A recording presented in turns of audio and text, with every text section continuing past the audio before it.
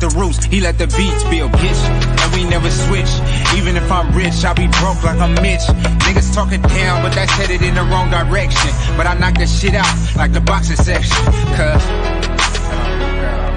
they can't touch what they can't see. All I gotta do is be the same me. All I gotta do is keep it cheap. Always be the same me. While I'm solid, boy, they can't change me. No.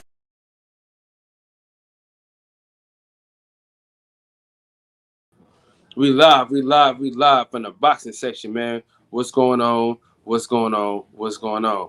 Listen, my boy Tay Jones is live right now, man. And we starting off a little later than normal. Jalen, what's going on, big dog? Mir, Money in the Ghetto, what's going on, man? What's happening? Yes, sir. We here, man. We here. Ready to have a good time. So listen, man. We breaking down fights today. It's going down, man.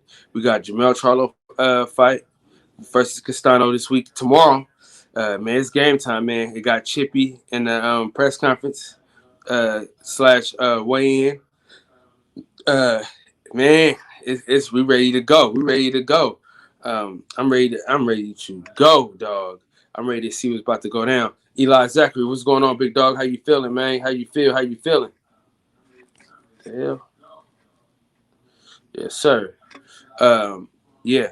So I'm excited. I'm about to put the link in the chat, and we're gonna break down these fights. Listen, it might be a little different tonight because I'm gonna be editing and finishing up the documentary that I've been working on for a while, and so that's one thing that might change. But we'll still be here chopping it up, talking, kicking it, whatever, what have you. You know what I mean? So yeah, man, we're gonna let's wait. We're gonna wait for a few more people to come through and come in.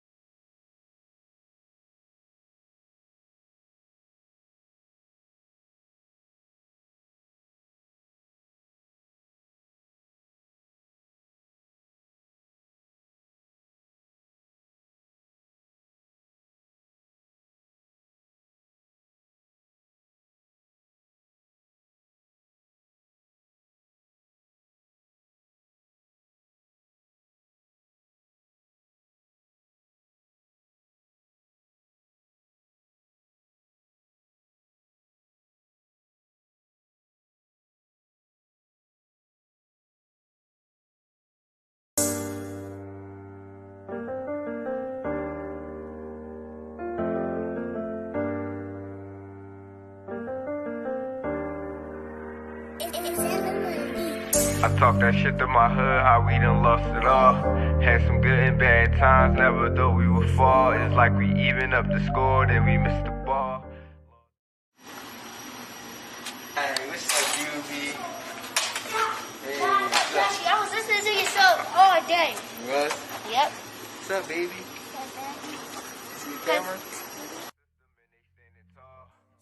What you do today in school? What you do? In the streets and they what you do? I know you just did. What you do? Down a long haul.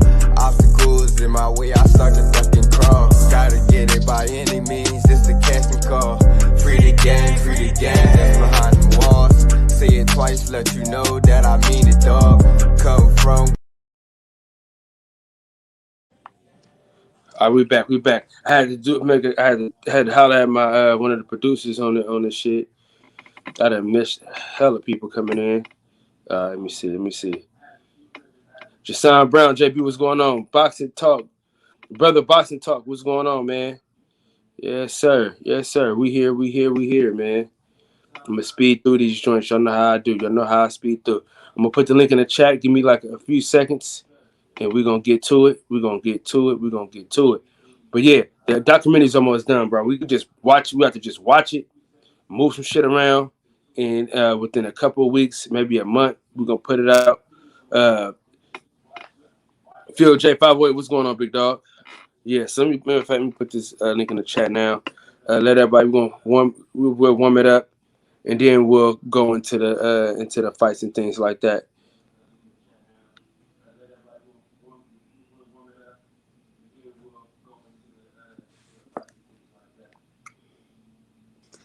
All right, the link is in the chat, Eli Zachary, so you can hit that link. Come on in, we'll chop it up. JB, join the link, we'll chop it up, and then we'll get to the fights, watching the fights and stuff like that. We'll get to it. Yes, sir. What's up, Taylor Bell? What's happening, man? What's going on? Brother, what's good? What's good, Kyle? Oh, man, you know, another one like the other one, same superheated. You know how it go. Already. Yeah. What we cooking on tonight? I mean, come on now. You know we cooking on. So we're gonna that's so Castano last fight. I don't even know how bro got the belt, but he really wasn't shit. If I could just he really wasn't shit. You know what I'm saying? What's up, man? My dog, man. Chef J Boog, what's going down? YV, what's going on, man?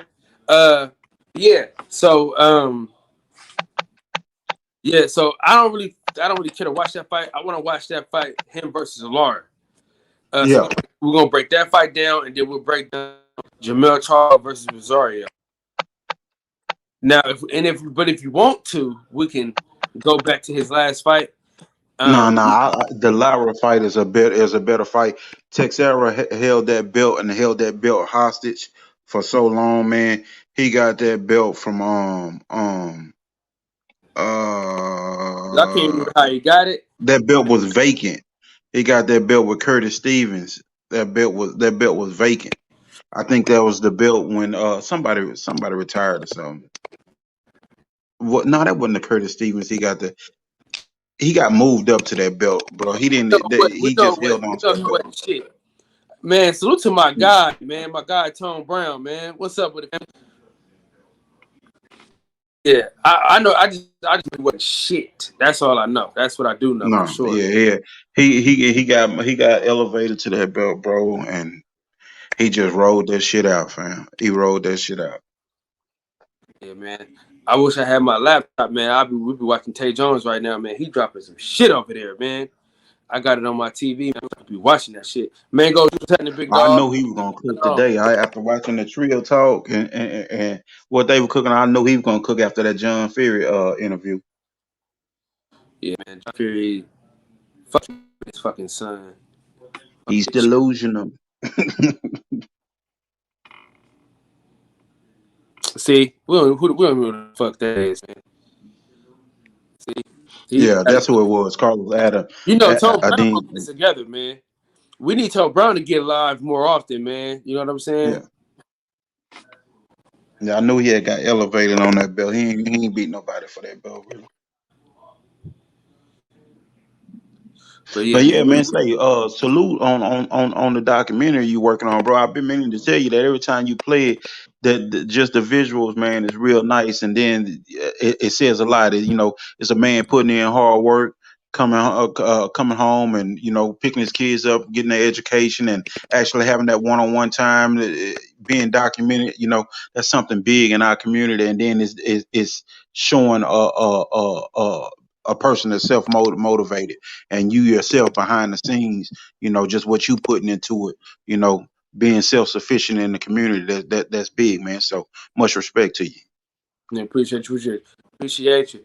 Patricia, salute to you, Queen. The Queen has arrived. Yes, sir. Hey, it's coming though. It's coming together. And shout out to Farad Ennis. Talking to him about trying to get his documentary, trying to get him to do a documentary so we can get that out and do some shit and get some shit happening. You know what I'm saying? Most definitely. When he comes over here, he wants to come over here after you get off his show. So after that, I know he'll drop the link in the chat. I'm sure of that. You talking about Tay? Yeah. He supposed to pop up over here after. Most definitely. Mm. So what you think of the Man, that weigh-in was the weigh-in? Yeah. Who the tension, man. Listen, I listened to a man's eyes today that was ready to die, kill and die. Hey, just the way Buddy came over there and just bogarted the scale, like I'm gonna stand on y'all side and my side. He went and tapped they team and told one dude, "Hey, you stand right here, and I'm gonna stand right here, and like I'm just gonna do this. This is what I'm doing. Y'all gonna take it." Derek was real cool about it because the way I saw Derek was he didn't want the emotion of the situation to amp Charlo up.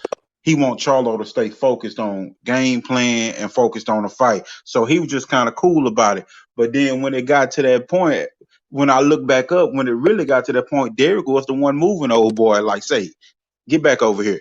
And it wasn't all that hostility that it was at first, like, you ain't gonna move me, don't touch me. No, Derek had his hands on him and was moving him and was just calm as can be. Now you gonna go back over here. So I hope he can get Charlo calm and cool after this and get the emotion settled down and be like, hey, when you hit him with those shots that count, them the ones you punish him with. Between then, stay focused, stick to the game plan, and we're gonna pull this off and we're gonna get him out of there. He don't belong in the ring with you. Man, boy, my fucking hand is fucking hurting, dude. I can't even turn the can't even go through the damn. But yeah, man, we get to 15 people, we gonna get it started, man. That mean everybody is gonna be here. That's gonna be here.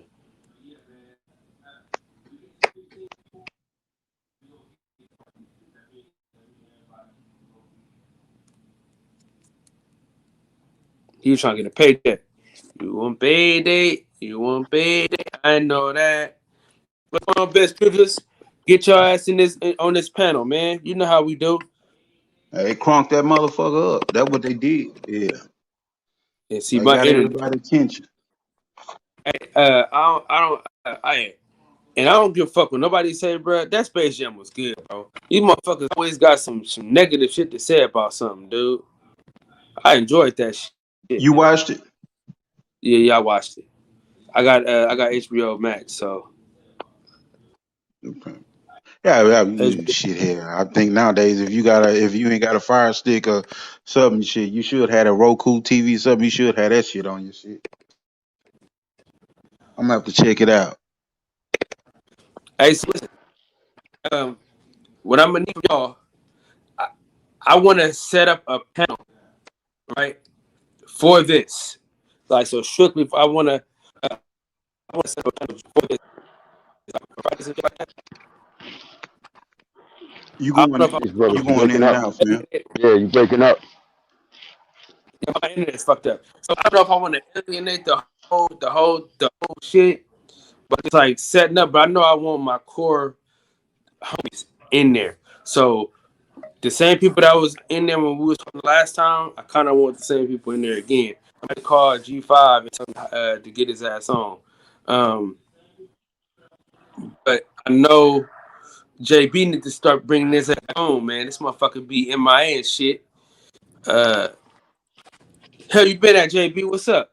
Nah, cause I started going back to school, so I got to get up real early in around 4 or 5 in the morning. So that's why I'm only gonna start from now on. I only be able to come on Thursdays, Fridays, Saturdays, and if you go live on Sundays, I'll be able to come on.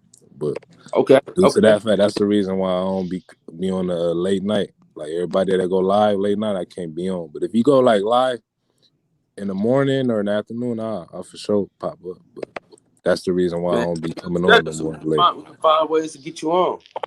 You said what? No, I said let me know your schedule so we can go around it. For sure. Yeah. But shit, that man, damn, man, he going, man. I don't want to fucking get off, but damn it, I get this shit started, man. Because my homeboy should be here in no time. And I want to at least get through one of these fights. Y'all know what I'm saying? I want to get through one of the fights. Oh, shit, it's right here, too. It's right here, Eli. It's right here, Eli. That's the craziest part. I just said something. We just talked about that fight. Dude, I think, bro. After watching Space Jam, these niggas can hear everything we do, bro. Which fight you talking about? Castaño versus Lar. Oh yeah. I'm getting it set up right now. Yeah. Hey JB, you got your shit set up? You said what, Carl? Which fight you trying to set up? Which fight you setting up? We doing Castaño Lar. Oh, Castaño Lara. All right, let me set it up. So what I gotta set up? Set it on my computer. So you can be able to watch it. You can watch the fight. Yeah. Let me set it up, too. Oh, I gotta set it up on the and my computer dead right now. Computer and my on my phone. Hold on. Yeah, Cam. I'm trying to get a documentary, bro. I'm trying to have a finished product by tonight. You feel what I'm saying? Or tomorrow morning, bro. I'm got shit over with. I'm gonna charge my computer and I'm gonna come back on later, right? Carl? You said what? I'm gonna charge my computer and then I'm gonna come back on later. We should. We just gonna top it up. All right. But so Friday night, JB, we breaking down fights every week. Oh, you doing film study? Yeah. So it's Friday night film. So we're gonna get to it. We're gonna get to it. Best people. If you listen. Hey, In-Shape Street Fighter in the chat. Huh? Hold on. I was trying to see if In-Shape Street Fighter was in the chat. Nah, they with Tay right now, man. Tay got this shit cooking, man. He got some shit going. Gotcha. So check this out. If you got it queued up, give me an amen. Oh, come on, I don't feel like doing this shit. Oh, damn it. Computer. Do I need to do this? Let me see. I hope not. Fuck my shit. Man, I gotta find my fucking remote for this fucking TV. This shit been tripping lately, dude. Pin your favorite sites. Open tabs directly from that. I got time for that.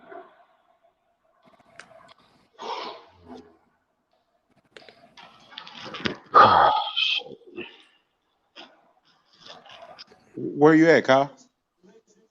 Mad. All right, let me find this fight. I'm gonna watch it on my phone. My computer acting up.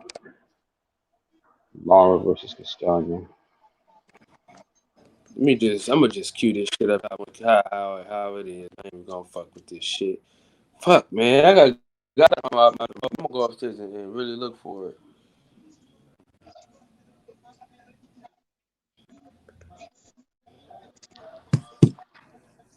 Yeah, I found the fight. All right. Full fight. I'm at 12 seconds, unfortunately. You started already? You at 12 seconds? Yeah. My shit fucked up.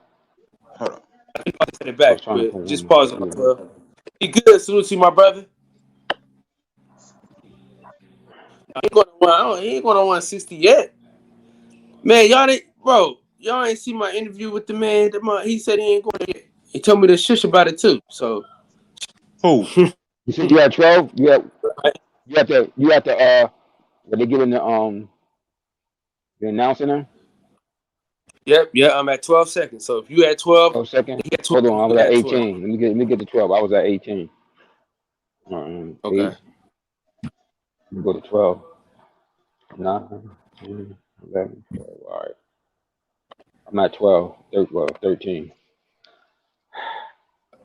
You ready, Eli? Yeah, I'm ready. Ready, set. We're here.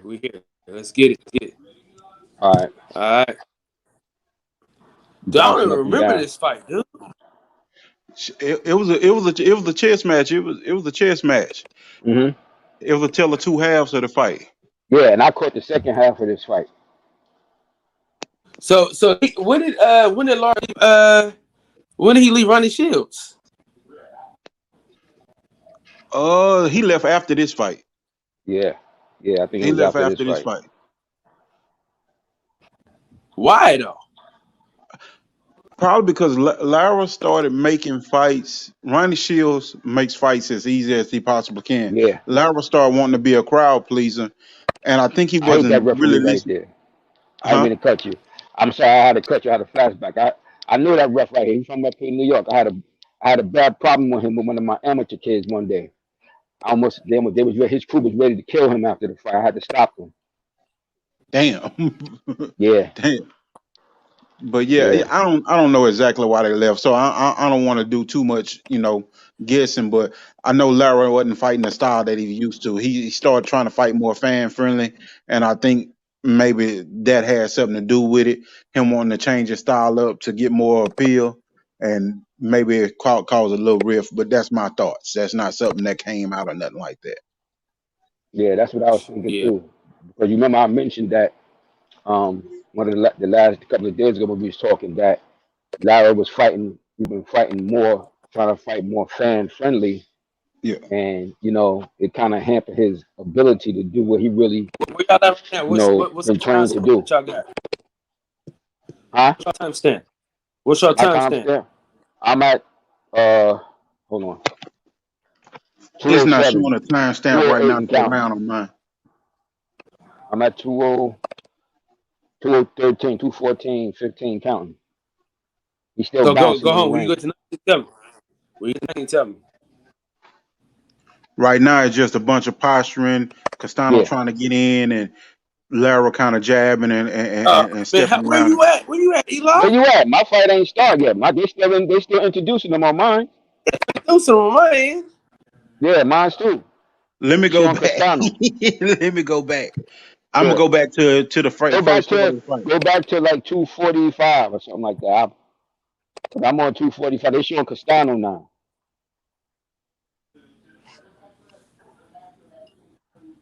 Yeah, man. Yeah, they're showing Castano. He just raised his hand up. At 255. 255. Okay, I'm at 249 right now. I'm at 3 minutes. I'm at 3. Tell me when you're at the 3. Okay, it just came up on 3 on mine. I'm about 3 seconds behind you. All right, so I'm at 303. They come into the middle of the ring. Yeah, we on the same spot. Okay. They just show. Yeah. Now they show Lara? They show Lara, yeah. They just touch gloves. Yes, sir. Yeah. We're in the same spot. Let's get it. We're in the same spot. Yeah, but it should make for an interesting fight tomorrow, because this kid Castano, man, like I said, in retrospect, when I'm thinking about this fight here, I caught the second half of this fight, and it was very competitive. And this kid beat Errol Spence when he was an amateur too, and Errol Spence was a damn good amateur, and when did he beat him? And he fought very similar, and Errol's style hasn't changed much from his amateur because Errol was very pro ready when he came in. How was Errol Spence when he beat him though? That's what we got to find out. I think it was. I can't remember when I had just looked it up the other day because I was wondering that same thing. Yeah. Errol was a late starter into the amateurs and stuff. Mm-hmm. And like I said, stylistically, that's still impressive to me because Errol Spence fought very similar. Like his style is not much different from his style was in an amateur because he came into the pro ranks pro ready stylistically, So for him to be able to pull that off against Spence is still a good victory. The jab ain't that good. I don't know how he got this far. His jab ain't good at all like that. His work rate. It's his work. It's his work rate. Because That jab is fucking awful. once he warms up, his work rate is what gets him Yeah, done. Yeah. yeah. The Why is combinations that? and the pressure. Lara waiting on him though. Oh, what is he doing? But if you notice, Lara Stanley is fighting very different than how he used to earlier in his career. Because Yeah. I agree with what Eli said, that I think he wanted to be more friendly, trying to get those big money fights. That He looks slow you in know, this fight, dog. so he He trying to looks settle slow down as on them shit. punches. Yeah, He because not really slow, bro. He just he just it's trying to just the way settle he's down. fighting right now. Yeah, he's trying to sit down on them shots. He's trying to put more steam Yeah. on it. Because normally he would be dancing around the ring, stepping and dancing. But hmm he's flat footed right now. He trying He still to put some steam on them shots. Yeah, man. he He still don't has the look good. ability, but he still has the ability to freeze Yeah, fighters with his feints. Yeah, yeah, If you notice, he got a yeah. good jab pocket fainting still. like that. But you'll see you'll see the difference in this fight. This is what we was talking about when we say it's the tale of two halves. You see how he's able to corner Lara right now, and Lara only just shooting that little popping jab out there here and there, and then stepping off. But when he actually gets to corner Lara, you see him get off a couple combinations, and then you see Lara get back in the groove and get back on his bike a little bit. But he not hmm really on it. He kind of standing right there, Yeah, gauging range and everything. exactly. Who y'all Couldn't have said giving it this better. first round to? He gains in range. That's Damn, exactly what hella, Lara's why? doing. Why y'all in these Thi- fights where we can't never see the time like the rounds and shit? yeah, Mhm.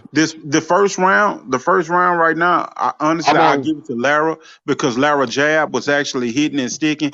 He made Yeah, Lara made him miss a lot of those flurries, but he yeah, kept the pressure on Lara, so it looked good to the judges. yeah. It I'm gonna keep depends that because, even. like you, I'm gonna keep it even. I gave it to Lara. I'm in the corner. They're in I'm the gonna keep corners it. now. But see, the thing about that round, it go either way because he had his spots in the fight. Laura had his spots in the fight. So it's kind of like you don't really know. You You want to don't call really that an know. even round or And 9? we can make it an even round if you want. I'm gonna But call it's it even. Y'all can call it what y'all want to Okay, call it. yeah, I'm you gonna can call call it it even. even though. But it's we based can on call it even 9-9. But it's based on what you like as a judge at this point. Because you Yeah, got the yeah, 4 yeah. points. You have to do effective aggressiveness, clean punching, defense, and Yeah. ring generalship. Those are the 4 points. You pick what you determine. That's up to the judge to determine what they see. It just Yeah. it really because it seemed like he's predicting the pace. You know what I'm hmm saying? Exactly, because That's he what I'm was saying. able to I don't stop know him. why Laura. I don't know why Laura ain't jabbing. That's what I'm saying. Like he should be throwing way more jabs than that. Well, He actually, jabbing, but he's not following it up with nothing, which is allowing him to get in on him. Because once he times his jabs, he's dipping underneath. He's dipping underneath on him, or he doubling up on his There you jab, go. coming Good behind shot. him, Good shot by Laura. and then checking him there you to the go. Good shot body. by Laura. But you see what I'm saying? But now this round, he's jabbing now. You notice Yeah, this but round? it's just one. It's just one He jab. stopped. He not following up with No, but nothing. he fought some shit, but he ain't. Not, but he's letting the dude get the better of him though. See, but It he's looked throwing like that he's one. tired. Man. Nah, but it is no. Nah, but it is that we know Lara is he's a Cuban trained fighter. They boxers. They got good technique. But he hmm trying to fight like an more Americanized, exciting style right now. That's why he throwing the one jab at a time to try to set up his straight left, which is his power shot. Yes, So exactly, that's why he's not doubling his jab. Like the old exactly. Lara, the younger Lara would have been doubling and tripling that jab while he coming in. But he Doubling, trying to hit tripling him. jab. Yeah, he trying to hit Man, him with see that straight this ain't left? See that straight left? this ain't the Lord Canelo, bro. This is Nah, Yeah, it's motherfucker. not. He It's ass. not. It's yeah. not. There, It's not. Peggy Mike Tyson I believe, similar to if I him. recall Yeah, right, this this was the round that he hurt Castano in this round though. I think so. I think it was this round or the next round. Yeah, but when he doubles up the jab he and let then come, Castano fuck you. But Oh no, even with that, Castano if hurt you him. notice, Castano, even though he coming forward, he's still not as aggressive. If you've seen earlier fights in his career, he's not quite as aggressive as he would have normally be because he know he's fighting Laura. So he being cautious too. Even though he coming forward, because that's his style of fight.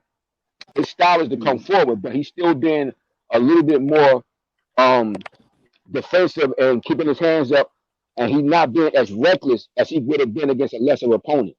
Mm-hmm. Yeah, because I'm used to seeing fighters just go fucking crazy. You know what I'm saying?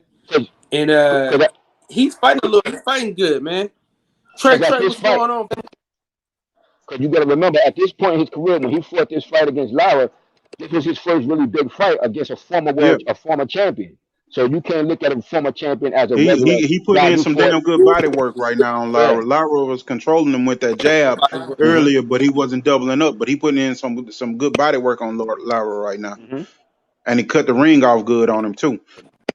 He cut like I was saying the other day when we were talking about him. He cut the ring off better than what people give him credit for. Yeah. His pressure is good with that.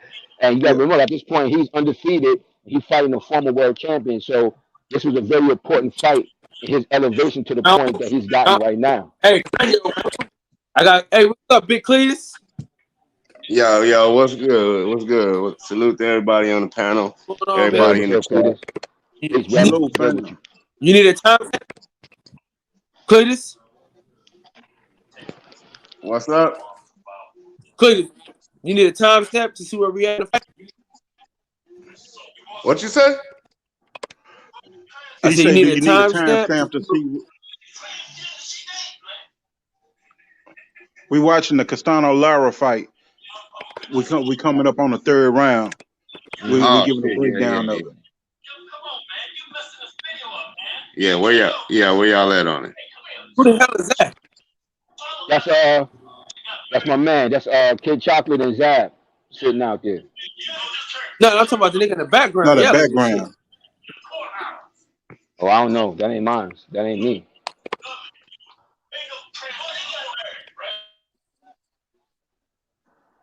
So I got it even, and I got one round for Castaño. All right, the next round began, right? Yeah, I had that second round for Castaño too. His third round started. I did a second round Castaño. Yeah. I mean, what the fuck is Lara up to? Man, you know we don't do this type of shit. Man, salute to my guy, Reg Owens, man. What's going on, Reg? He's not putting together no combinations. In the first half of this fight, bro, he just looking for that double up on. He just looking for the jab and to follow with something big. Get out the way. He was thinking that he was gonna be able to catch Castaño, because if he can keep Castaño at bay with the jab, he was thinking he'd be able to catch him with something big coming back in, since he's a pressure fighter. But the guy is not just diving in on him; he's actually stepping off the line. And where y'all at on it? Third round. I'm at what round? They're not showing the round. This third round. Yeah, we at 12:55. They're not showing the round. 12:55 on my own. Yeah, 12:55 on mine. 13:05. Where you at? Right, you got your shit poured? Yeah. Yeah, 13:05. We good. Yeah, we good. All right, let me see what's going on with this round, man. But you notice, Lara, he not fighting like the Lara we saw earlier in his career, because from the time he fought Hurd, he been fighting, but he been trying to fight that more exciting style, man. And he hasn't been really boxing, because he was hearing them same calls about, he boring and he this and that, and it affected him stylistically. He hasn't been the same. One thing I can say, he been hurting fighters a lot more. Yeah, he is. Right. That's what we were telling you. On his ass, man. That's what we was telling you. So y'all said the first half of this fight, Castaño was whooping his ass. Okay, it's half was Lara? Yeah, it's the tiller two halves in this fight.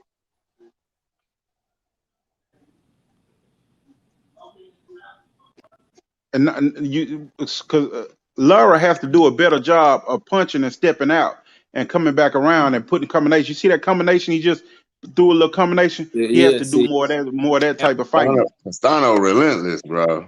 I'm gonna keep it real. What set that up? If Castaño come to fight, if this come to fight, he's tomorrow. But that's how he gonna fight. That's his He gonna style. fight taller He like come this. Is gonna forward. be night He night. come forward. Jamal come gonna whoop forward. his ass. He But That's Jamal, another Castano round. yeah, but Jamal gonna use it. I'm expecting Jamal to use his jab more to set up his shots Yes. than And he than was Lara also was coming doing. with some of that big shots. he like Than what Lara was he, doing. See, Lara the wasn't thing using his about jab. A fighter sets a mindset. A fighter generally comes in with a mindset that him and his team established during their camp. So you can see it I with got I Lara. got Like I Lara, got that. Lara had the same mindset coming into that fight. Because most guys that's capable of boxing behind a jab, generally speaking, when you see a guy that's a pressure fighter coming to you, most guys will think, well, he's going to be easier for me to hit Yeah. until you actually in the ring with him. I Because don't A most, little rabbit punch. what you saying right now, Best Fusion, is exactly what Castano said about Spence when he fought Spence and when he fought Derenchenko. He said they just didn't know who I was. So my style on them not knowing who I was, they didn't know I was gonna come like that, yes, And then the same thing with Lara right now, with Lara being where he was in his career right now and being at that championship level, and to have this guy with 12 fights at this point, this being exactly. his 13th fight coming in at him. Lara didn't respect him that first half of the fight until he started really punching on him. Then he said, "Okay, let me turn this shit up a little bit," and you can see the tail of the tape. Shit, I don't even know what fucking round this is, man. It's fourth round. Yeah, it's the fourth. We got it. 2 and an even round for Castano. 2 rounds for Castano and 1 even round. Castano not no bullshit fighter, man. He coming to fight. Mm-hmm. He raised in a boxing family. His father was a fighter, so this is something that has been a part of his life since he's been a little kid, man. His brother too. Yeah, his brother too. Yeah, this is a part of their family culture. This is what he know. See, now that range is kind of starting to kick in with Lara on this round. Mm-hmm. But Castano. Lord, what you doing, man? Well, I mean, what type of shit is he on right now? Nah, Lara fighting to hurt guys more This now shit than hard. just that Yes, boxing man. stuff. You seen that last fight he knocked? You seen that last fight he knocked that guy out with that one shot? That's what he on He now. just got hurt. He just got hurt. No, he ain't hurt. He not really hurt. This guy's just aggressive. Like he on him more. He's on him a lot. Like he aggressive. Like this is like with an aggressive style. That nigga legs are shaky as hell right now. And he gonna try to do the same. He gonna try to do the same thing tomorrow too. Yeah. This is how he looked tired, bro. Look at him. He looked tired than a motherfucker, dog. Look at his face. Tired, bro. Nah, he don't really look tired as hell to me. Nah, he don't really look tired. What it is that, like I said, because you thinking about him, because you still thinking about him earlier in his career. When he was dancing around and moving around more. Yeah. He fighting more. He's fighting more. Yeah. As a fighter, he's not fighting like nah, he's not really tired. He don't look tired at all. He's just fighting a style that is an aggressive style from a guy who's traditionally, most of his career, up until maybe about 3 or 4 fights ago, he was more of a boxer. But now he's trying to set down and plant on his punches more. Yep. So and he think he got a guy in there that's not on his level when he not realizing this guy came to fight. So then he gonna realize in a minute that he got to get out of the way of that shit and start moving. And he got to fight and flourish. He got to punch. Dude out there rough, nasty. He smiling and shit. He loving this shit. Yeah, he gonna fight my fight. Look, I was just explaining to one of my amateur kids. Legs. I hear what I said about him trying to have a new style, but look at his legs, bro. He looked tired as hell. Yeah, but you're making a good point, Kyle, you're making a good point about his legs, but that's part of it too. He's older now. When you become a slightly older boxer that used to be a fighter who relied on your legs, even you saw it with Floyd later in his career too. You stop all that dancing and you start standing there more. And that's where I feel Larry's at his career now as a pro too. Like, I'm not gonna rely just on my athleticism and my legs bouncing around. Because they'll tell you when you get older, you can conserve that energy that you're using to dance around to put into your punches. And that's what he's trying to do more. See, that's gonna be the difference. When Jamel get in here with him, Jamel gonna be sliding out the side door on him, coming back and punching him from changing levels on him, putting combinations on him, sticking with the jab and keeping the distance. You know, fighting in and out. Y'all said Lara is his best fighter that he fought on the best man. Yeah. So if he fight Jamel like he fighting Lara, he going to bed. Yes. Yeah, it's a good possibility. But he gonna get some trouble though. It's a good possibility though. It's gonna be a good possibility. But he gonna get some trouble at some time. He gonna get Jamel some trouble. Yeah, he gonna come to fight. See, this is how Deontay Wilder against Tyson Fury, bro, in that second fight. It's the 5th round. Remember, this the 5th round. We got it 3 in the even round to Castaño.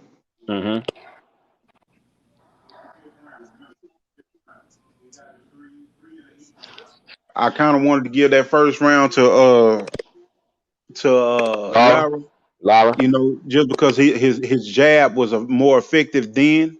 But once Westcallin realized that he wasn't coming with nothing behind it, he just started bogarting his way in on him.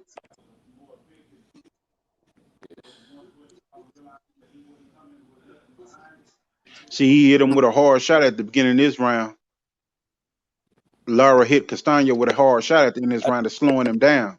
Yeah, this we could probably get this round to Lara for sure. See, right now, that's what I'm talking about. You see what I'm saying? See, that's what I'm talking about. There you go. That's a combination. Listen, if he come doing this shit with Jamel Charlo tomorrow, he going to bed, dog. No, that's how he fight. You know, if it's not no if. That's his style of fighting. That's not no if. That's his style of fighting. He ain't gonna. You see him how he fight. He's not gonna suddenly be dancing around the ring like Muhammad Ali tomorrow. He gonna fight the same way he been fighting his whole career, amateur and pro. This is how he fight. Yeah, Jamel gonna have to get him fighting just like this. Yeah, some fights he fight with a little higher volume of punching. That's it. That's the only difference. That's the only thing that changed. Yeah, but he gonna be coming forward the whole time because he got those little short arms. He gotta fight that way. He gonna be coming forward and he gonna be going to the side. He gonna be stepping outside. Now look at Lara's face, his body language. Look at Lara's style changing though. He did the same thing in his last fight against Teixeira, where he won the WBO belt. He was just relentless on that nigga. Just never stayed up off of it. Watch Lara's style start to change in just a second, and you're gonna see what we mean. You see that little sneaky ass shot to the body? That right uppercut? Straight left, down the pipe. There you go. That's straight left. He took him straight down the pipe. Yeah. Castaño tried to steal that round. Yeah. Lara was letting his hands go more. I might have to get to Castaño. He tried to see. That's why I say I call that another 9-9 one, but it's really more in favor of Castaño because Lara started the round hot, but then Castaño started putting combinations in on the back end. Yeah, I want to see in the corner. I want to in the corner. Look at it. You see what I'm saying? That nigga. You see Shields telling him to start moving? Yeah, that's what he's telling him. Like, yo, watch the little sneaky uppercut that Lara starting to throw though. Watch the one to the body. That left uppercut. Yep. Boom, in the body, right on the solar plate. In the body. Boom, right there. That shit started to change. That shit started to change. Right then the right hook behind. I think he threw that right hook up on top too. That shit started to change. I call that one a 9-9 round. So that's 3 and 2 even rounds. 3 to Castaño and 2 even rounds. What the hell is going on here? Here go the 6th round. Okay. Let me skip this ad.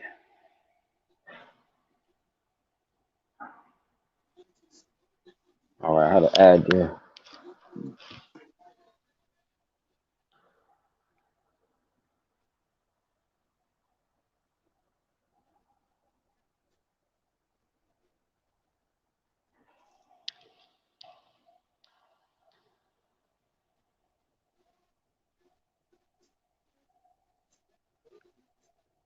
Lara go ahead. Lara is I mean he palming with that jab. So he's trying to get those big shots off. He's not really flicking that. He's not really snapping and flicking that jab like he used to.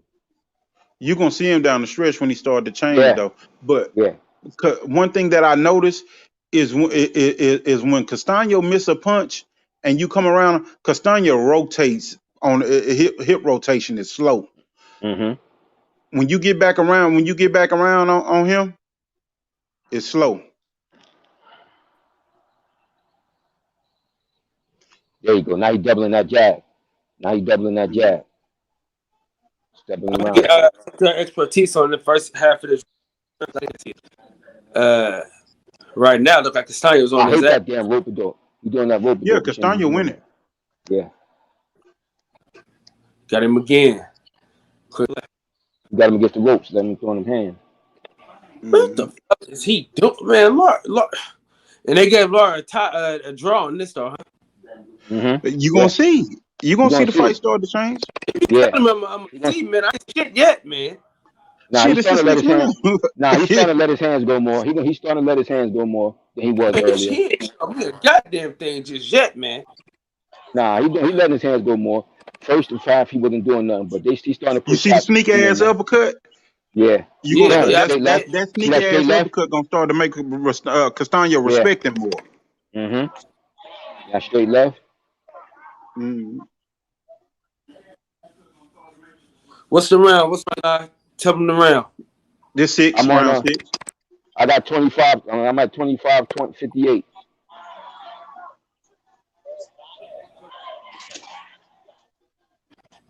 Yeah, I'm at 26:07. But he letting Castaño still lead round. Where you at, Huge? I'm at 26:30 now. I'm at 26:23. That's another Castaño round. That's 4 and 2 even rounds. What the fuck is he doing, man? Dude, how old was this fight, man? He is not throwing combinations at this point in the fight. He's not throwing combinations in this fight. How old this nigga was in this fight, man? Yeah, no wrong. Yeah, because like I said, it's one cliche in boxing. It's gonna always be true. Styles make fights. If you seen Laura last fight when he scored that knockout, when he knocked that white out, that Spanish whatever the hell that dude with that one shot, he looked good. It's a style. It's the style that Castaño style is this type of style that'll make you look awkward too. It's not just Laura. It's Castaño. It's not how you get. I was just explaining this to one of my amateur kids. I said, as a boxer, your shit don't gotta look pretty. It gotta be effective. It don't gotta look pretty. It gotta be effective. Okay, we're coming into the 7th round. It's the start of the 7th round. Yeah, they're showing the highlights from the last round, right? What I'm saying is, man, he ain't like that because he don't listen to his fucking corner. That's why my boy Boxing Real. That's why my boy Real ain't in his corner no more. Cause he don't fucking listen. Yeah, who you talking about? Cornflake. Okay, got it. Yeah. Yeah, because fighters will do that. You know what I'm saying? They'll do what they want to do in the ring. You can tell them to give them the best information about what to do. That don't mean they're gonna do it. See, one thing I noticed too, if you watch Castaño foot, Castaño stepping on that foot of Lara too. Yeah. Watch him how he doing. He double tapping that foot, that lead foot, getting on top of his foot, and then stepping to the outside real fast and flourish. Stepping to the outside real fast. Yeah. Do that little one quick little step. Footwork. Yep. Yeah, Castaño footwork is better than what people. It's not fast, but it's calculated. Yeah. The one thing that Castaño does. You got Earl Spitz type footwork. The one thing that he does is that he stays as close as he can to his style of fighting. He doesn't deviate too much. Now, right now, that's why Kyle, you keep criticizing Lara because you've seen Lara fight different in his career. He's not fighting like the guy that you remember at his best because he done changed his style. You know what I'm doing? That's the difference. Hey, Huge, I'm the same thing you did with Tony Harrison. Yeah. Watch that front foot. He freezing Lara. Watch that front foot. Watch how he double tap that front foot and get on top of Lara's foot and then step to the outside of Lara. Man, he is and ass right now. Yeah, he pinning him. He pinning him with that front foot dominance. When he wants to punch, he steps to the outside of a lower front lead foot, and he pin him to where he can only go one way, and he slide with him and punch. When he's just trying to figure his way in, he tapping on lower. He's tapping on lower front foot. Watch, you'll see it. And I'm pretty sure they paid attention to this. He might have cut the ring off too. That's what I'm saying. That's part of cutting the ring off because he's stepping so far in on Lara that he's making him have to step over his leg to get away from him if he want to come out, if he want to go out to his right. So he know I can cut you off to your left. He crafted and. Hey Reg, tell me how Lara was in this fight. And a big part of it is that. And a big part of that is simply because Lara, like I said, Lara didn't come in with the mindset to stick and move. He came in with the mindset to land something big. Lara looking for knockouts now. He's not looking to be no pretty slick boxer no more. Because he used to get disrespect. People used to talk bad about him like that shit. Fighters be having pride when they be hearing that shit, man. And they be messing up a lot of their careers. I got it 5 and 2 even and 2 even rounds. I got it 5 rounds for Castaño and 2 even rounds. Not letting his hands. Oh, Castaño. Let me see what Ronnie Shields is. His style. Lara gotta have some mean ass rounds. Ronnie Shields is a boxing coach. Like he want to teach technique. He wants you to fight a more of a traditional boxing style. But that's how he fought when he was a fighter. Ronnie Shields was a damn great amateur and a damn good pro and a real good solid pro. Well schooled. You know, he was with George Benton and them. Those guys were great boxing teachers. You know? It's the 8th round. You know? See, Castaño had when I watched this fight, this the 8th round. And when I watched this fight, Castaño had the edge to me. I thought if anybody was gonna win, I thought Castaño was gonna win, but they called it a draw. Lara started turning it up towards the championship rounds. But you put that. You know what I mean? They supposed to do it round by round, so I don't know how they could. I got Castaño with the edge, but that's what I'm saying. Some of them 2 rounds that we call even, they may have called them for Lara. Yeah. So that would make this right now really, that would make this right now really 5-2. And then come down the stretch, he started the box. That's right, because those rounds that he made draws, they could have gave to him. Like that first round, remember, I wanted to get that first round to Lara. To Lara, me too. I kind of was thinking that when Kyle put out there, it could make it a draw. Like maybe I'll just give it a draw because it was close. Yeah, it could be because it did look like it could be. Yeah. But I ended up giving it to Lara. But I could see the judges, making it a draw. But I would have gave it to Lara. I ended up giving it to Lara. You see, Lara starting to move a little bit more. He's stepping more, yeah. Yeah. Man, this boy can stop cutting the ring off. Good footwork. It's the footwork that's allowing him to cut the ring off. He's not fast, but he's blocking you with his lead foot. When he goes to punch, he steps where you got to step over his lead leg to get out that way, and then he steps with you laterally if you want to step out this way. He's got good fundamental on that on the footwork. He's not fast footed, but he got good fundamental on it. Now the thing about it is you can control that with the jab. If Lara is doubling up on a jab, you can control that distance with the jab where he can't get that front foot dominance on you, and you can actually move and slow the pace. And see, he absolutely absolutely right. He absolutely right. Santos, we had one of the richest managers in boxing, boy. Boy, seriously, got all the fighters. There you go. See, he didn't have no body work either. Now he's just shot those body shots. That's the difference between him and Jamel. Jamel's gonna control with that jab. He's gonna slide out the side door because he's gonna have the jab in his face, and he's gonna check his body and slow him down to where his footwork ain't gonna be that crafty. And one thing too, Jamel, but even with that, even if Jamel didn't get any with the jab, the Jamel Charlo was good at is coming out when he coming from the inside of the fight and coming out. He good at getting up good short shots when y'all pulling out together. He let his hands go.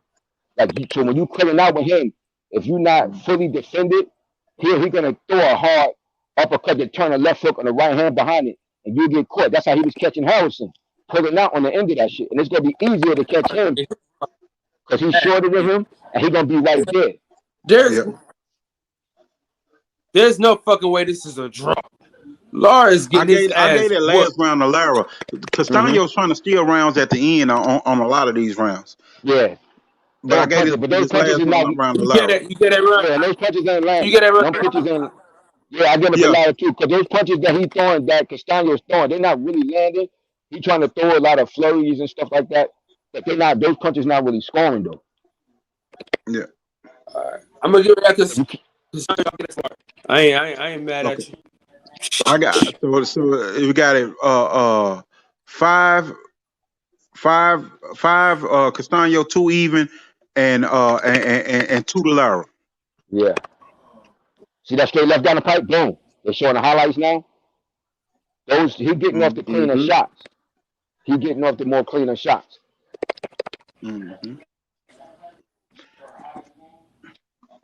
Lara distance is a lot better now, and he moved a little bit more in that round. Yeah, his shots are the cleaner of the two. Okay, that's a good shot by Lara. I could see Jamel catching him with something coming out of a close quarter exchange. I don't know how much power does this kid have. I don't think he got that much power. He got decent power. Steve, the punching getting a little sharper from Lara on the outside right now. This what we missing every round when we calling this, when we saying it. This is the early part of the round. You ain't seen Castaño throw no flurries, nothing, and Lara steadily landing that jab, steadily landing that 1-2, and keeping distance and sliding off. Straight left down the pipe. That was nice. Watch how much work Lara get off in the front of these rounds, and then Castaño come and try to steal the judges at the end. Yeah, at the end. Boom. Now you're keeping them out of bay. Better. Look at the combination. Look at the combination Lara just put off. Man, I wonder how old he was in this fight though. That's niggas come there. Yeah, I think he was like 30. I think he was like 37 or 38. Good straight left. Lara just nailed him with a good straight left. They clinched up. That hurt fight. Right now, Castaño just threw punches out of that clinch, but none of that shit landed though. Yeah. Lara blocked all that shit. And it's not that you throwing punches. Those punches got to land clear to be scored. Because people be misinterpreting aggressiveness. No, it's effective aggressiveness. If you throwing punches at me, but I'm blocking, or you missing them shits, but you being aggressive, but you're not hitting me, you're not supposed to get points for that shit. He just dipped underneath all that shit just then. And then he got to see that little hook, that little check hook. That check hook gonna be major for Charlo. Check hook gonna allow him to get outside. Did you see just now? I don't know where you at, but did you see Lara just motion to his corner like to be quiet? Yeah. I got this. I'm finna turn up on him. Yeah. Because Missionaire probably telling him what he want him to do, and he's fighting differently than he want him to. That's what I'm telling him, like, yo, I got this. Like, be quiet. Let me do this. Yeah. See, like you were saying, Best Fusion, he had them elbows tucked down on them body shots where he just threw them 2 combinations. None of that shit landed. And he tried to see he couldn't fight to steal that round because Lara didn't allow him to steal that round. That's right. Another Lara round right there. Yeah, he missing. Yeah, so that's another that's 2 even. For sure. That's 2 even, possibly only 1 even, but that's 2 even and 2 to Lara and 5 to Castaño. Right now, I gave that to Lara. That round. Yeah, I gave that round to Lara. I gave that round to Lara. We coming up on the 10th round. Was this fight before or after her, right? After her, yeah. Yeah, this after her. This is the immediate fight after her. Okay, so I think that Hurd fight took a lot of him. So that's probably why he. Yeah, he was still recovering. It did. But remember, he fought like this against Hurd, which surprised people, but with more combinations. Yeah. Because Hurd is a little easier to hit. Because he's a taller opponent. Mm. You know, because contrary to popular belief, man, punching up those shorter guys ain't as easy as people be thinking. You know what I'm saying? So it's actually easier, because I know when I was fighting, I always found it easier to hit a taller guy than a shorter guy. I always found it easier. You know, when I was fighting, than to hit a shorter guy.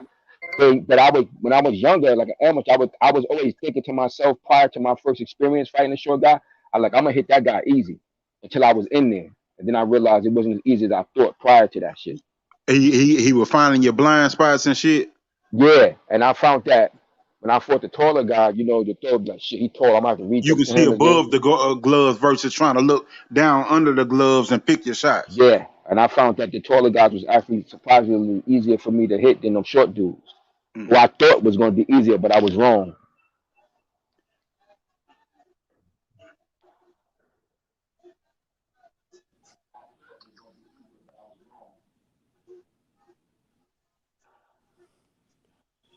See, that was a good little exchange right there, where they both came off their combinations.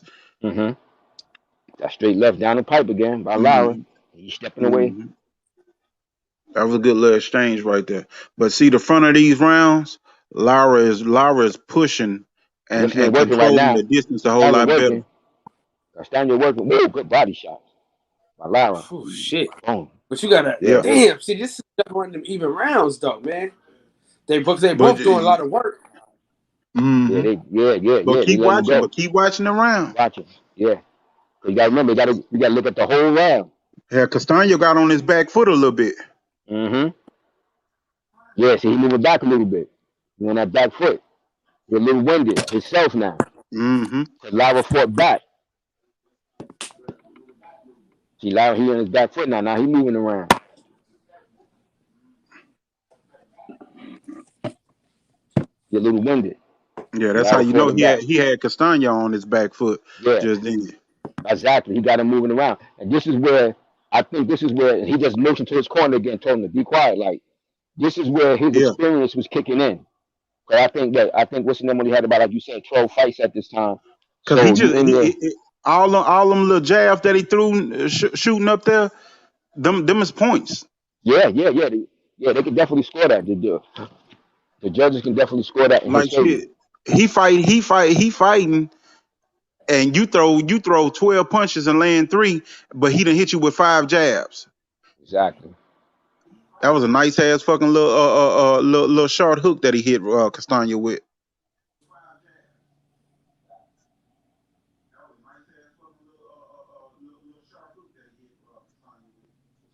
Good short combinations. Good short combination. Nice. He blocking that defense too. Ooh, good straight left. Ooh, good straight left. But did you see the defense on the inside? Yeah. That's not scored the way it's supposed to be. The defensive part of boxing is the hardest part of that shit. Behind the heads, though, man. Lara got hit behind the head a few times. Yeah. That's another Lara. That's another Lara round right there. So that's 3. That's 3 and 2. That's 3 and 2 evens, with one of those evens possibly really being Lara. So if you think there's 5, 4, and an even, right now. So I gave that Lara 2. Yeah. What you think, Kyle? How you say it? You gotta give that to Lara, man. Yeah, that's Lara. Okay, so that's definitely 2 in a row right there. Yeah, so that's really 5. That's really 5, 5, 4, and an even. So we in the 11. We coming up on the 11th round right now. He gonna get the 11th. We initially said that first round was going to Lara. Mm-hmm. Or we could have at the worst we could see it being a draw. Mm-hmm. You know what I'm saying? So you give him the next round of that one, boom, draw, boom, good body shots. They're showing the highlights, slow mo. But even if we say, boom. Yeah, Lara having more control, more success controlling right now. He done got tired, and them hard shots that he hitting him with is slowing him down. And that little short, sneaky ass uppercut to the body is really slowing him down. Yeah, that right uppercut is a very sneaky and dangerous punch. Mm-hmm.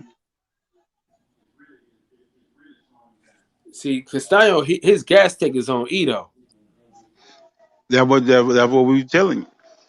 But at this point, you got to remember, he was early, he's still very young in his career, and he's fighting a former. You can't take away the fact this guy's a former world champion, he's an elite boxer. He's an elite boxer. Bell finna hit him with something tomorrow. It's gonna be night, man. You got damn right. Now he letting his hands go. Castaño had him against the ropes. Ain't none of that land. So you're not supposed to get credit. Oh shit! I'll just hit him on the right. I didn't even see Mark Nash pull up. What's popping, Mark Nash? What's up, good brother Mark Nash in the building. Yeah. What's popping, yo? What's popping? How y'all feel out there tonight? Yeah, we good. How you? Man, God is good, man. I wish everybody nothing but prosperity. Yeah, good blessings, good health, good prosperity to everybody and their family out there. See, Castaño caught him with that one. Say what? Mm-hmm. My bad. Hit him with some nice shit. Straight left. There you go. Oh, slowed him down. He heard him right there. You see how he took that elbow in? Yeah. What y'all watching? What y'all on? Castaño, Lara. I pull it up. What round y'all on? Shit, we don't even know. It's the 11th round. 11th round. Yeah, 45-33. Yeah, but that Argentinian ain't no joke. Them Argentinians are tough. Look, but I think this is a conversation I was having with Kyle earlier. Another good straight left. To the body. Where y'all at? I think Charlie gonna walk through. I'm at 45-57.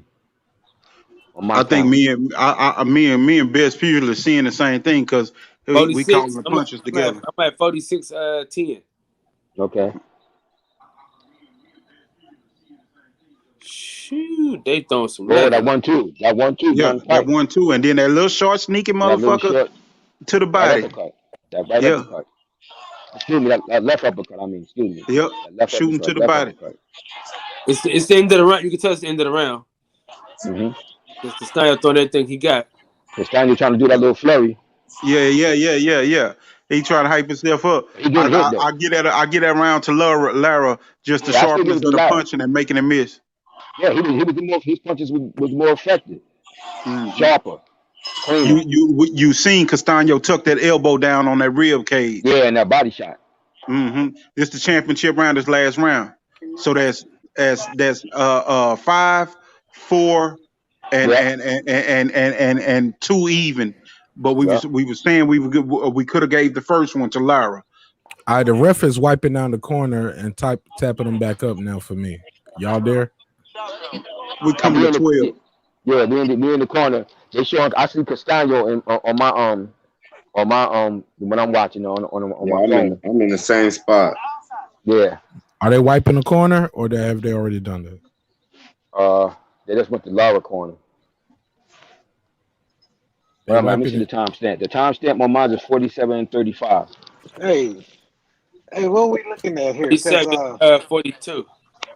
Okay. I mean, what are we looking at here? Because who's saying Castaño is competition?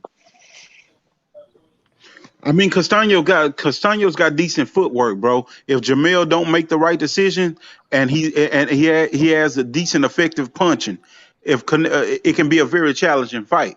We watched Castaño earlier.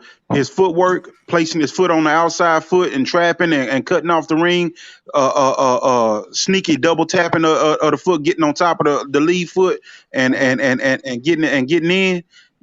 And body work, flurry, stealing rounds at the end of the round. He's crafted with that type of stuff. Sound like he's thinking. Check this out. Lara could have made this fight hella more easy. Yeah. Male. The round started. Just started him with a straight left down the pipe. Whoa, right there. Nice combination. There you go. And he got out of there. Then he got out of there. Now he's moving a little bit. He blocking all that. See, Mel trained with Lara. Mm-hmm. And so Mel. Oh, good left. Straight left. Mel can work with movements. Nice 1-2. And Castaño is just trying to corner Lara to throw in all that love. Nice check hook. Nice inside hook. But the judges like that though. The judges gonna count all of that. He the aggressor. Yeah. And it got to be. It depends on. Lara looked like some he judges won do, it. some don't. Yeah, it just depends. It depends on the judges. It depends on who the judge is, because it's supposed to be effective aggressive. Because I always have to explain that to people. It's not just being aggressive. Because if you coming at me and I'm lighting you up, but you throwing punches, you're not hitting me, but you still being aggressive the whole time. You don't not supposed to count. Look how Lara. Lara should have threw that left uppercut more in this fight too. I remember this, and I remember saying it was times Lara should have threw a left uppercut. I don't know if he trained for that or not. Tank Davis would have threw that left uppercut instead of that left straight. He just caught him with a sneaky little short hook. Right. Yeah, right there. Because some of them lefts are catching, but I think the left uppercut would have been more effective. Go straight left down the pipe.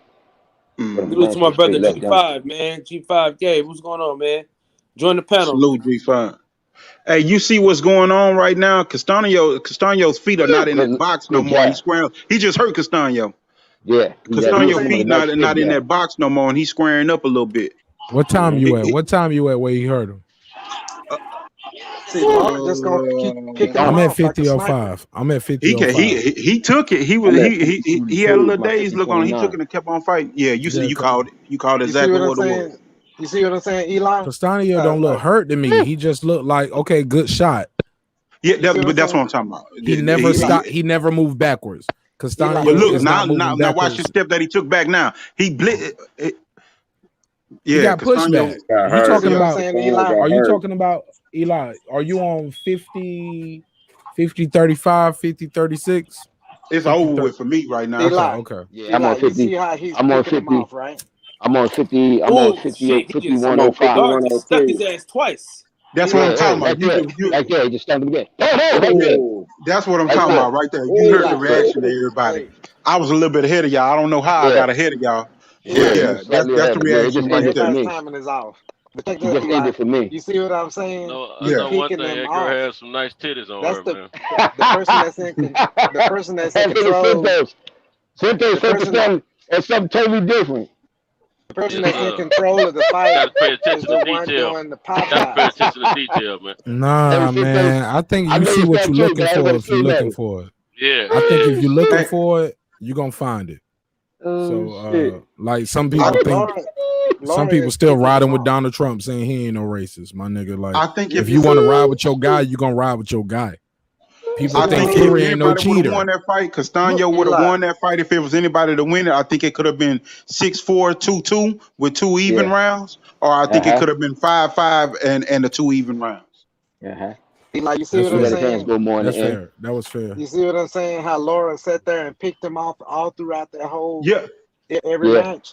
He was in control. He stole rounds on Lara because Lara didn't turn it up and didn't really move. He didn't shoot that uppercut a little bit enough that was sneaky.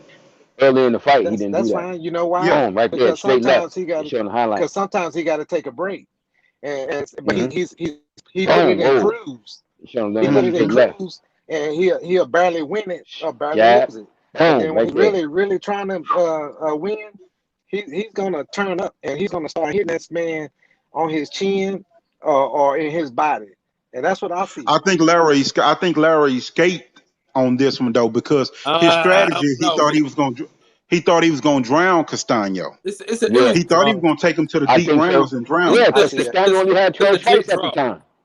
This was a legit draw. This was a legit draw. Castaño only had like 12 fights at the time. It's a legit draw, but the action of the fight was Castaño, and it's a legit draw, but the action of the fight was Castaño, and Castaño, a lot of those rounds, he could have stolen with the right judges and the crowd behind him, the fan-friendly fighting that he was doing and the firepower that he was shooting off. That's why I say he jumped out real early on him. I'm gonna be honest with you. I do. I got Castaño damn near winning or a draw. That's what I got. That's what I got. Yeah. I'm gonna tell you how I do. When I know a fighter, when I know a guy, this is per jiu-jitsu though. You got to have a hell of a cardio. So when I know a guy is on top of his cardio, I still feel like I'm gonna outdo him on his cardio. But both of us got the same skills. We know this. We know 1,000 moves. Know 1,000 submissions. But when I go in there, I'm gonna test his cardio. So I think Laura was probably trying to take him into deep water and then try to fight him, like stand in front of him. Once he take him in deep water, then we can start see who's gonna lack on power or movement. Because I heard y'all, he stopped putting his foot out there, right, and double tapping his foot away, right? Yeah. So Laura was just slow to Nigga, they had 118. Hold on. They had 118. Let me hear this shit. No. It was I thought it was 115, 113.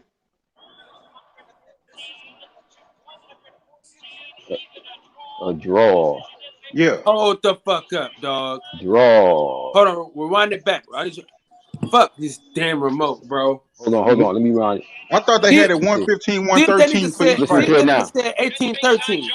Here we go. In favor of Erislandy Lara. Yeah. Judge of ringside Julie Letterman scores the bout. Yeah. 114 to 114, even a draw. They scored it like we scored it. It was Here's the first one, though. Hold on. Let me hear the first one. Let me listen to the first one. We have a split decision. Here are the score totals. Judge of ringside Kevin Morgan scores about 115 to 113 in favor of Brian Castano. That's the first one. Judge of ringside John McKay sees it 115 to 113 in favor of Erislandy Lara. Judge of ringside Julie Letterman scores the bout 114 to 114, even a draw. The decision they be doing them Cubans dirty. Yeah. That mean one judge them earlier rounds gave to Lara. Yep. Remember I said that was possible. Rounds, them swing rounds, that sharp punching that we were saying Castano was still in the round at the end. One judge didn't allow that theft. Yeah, that's why I said it's possible. It's very possible. Now looking at that fight, what did y'all learn about Brian Castano yourselves? He's gonna get beat. His gas tank, bro. Yeah. That gas. I figured. You remember this was a few fights ago, so he done since he ended up getting the title, automatically when a guy win the title, they automatically get 10% better. They feel better as a fighter. And then if you've seen the All Access, like he said, until a fighter lose, they don't think they can lose, man.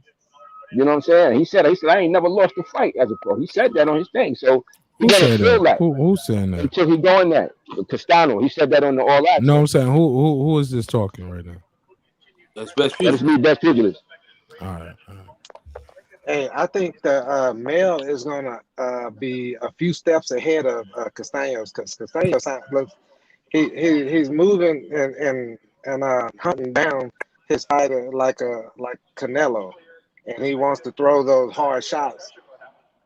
You know what I mean? Once he box you off in the corner against the rope, he wants to start letting off. You can stand in the middle of the ring and let off. If you got to block a person like Lara, you put him against the rope, he gonna hit you hard to get out from behind the ropes. You see what I'm saying? So I think that Castaño's guy, if he wanted to take out Lara, he would have had to take him. Crowd him in the middle of the ring, make him not know where he is. Stay in his face. You know what I'm saying? Because I've seen people go blind in the middle of a fight. They don't are disoriented, and I'm talking about a real fight. When you get hit in the eye and then you don't know where you at, and then all of a sudden you get hit again. Yeah, but I think that what I can see with what happening tomorrow night with Jamel punches good coming out of like close quarter fighting. Like he'll let his hands go. Like when he coming out, your defense got to be good, because if you notice, like when he fought Harrison in that rematch, he heard him on shots as he was coming out of a close quarter confrontation, and he did the same thing with Rosario. That's what he dangerous at, coming out of those close quarter exchanges, man. And I can see him hurting Castano like that. You got it. You got it, because that's where Castaño is vulnerable at, and that's where a lot of those points that we didn't really pay attention to, Lara was scoring at. One thing that I saw tendencies from Castaño. I saw when in his box on the lead foot, I saw the double tapping of the foot when I'm foot fainting and I'm really not gonna throw up. I'm really not sure. You can get off on your punches on me right then. I saw when I really want to get in on you and I'm really about to sit down on a punch, I'm gaining outside foot leverage and I'm trying to cut you out. Hey, you can hit him with something short, get into him, reset him, turn and get out, and he's slow on his hips turning. You know, I also saw where when he's not sure and he gets inside and he wants to pull out, he's ducking and basically covering up, but he's covering up his temples. You can shoot a good uppercut. You can shoot a good uppercut underneath there and hurt him and slide out on him, turn him and set him up for another nice big shot. What you think Laura's death punch was? You say what? Laura, it was the left uppercut all day long. That left uppercut shooting it short to the body. Okay. He was hitting him with it and shooting it underneath, and the straight left down the pipe.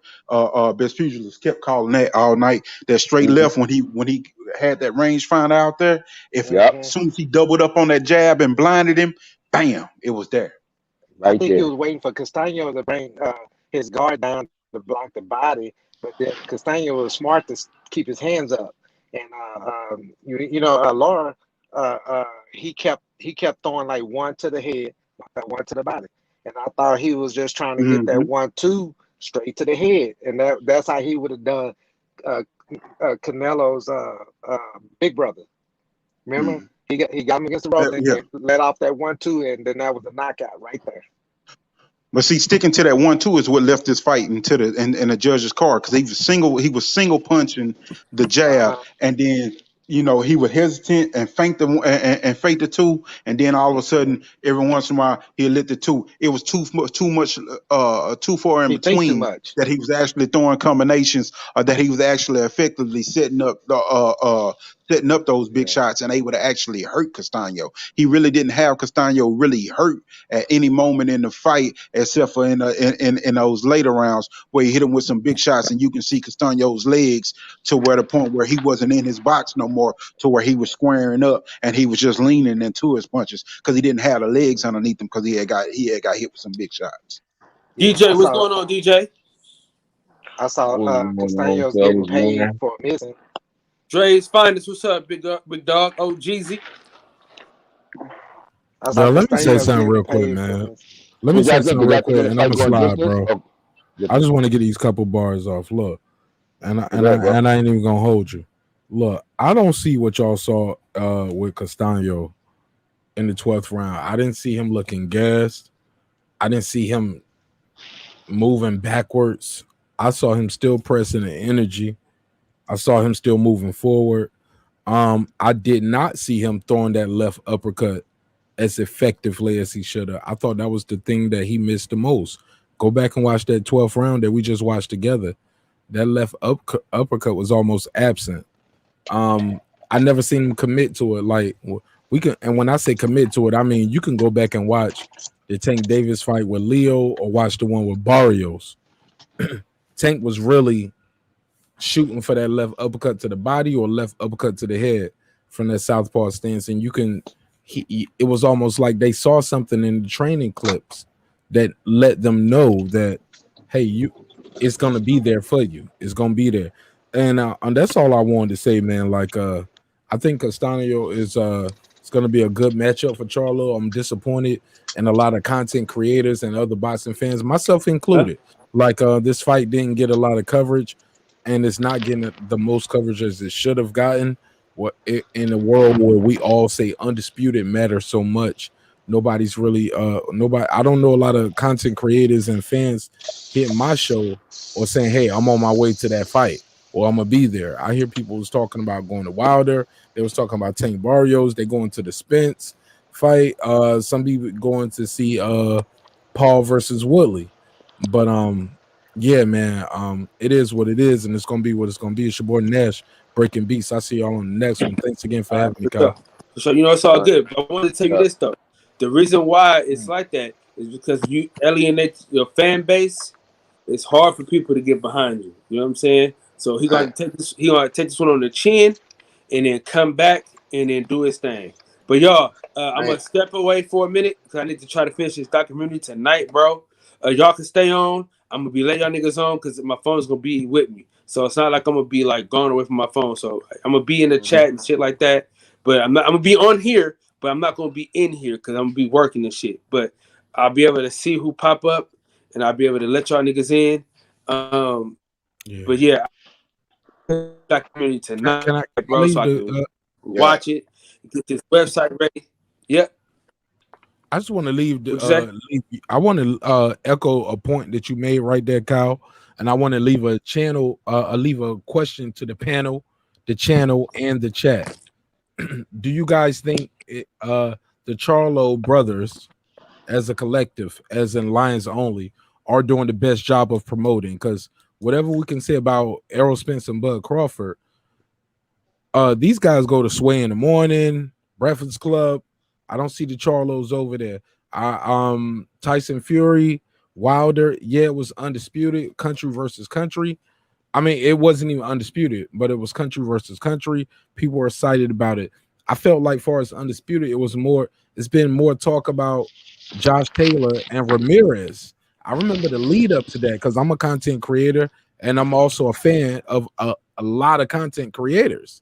And I remember it was a different energy for Ramirez versus Taylor. I don't feel and I don't see that pulse out here as I'm going channel to channel, listening to people call in, talk about. People are still talking about the COVID shit with Wilder and Tyson Fury. It's a lot of different stories going on in this boxing thing, but I don't feel like it's a lot of people talking about this topic. So I just wanted to ask you guys, why do you guys think that? I asked this to my channel earlier. A lot of people said the Charlos don't seem accessible. Wilder, yeah, he's 6'7". Shout out to DB. DB was like, yeah, he's 6'7", but he comes in smiling, shaking hands, taking pictures with babies. He looked like he's running for president when you see Deontay Wilder in the room. The Charlos seem unapproachable. Do you guys think that is part of the reason why people aren't talking about this fight? Or is it the reason people aren't talking about this fight is because it's not AJ versus Wilder or Fury, as in people think he's gonna watch this guy. It's almost like a gimme. No, I think you said it. I think you said it perfectly. What people told you, them not being accessible, and those last comments, people were all behind Jermell Charlo just a couple months ago, and were like, "Man, he should be on a pound for pound list." The content creators were telling it everywhere. Champside had it up there. Was booting it up. Charlo did. Jermell did this to himself, and then not getting those big fights in that Montiel fight, being announced following that. Before that, with Jamal and them being lumped together as twins. There's two bad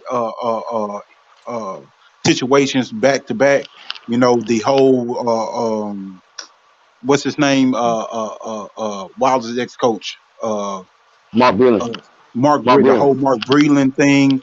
With that, you had it was a stair step of things going downhill for this fight right here. This fight was big in everybody's book beforehand. We were waiting on it. We were praying that Castano won that fight with Texera to bring the belt to PBC so they can actually put together an undisputed fight. And they made those decisions. The IG post of, hey, Breland, welcome to the chain with everything that was Stern. And then the Montiel fight versus Danny Jacobs fight, another big fight that we could have gotten when Benavidez was right there for that. And then Jermell comes and says, with everything that's going on in America, that race don't matter. And it just thumped him. We respect him as a good fighter, you know, in the community. That's why I still mentionings of him. A lot of people are probably still going to watch this fight because it's a free fight and it is undisputed. But no, he's not getting publicity for it, and his numbers probably really won't reflect what they really should reflect for that reason right there. So I think what everybody told you Mark Nash was reigned quite true. But I would say this too, Mark. I will say this too, Mark.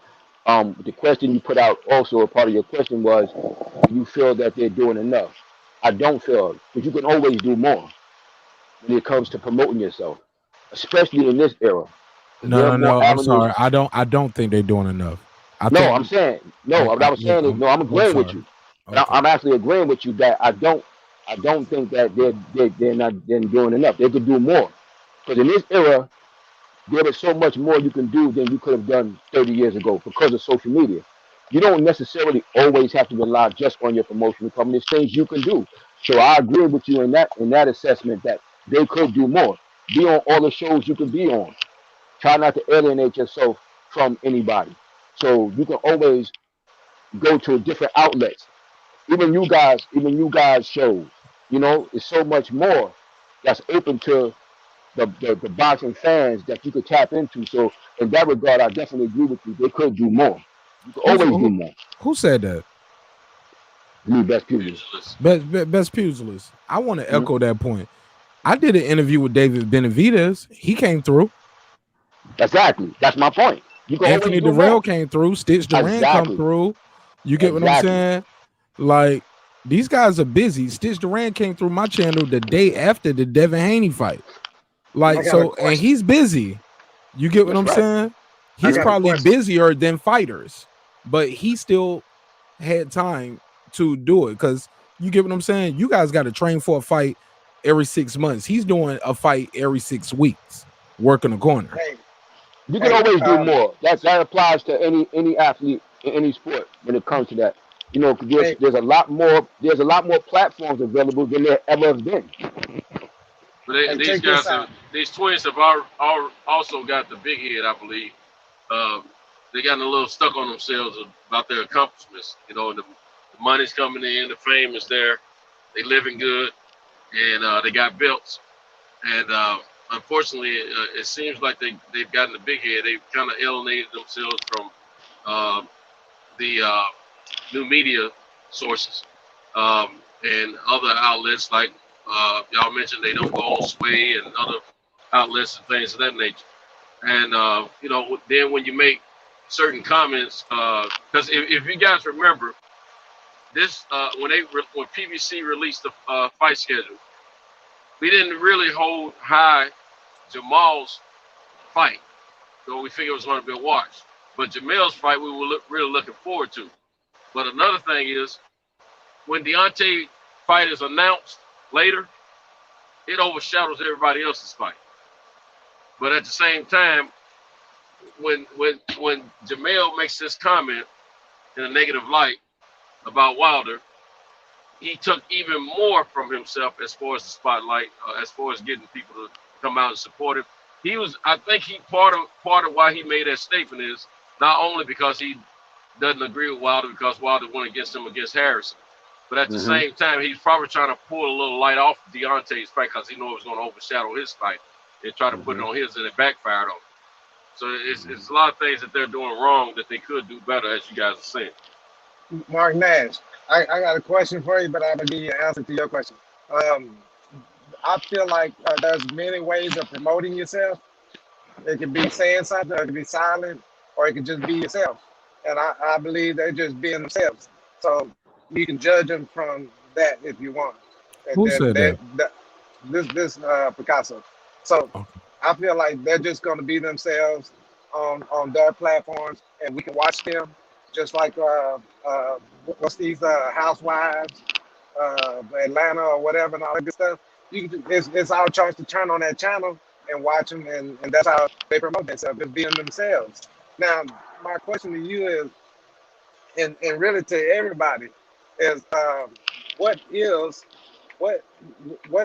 a content creator? Because I'm looking at it like, if a person that's creating content, not something somebody else did or said or created, but you're creating from something you do.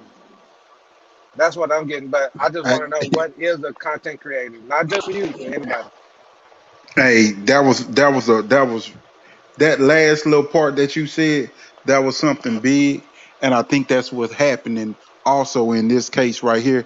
Content creators are not really content creators.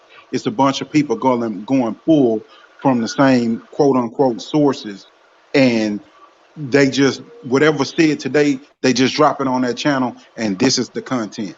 It's not guys that are particularly doing all the interviews like you see some of the brothers that are here and on channels doing the interviews and actually getting the content and creating it themselves. So that's the difference. In a lot of guys are just fans with pages, and if their favorite fighter is attacked in any shape, form, or fashion, they're not supporting that other fighter. When if guys are content creators, it's not more so much as the same judgment where they can get the interviews and the spots that are coming in. They create they create the content.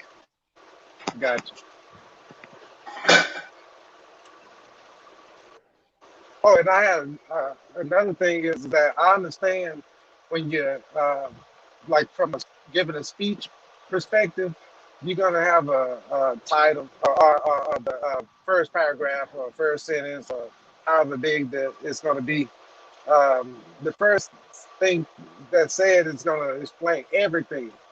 And what gets me is I'm sitting there anticipating what a person's saying. It's like once they say it, they repeat it. You're gonna repeat something 3 times, period. And the last time you repeat it, it's gonna be something exciting or something to look out for or whatever, right? But once you start repeating more than those 3 times, now I start where they say your eyes start glazing over and it sounds like prison talk. Right. You know, I don't want to hear. I can't tell another grown man what I want to hear and what I don't want to hear.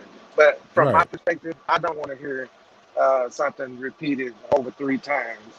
Yeah, and it's a choice. When you make a point, I understand. I hear you. We grown. We heard that point. That's all. And what was your question for me again, Kai?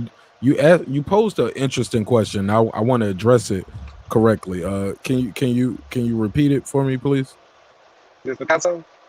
Yeah. Picasso had asked me a question, and but I believe Eli answered, and Eli gave a damn good answer, but I would like to answer it myself as well. What was the question that you asked? Because it's for everybody. Absolutely. What is a content creator? Now you loaded the question a little more. Fix the table like you did before, because you gave some turkey, some dressing, yams, collard greens, peach cobbler. I'll set the table again for me, and let me eat that up. Pause. What is the content creator? My understanding is a person that is creating something out of nowhere, out of their own brain. The content is coming from their experience, their knowledge, and so on. So when it comes down to a creator creating the content, what content is the creator creating that makes that creator a content creator? Okay, well, I'll answer it from my perspective, right? As someone who studied mass communication, the question is layered, and I don't want to skew anybody, and I don't want to discourage anybody from content creating, however they're doing it. The person who's recording their self dancing, doing a TikTok dance, is just as important as the person who's writing a song, making a beat, making a hook, or the person holding the camera, the person who's acting in the camera. She's a part of the content creation. So I don't want to discourage anybody. Remember, dreams require sleep, goals require effort. That's my quote, right? That's me. What I'll say is this, it's different levels to it, because sometimes people have certain access and certain information Some people can't go out there and go do what Ellie Setback does. Yeah, I got the money to fly everywhere I want to go, but I can't get backstage. I don't get the press row thing because I don't have the access, basically. So it doesn't mean and I don't want to discourage anybody, because you brought up something, because I do both things. Pause. Like I do interviews with former champions, current champions. We do it with Cutman. We interview Grammy nominated producers, but also I'll do the occasional reporting on a story, just a viral video or a story that I think needs more attention to it. Sometimes I will talk over it and give you my perspective. Sometimes I'll let the video play and I'll talk about it afterwards. Sometimes I won't say nothing. I'll just let the police report and let the news report do its thing. I think all of those people in this game matter, because without that we wouldn't have the Victoria's Secret Karen, because that lady created content by just holding her phone up and recording this white lady freaking out on the floor and like I'm doing something to her, chasing her around. She created content.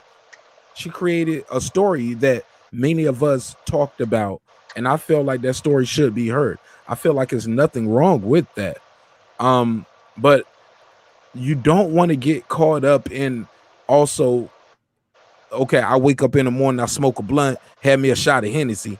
I don't eat no breakfast. I'm gonna just smoke some weed and drink Hennessy, and I'm gonna see what other niggas talk about, and I'm gonna be the anti guy. Whatever they're talking about, I'm gonna say the opposite. If they say it's red, I'm gonna say it's blue. You get what I'm saying? If they say it's green, I'm gonna say it's yellow. Yes. You get what I'm saying? Those guys exist. Some guys exist in this realm just to talk about other content creators. Like, okay, every day I do a show, I'm gonna diss this nigga. You know what I'm saying? Mm-hmm.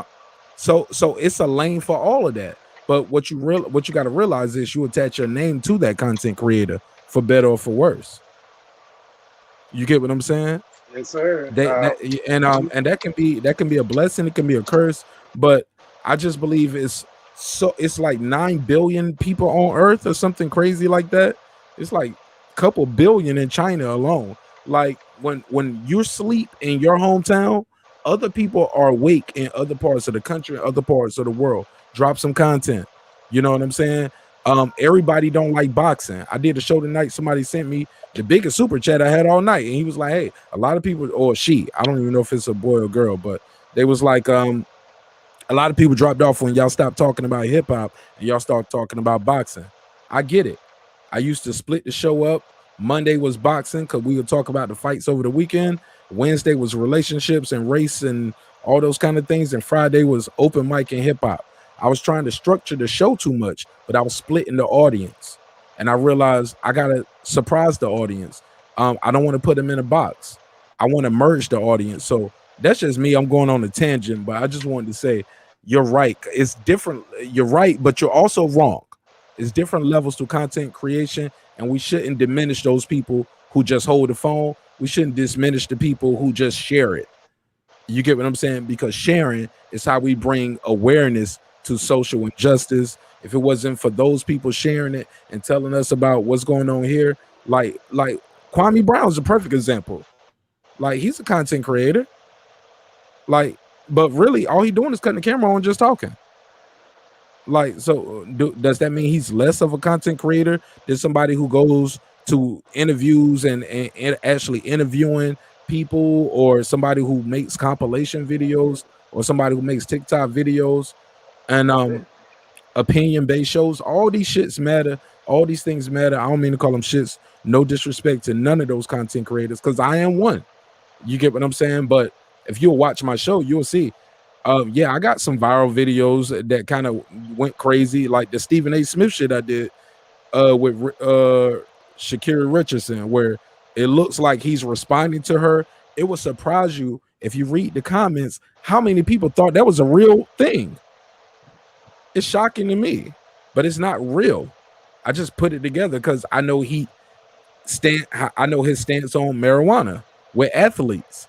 but people thought that was a real thing. But some people would say, "Hey, you stealing content." That was CBS interview. It was real. Yeah, but some people say I'm stealing content. Can I say something? Oh, do your thing. This ain't my show. In my opinion, and my opinion is worth what I think it is, right? So, and other people can come in on. But after you address something, I'm saying that it should be at least repeated 3 times. Anything more than that could be like prison talk. And we're not trying to box ourselves in. What we're trying to do is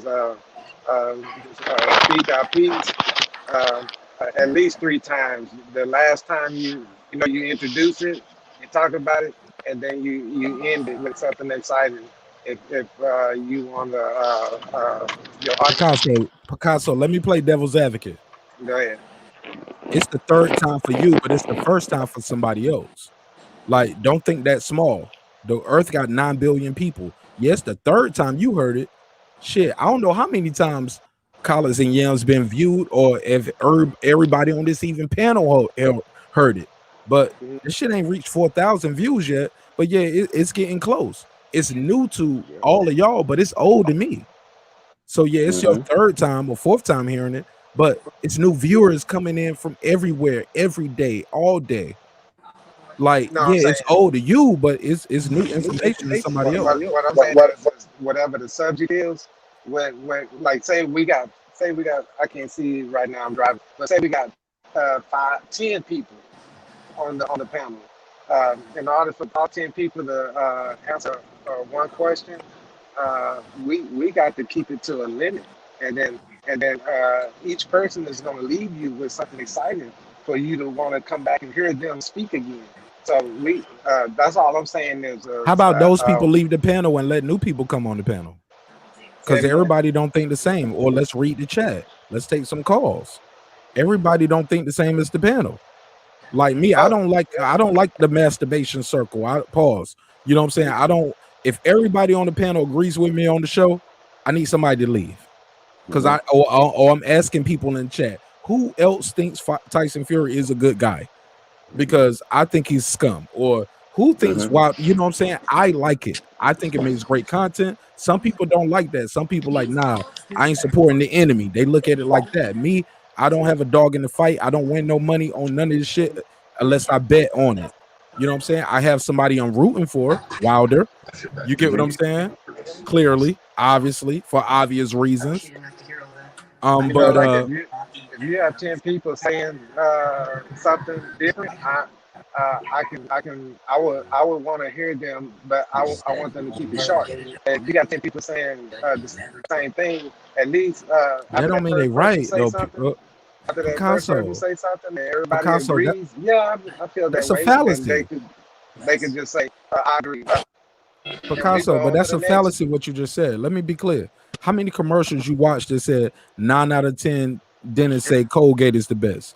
But if you turn another channel, they'll say 9 out of 10 didn't say Crest is the best. It's a fallacy. That doesn't mean it's true. That just means you took a smaller sample size or a larger sample size in a different area. Or that just means you're doing great target marketing. How about that? There's nothing wrong with that. I'm just saying the way to answer your question, and I don't want to take over the show too much here, and I'm not trying to have a debate with you, but I'm open for it because you pose a good question. Because some people, their whole content game is just taking viral videos and putting it out there. Their whole channel, all they do is take other people's celebrities, IGs, and put it on their channel, and they got hundreds of thousands of subscribers. Yeah, I'm not gonna I get debate it. something. Yeah, and I get it. There's nothing wrong with that. I'm only asking the question for the fact that I want everybody to listen at what we're saying and my brother, you're not my enemy. It's cool.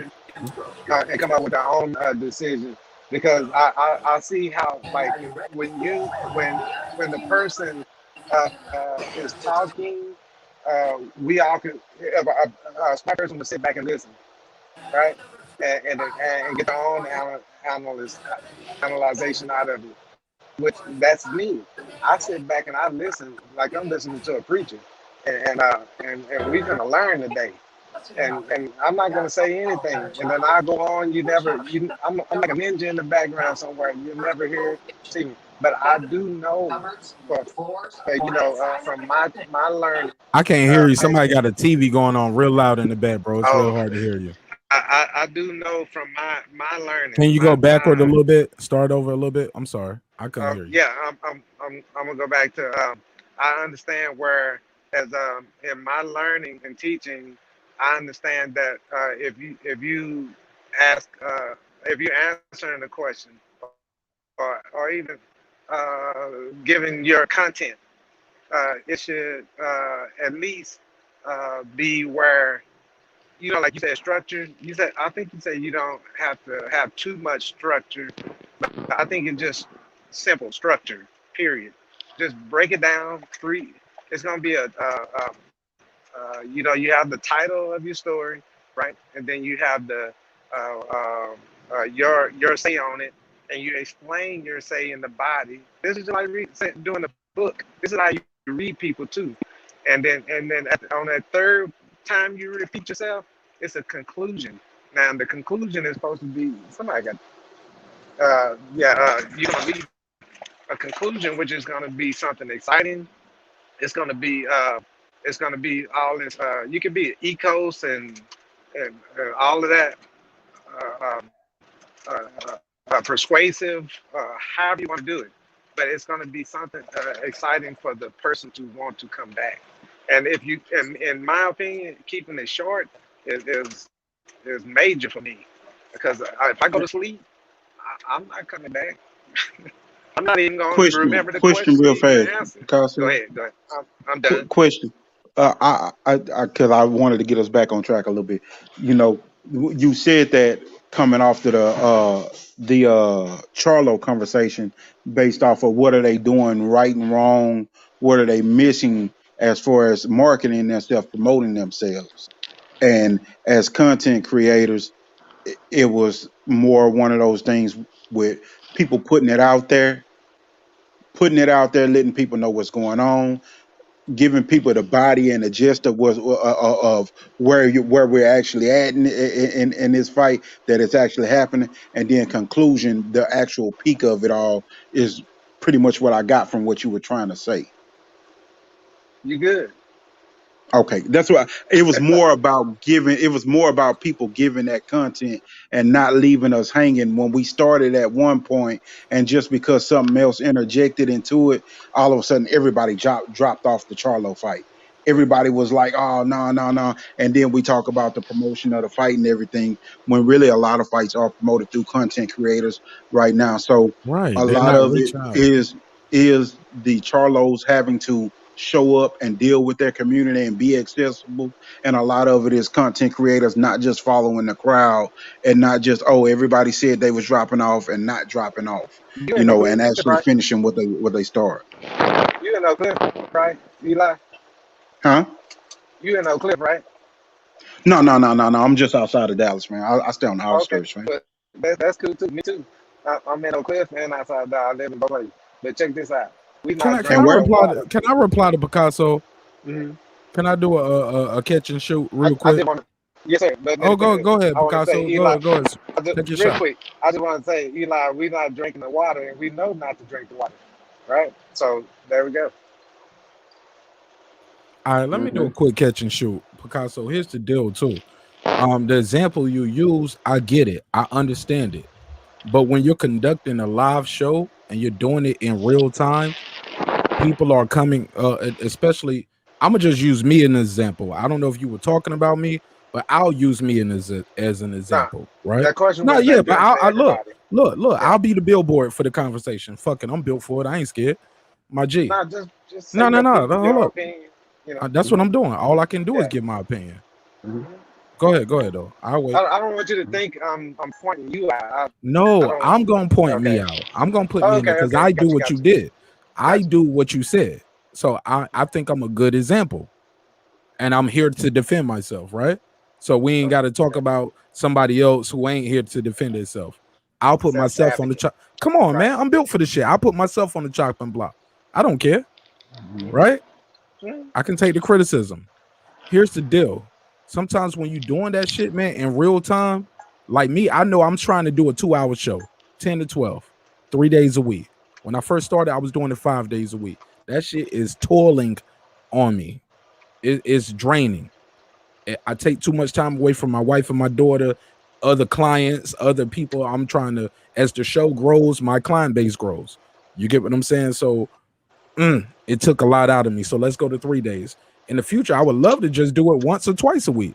But I love doing the shit now because I love networking and meeting new people. But in the midst of a 2-hour show, people come in and out the room. I don't have a co-host. Shout out to Fred and the boxing barbershop. Shout out to Reggie. The way he's doing the show. Reggie's just there. He's by himself. Fred is by himself. You bring people in, and like if they there, they there. If not, they not. But regardless, you gonna be there, Reggie. Fred is gonna be there. Blue is gonna be there. Martin Nash got to be there. You get what I'm saying?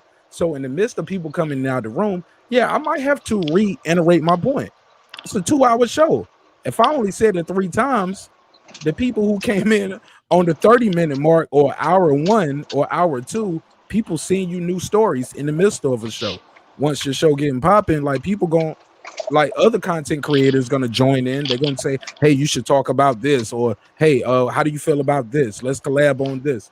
Like, so you will get caught up being repetitive. What I'm trying to avoid is, me personally, if everybody doing this show today, especially since my show on the East Coast is at 10 o'clock, sometimes I don't want to talk about it because everybody been talking about it all day. I'll just rather support your show. Come over there, get my bars off over there, send my audience over there, share your link. But me doing that episode, I'd rather talk about hip hop, or I talk about police corruption. I talk about other things. You know what I'm saying? But I get it though. I get it. Some people want to ride everybody's wave. I ain't trying to do that all the time. But salute to those people who doing that, because it is profitable, it's successful. You wake up, you look up in the morning, see what boxing scene and other popular channels or and networks and websites are talking about, and you think it's a reputable source and you run with it. And then sometimes you end up looking crazy, like those people who said we was gonna have Undisputed with heavyweights. But what my thing is, and why I went crazy last week when I was talking about y'all all owe Deontay Wilder apology, that was with the COVID shit. But prior to that, I was like, yo, where's the integrity at for you guys? You guys got to go back and fix that, because if this man said he had COVID, y'all would lose it. Y'all would say another excuse. Where's the integrity? Where's the balance? And that's why I'm at with it, man. Like, I got mad love for everybody, whether they doing content creation, whether they just join panels, because that shit matters. Because you guys, whether you got your own channel or not, a lot of these guys, like you all that's watching, like D Hodges, like people know him on these boxing circuits. He don't got a channel, but we'll listen to him and we respect their opinion. So I don't want nobody to feel like they too big, too small. Like man, we are all ants in the eye of God, right? Not to get too deep, but let's be clear. I got love and respect for y'all, whether you content creators, whether you steal content or whatever. You know what I'm saying? Just get the word out there, whatever the word is you trying to get out there. But never go on other people's shows and do shit that you don't do on your own channel. Let's be clear. Don't, you know what I'm saying? Don't pee on my carpet, but tell me to take the shoes off when I walk in your house. Let's be clear. And that's my final thought. Thank y'all again for your time. I appreciate it. No doubt. Appreciate that asking that question. Anybody? Hey, I kind of wanted to get back on the topic and get best pugilists and DJ and Centos and get their thoughts on what they saw from Brian Castano tonight, what they think he does good, what they think the lead up to the fight, and how this fight can go. Keys to victory for both fighters, if there is a chance that Brian Castano can pull it off, or if Jermell is a guarantee, like a lot of people are saying, you know, not meaning to load everything, but that's the elephant in the room that we're talking about. Nah, I don't think it's a good fight. I don't think it's a I don't think it's look. You're no boxing. Y'all all been involved, connected to the sport long enough to know shit. Anything is possible. Ain't none 100%. You're gonna see what you see from the kid. Old adage in boxing, it's been the same forever. Styles make fights. You won't know until you get in there. This kid, like I said, this kid's still undefeated, and then till he lose, he gonna feel that he can win every fight that he's in. Until that happens. So going into the fight, it's a style matchup, as in all fights. And I expect he's gonna fight the way he's gonna come doing what he tends to do. He knows this is a big fight, as big a fight for him as it is for Jamel. You know, people always, we have our favorites, so people tend to always look at the guy that they think is the best or the favorite, thinking that the fight means more to him than it means to the guy that they're not picking. But there's a lot on the line for Castano too, because he beats Charlo. Charlo is far more well known than him. So if he beats Charlo, it's going to be an upset in most people's eyes, except for probably a slight few of his countrymen and his inner circle that wants him to win or believes he can win. So I'm expecting him to come out, give his best effort. But I think overall, Charlo is more athletic and more gifted overall.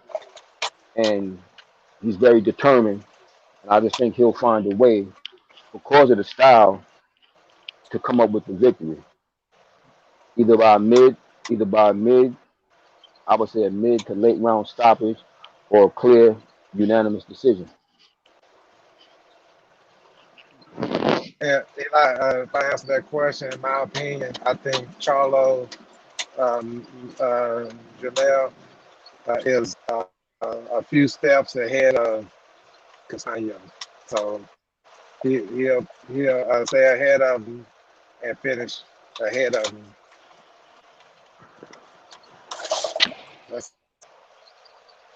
That's it.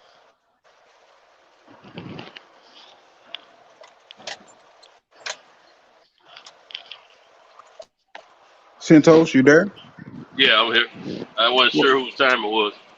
Well, what I see in Castano is a solid competitor,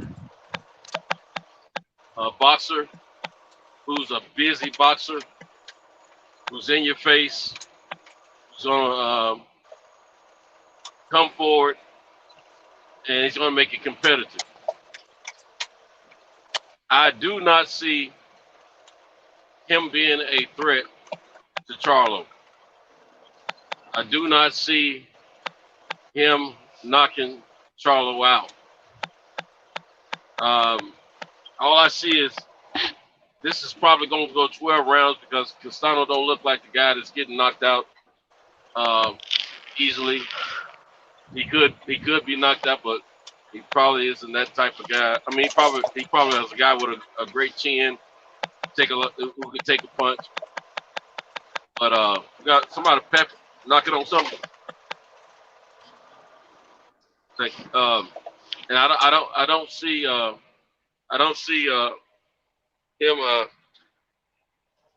Is everybody still there? Yeah, I hear you. Go ahead. Okay. Yeah, I'm here, man. Just listen. All right. I don't see him posing too much of a threat to Charlo. I think it's going to be a back and forth fight, but mostly I think Charlo is going to get off.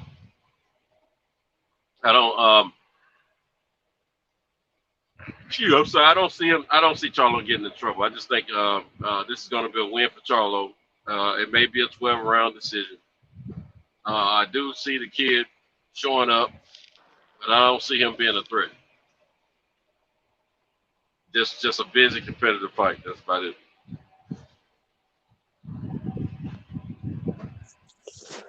I think I said early this week, man. I've only seen a couple of his fights, and he looks like a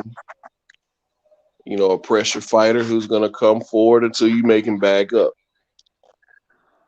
I don't think he's gonna take a step back, and I don't think he's gonna realize that he's really in trouble until about round 4 or 5. That's when fighters usually start settling in the fight. And I just don't see him being a good style matchup for Jermell Charlo. Jermell can fight any style that he needs to win. We saw that with the Rosario fight. We saw that with the Tony Harrison fight. The second fight, that is. And with Castano coming forward with his forward pressure, he's going to walk into a lot of things that in 18 fights, and I don't know how many amateur fights that he's had, but I know probably in 18 fights he probably hadn't seen.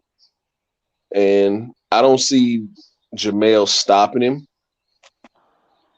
I see this as one of those prolonged beatings that'll end in a unanimous decision, and we'll have a new undisputed junior middleweight champion of the world, and his name will be Jermell Charlo.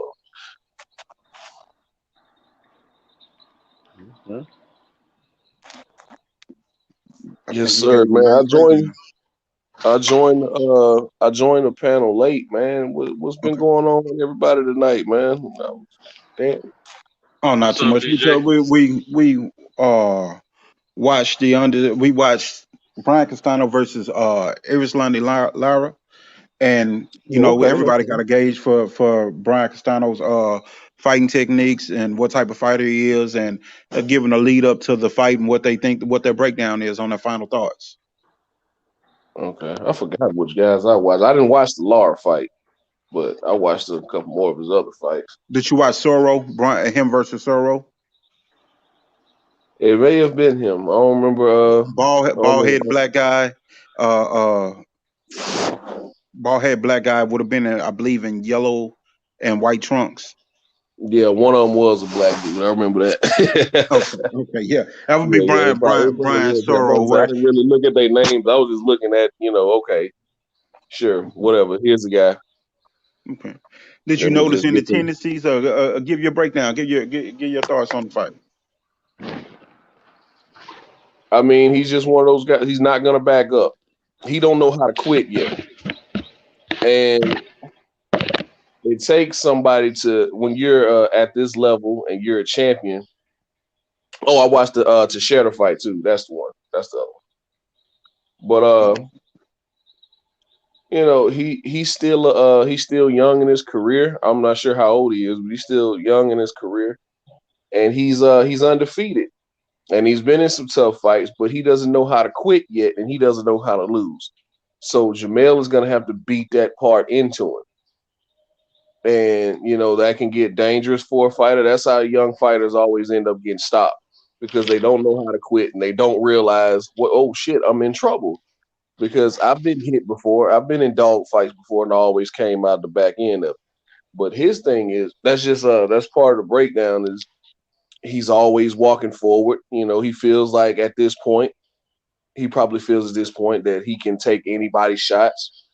But can they take his shots? Can they take his pressure? Because fatigue makes cowards of us all, and that's probably one of his biggest attributes.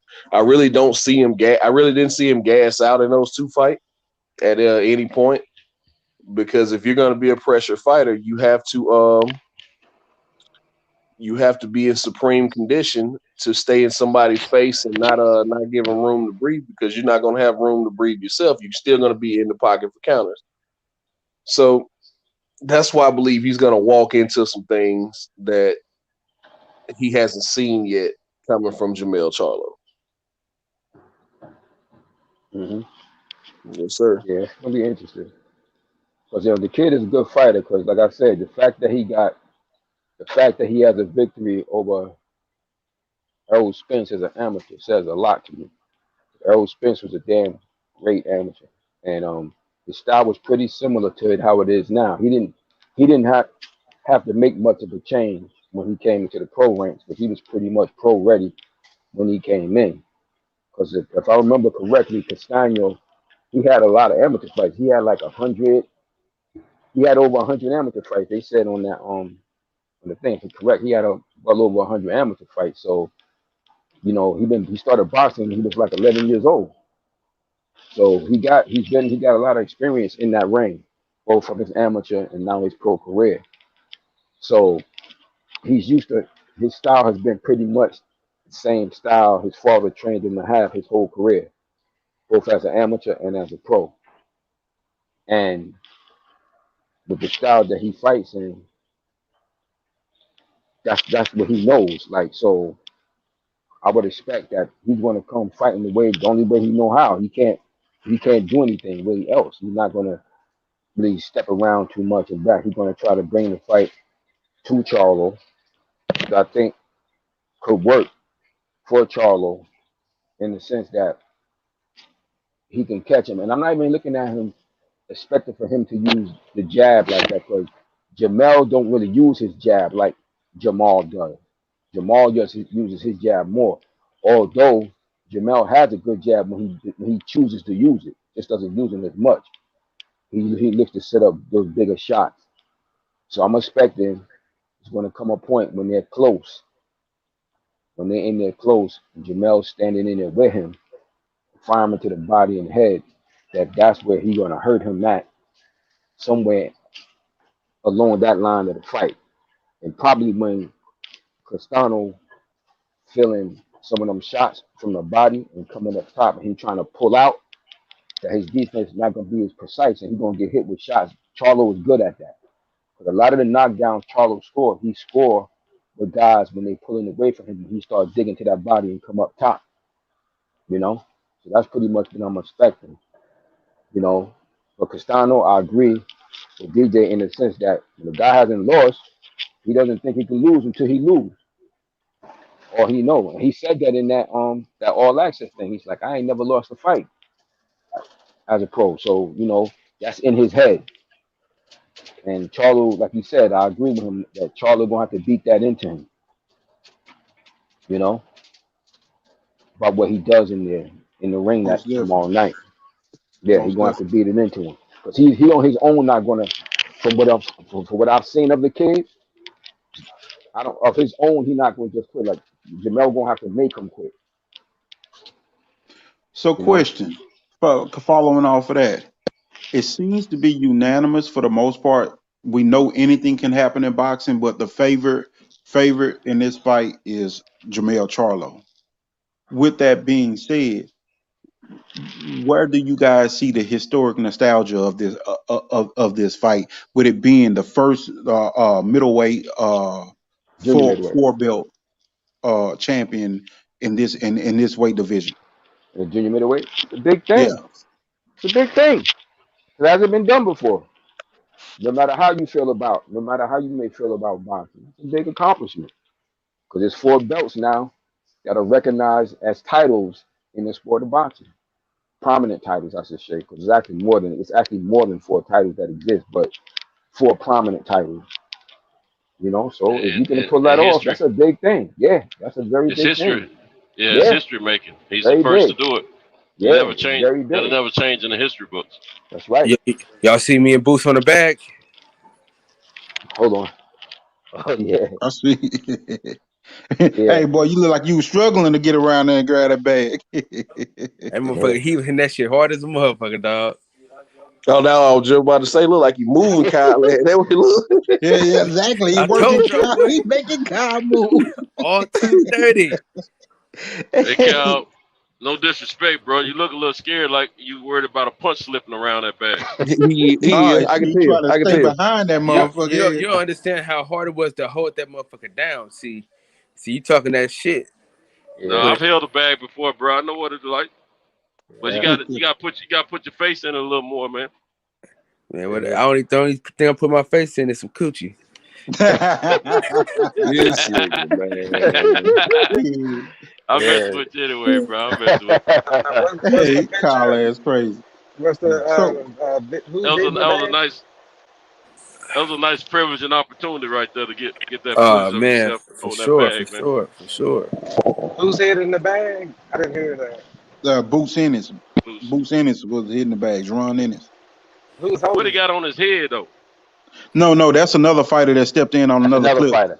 The clip before that in the yellow was Ron Boots Get some Ennis. hair. Yeah, Boots. Oh, okay. Yeah, Boots had the white gloves on. Boots had. The bag. Yeah, Boots had the white gloves on. Tell me who you are. Hey, who am I talking to right now? I thought somebody was on the panel holding the bag. Picasso. Hey, who am I talking to right now, y'all? Picasso. That's Picasso. Who is that right there? No. I'm talking about who am I talking to in the restaurant? Who that? Hold on. Let me see. Is that not Jared Hurd? Goddamn, J-Rock Williams, man. I told you, that J-Rock. We was in the field, my boy. Yeah. Are you out there in Philly? Well, you was out there in Philly getting down. Mm-hmm. Yeah, we was in the field, man. Let me see. So, hey, I got a question. I got a question. I was gonna ride off of that the nostalgia of the history of winning the first 4 belts. Where do y'all think that with the run that Jamel just had, or with the current state of 154, where do y'all think that puts him among the greats in that weight class? When you start thinking of the Shane Mosleys, the Oscar De La Hoyas, the Hitman Hearns, when you start thinking about those guys at 154, Hagglers and all of that, where do you think that put Jamel? He automatically going to be Hall of Fame bound. He win that tonight, whatever. He automatically going to the Hall of Fame automatically. Whatever he do, if he start losing everything, he start losing after that, it ain't gonna matter. That accomplishment gets him in.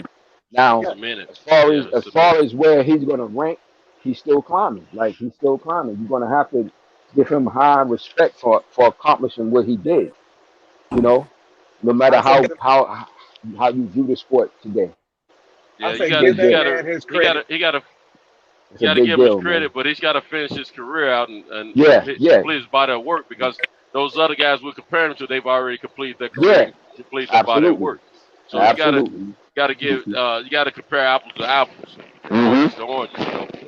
He's definitely on the rise. He's definitely going to be on the list up in the top, of his class in that division. But is how he finishes up his career is going to determine how he does there, as well as boxing overall. Yeah, I agree. I totally agree. And guess what? What sport is this? What have you done for me lately? If he's doing the work, then give him the credit. Mm-hmm. Yeah. Well, you got to understand too, like the names that was mentioned, that he mentioned in the past. So you got to look at those guys that was fighting at that time. You had Hall of Fame boxers boxing each other. You had, you look at somebody like Thomas Hearns, for instance. Now, I think Thomas Hearns was at the height of his superpower at junior middleweight, me personally, not welterweight. I think he was better at junior middleweight. But at junior middleweight, he knocked Roberto Duran out cold. Yeah, he did. Nobody ever did. Marvin Hagler was a full middleweight and couldn't do that shit. You understand? Mm-hmm. Mind you, Roberto Duran was the champion at 135 at one time, from 1972 to 78. And only Thomas Hearns was able to do what he did to him. So to me, he was the best. I got him at my personal list. I have him rated as the best junior middleweight at the height of his superpowers. So that motherfucker was lightning quick, hard to hit, and he outboxed Wilfred Benitez, who was the radar, the Bible of boxing. He outboxed him, screwed him. To me, that's where he was at his best. You know what? Hey, best had the best power. Hey, real fast, y'all. Let's call this a segue right now, because we have best pugilists here, we have Centos, we have guys that are knowledgeable about the sport, and I think that's something big to kind of put this all into a grand picture. Give us a breakdown of those guys and that time of boxing, why they call that the golden era, and what it would take for today's boxing to get there. Talk about Benitez, talk about Hagler like you were, talk about Ivan Barkley and all of those guys. The best way to do it, the best way is for them to fight each other. They just got to fight each other. That's it. That was it. They fight each other. They all were real to fight each other, man. No one was a punk. Man, I don't nobody know was how to a do punk. shit, man. Nobody hide it ain't behind his their whole promotion. interview though. It's just a little clip and shit. Yeah, you just got to be able to. It was just us just chopping it. It'd be a good transition To like us walking in the house talking. It's the best. It's the best of this era fight each other. That's what it'll be. That's what Because you had had a these fighter guys all fighting each other. You this had week, bro. This weekend in Philly would have been so good for us, bro. Hey, Kyle, mute your mic, bro. Next weekend. Yeah, mute your mic, Kyle. Yeah, hey man, I ain't muting shit, man. We doing a documentary. I'm trying to let y'all hear this. No, I'm fucking with you. Oh, okay. Yeah. No, I'm fucking with you. Hey, we finna kite Kyle off the tank on his own show. Eli, I got comfortable with this because I've heard this too before, and I can understand this part right here. The fighters today are totally different from the fighters back then. They were good back then. No credit taken from anybody. It was that W. They got W. The ones today, they the technology, the socialism, the media or whatever. It's totally different, and it's been enhanced. It's on steroids or whatever today. So when a person wins today, it's totally different from back then. But I understand. It's echoed more. Yes, echoed more on the average now than it was then because of social media and sources like that. But when those fights happened back then, it was heard around the world, the big fights. That's why they had the super fights. That's why they would title those and badge the super fights, some of those fights, because they didn't have 150 belts. They didn't have 150 weight divisions. They didn't have 360 promotional companies. And so when those fights came to play, you had a smaller community of fighters, and everybody knew who was the best, and they wanted to see the best fight, and the best fought each other. So when they put them on stage, you didn't have as much pay-per-view back then. You had the wide world of sports. You had HBO. You had Showtime NBC, came along later on. NBC. ABC, yeah. And the thing, NBC, that's right. And all the networks, and they got broadcast to the masses. Yes. And so everything got out there. We didn't lack for no fights back then. Never. Because of the fact we knew who was going to fight, and when it was a big fight, the only fights we lacked about not seeing, and you had to be involved pretty much or following the circuit of amateur fighting or the farm fight, the clubhouse fightings. If you didn't follow those and you didn't keep up with them, you only knew about all the big fights, all the professional, high-ranking, high-profile fights. We saw them all, and it wasn't because we didn't have cable, because cable didn't come along till later on. That's right. We saw them all because they put them there. Before television, they had them on the radio, and everybody gathered around and listened to it on the radio. That was before our time. But by the time me and Picasso and Puget come along, most people had a television in their house. You know what I'm saying? And we black folks followed boxing religiously, and we watched. And man, let me tell you something, man. It was an exciting time. I mean, boxing was like little mini Super Bowls throughout the year. I mean, it was, man. So you didn't get enough of boxing. It was always an exciting time. When a big boxing match was about to occur, man, you just like we get hyped about it ahead of time now. We did the same thing back then. And the day of, you can't wait to get home, man, so you can watch that fight. You know what I'm saying? The juices were the same, but we didn't bicker between fans. Didn't bicker between each other. We had like a barbershop conversation about who was better, Frazier or Ali. But it wasn't about guys trying to fight and tear each other head off, call each other out of their name, because the simple fact we respected each other as fans, and they didn't cheat us out of the fights. They gave us the fights. Now everybody's hiding behind the promoters. They're hiding around behind the networks. They're hiding around the W. They're hiding behind who's got the most money and who's going to be A versus B, all this old bull crap. So it's just a whole lot of little coochie acting dudes up in the fight game now, man. It's soft and sissified to me. Yeah, but what happens to me too, what I recognize, like he brought up a point about the social media aspect of it, because it was a smaller little group in the sport at the time, and less titles and all this and that. It meant more because it's watered down now because there's too many belts and shit like that. So it meant more, and you had with the lack of the cable didn't exist the way it existed now. it got to more of the masses of the people. You know, understand what I'm saying? Because everybody else had regular TV, so you can see the fights on ABC, NBC, and CBS before cable started really blowing up big, and the titles just meant more. So when you take fighters like that era, you had Marvin Hagler, Sugar Ray Leonard, Thomas Hearns, Wilfred Benitez, and Roberto Duran. Let's use those 5 right there. And then you had a group of other very good fighters around them. These guys was all fought each other. You understand? You had Sugar Ray Leonard, who was the welterweight champion. He moved up and fought an undefeated junior middleweight champion named Ayub Kulule. He really didn't have to do that shit, but he did it. Won that junior middleweight title and then came back down and fought Thomas Hearns after that shit, who was the other best welterweight. So it's a different era. It was just a different era, and those titles meant more. You got, like I said, you got Roberto Duran fighting who was the lightweight champion, which is 135 pounds from 72 to 78. That man fought Sugar Ray Leonard, Wilfred Benitez, Thomas Hearns, and Marvin Hagler. He does that shit, man. Who does that shit? Now, I'm gonna add this too real quick. I said something about the amateur fights. You didn't know as much about it unless you followed those circuits, but the high-profile amateur fights you did know about because they got a lot of press back in those days as well. Because you had to go through those ranks in order to have a name and to be proven. And you work your butt off to get to the Olympics.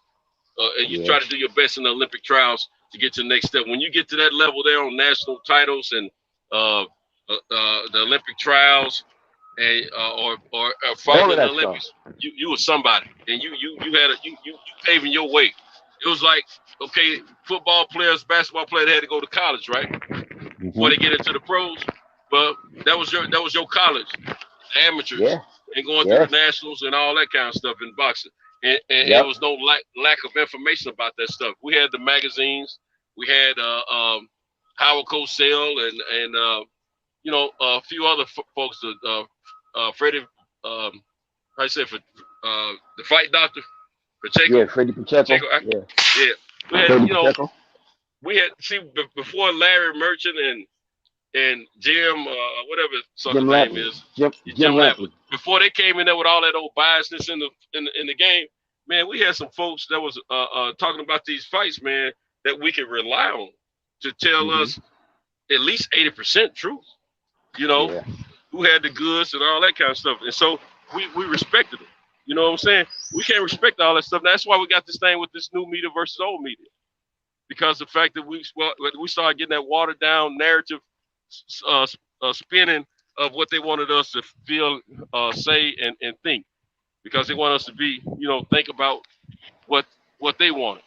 But see, back in the day, they didn't know who was gonna win what, and so they wasn't, and they gave us the fight information the way we were thinking as fans. They were thinking the same thing. And it was just more pure then, man. Even though there was some crookedness in fighting. Don't get me wrong, it always has been, but it was more pure then. But as like far I as said, from the analysts. like I said before, it's about the money. When that money started going up, it's gonna always change the game. That's the evolution of the sport. That's the evolution of everything. Is the money. The money changed. The money changed the game. And that's why the sport is the way that it is now. Don't forget about the mobsters and all of that back in the day. They had people diving all over the place. I thought it was the Olympics. Hello, you breaking up? What are you saying? He breaking up. I couldn't hear you. Can you repeat that? I said back in the day they had those mobsters, and like Vegas and all that stuff was well and alive, and they had people diving all over the place.